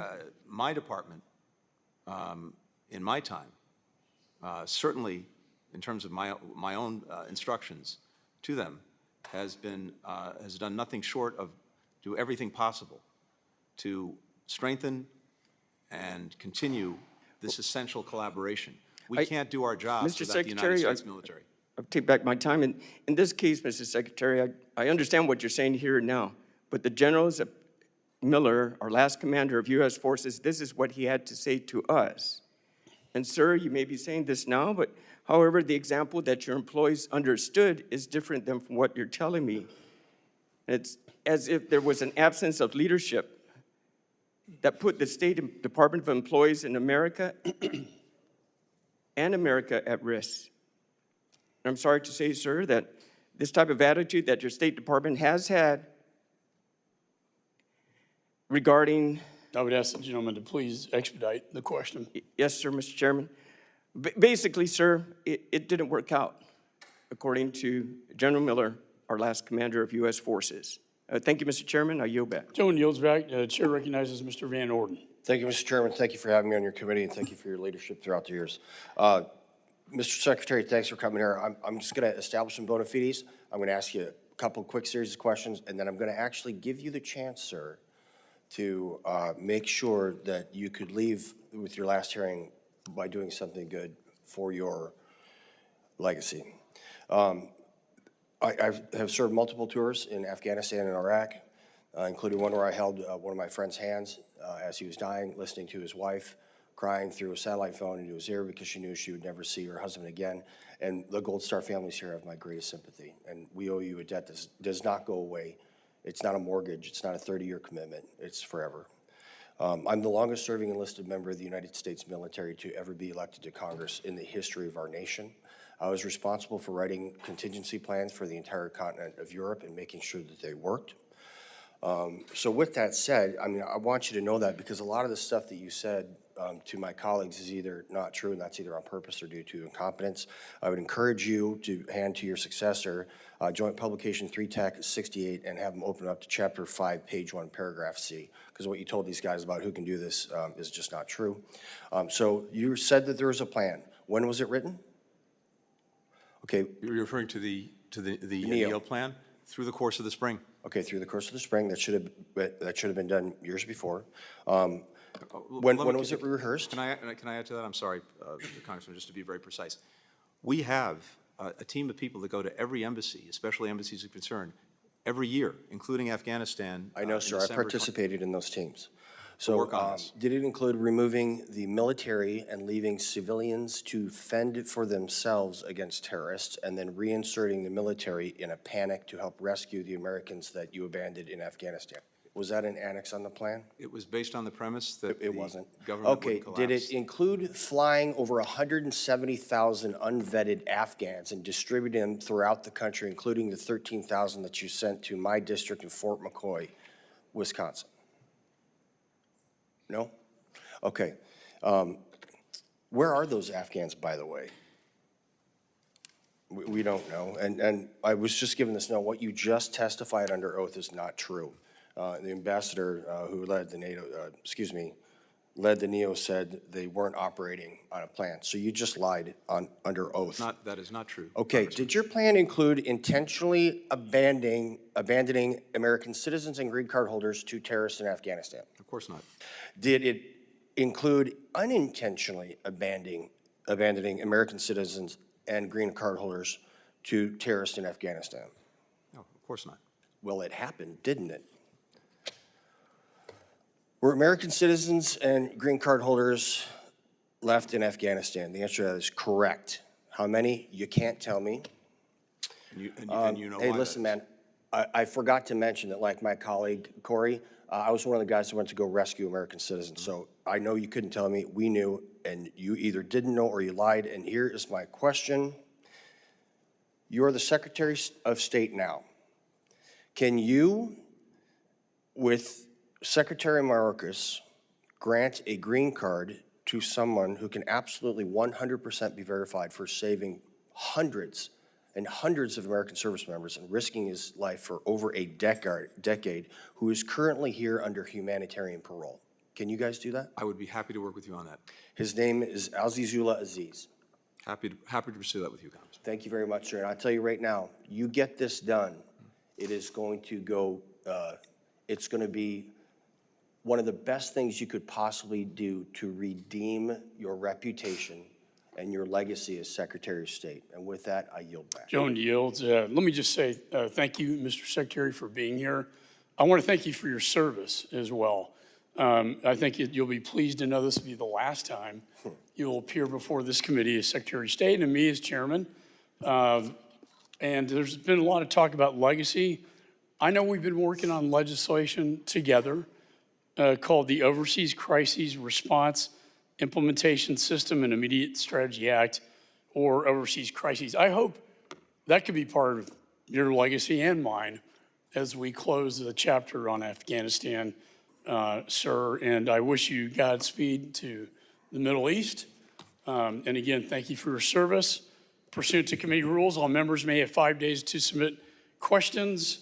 Without objection, the committee stands adjourned.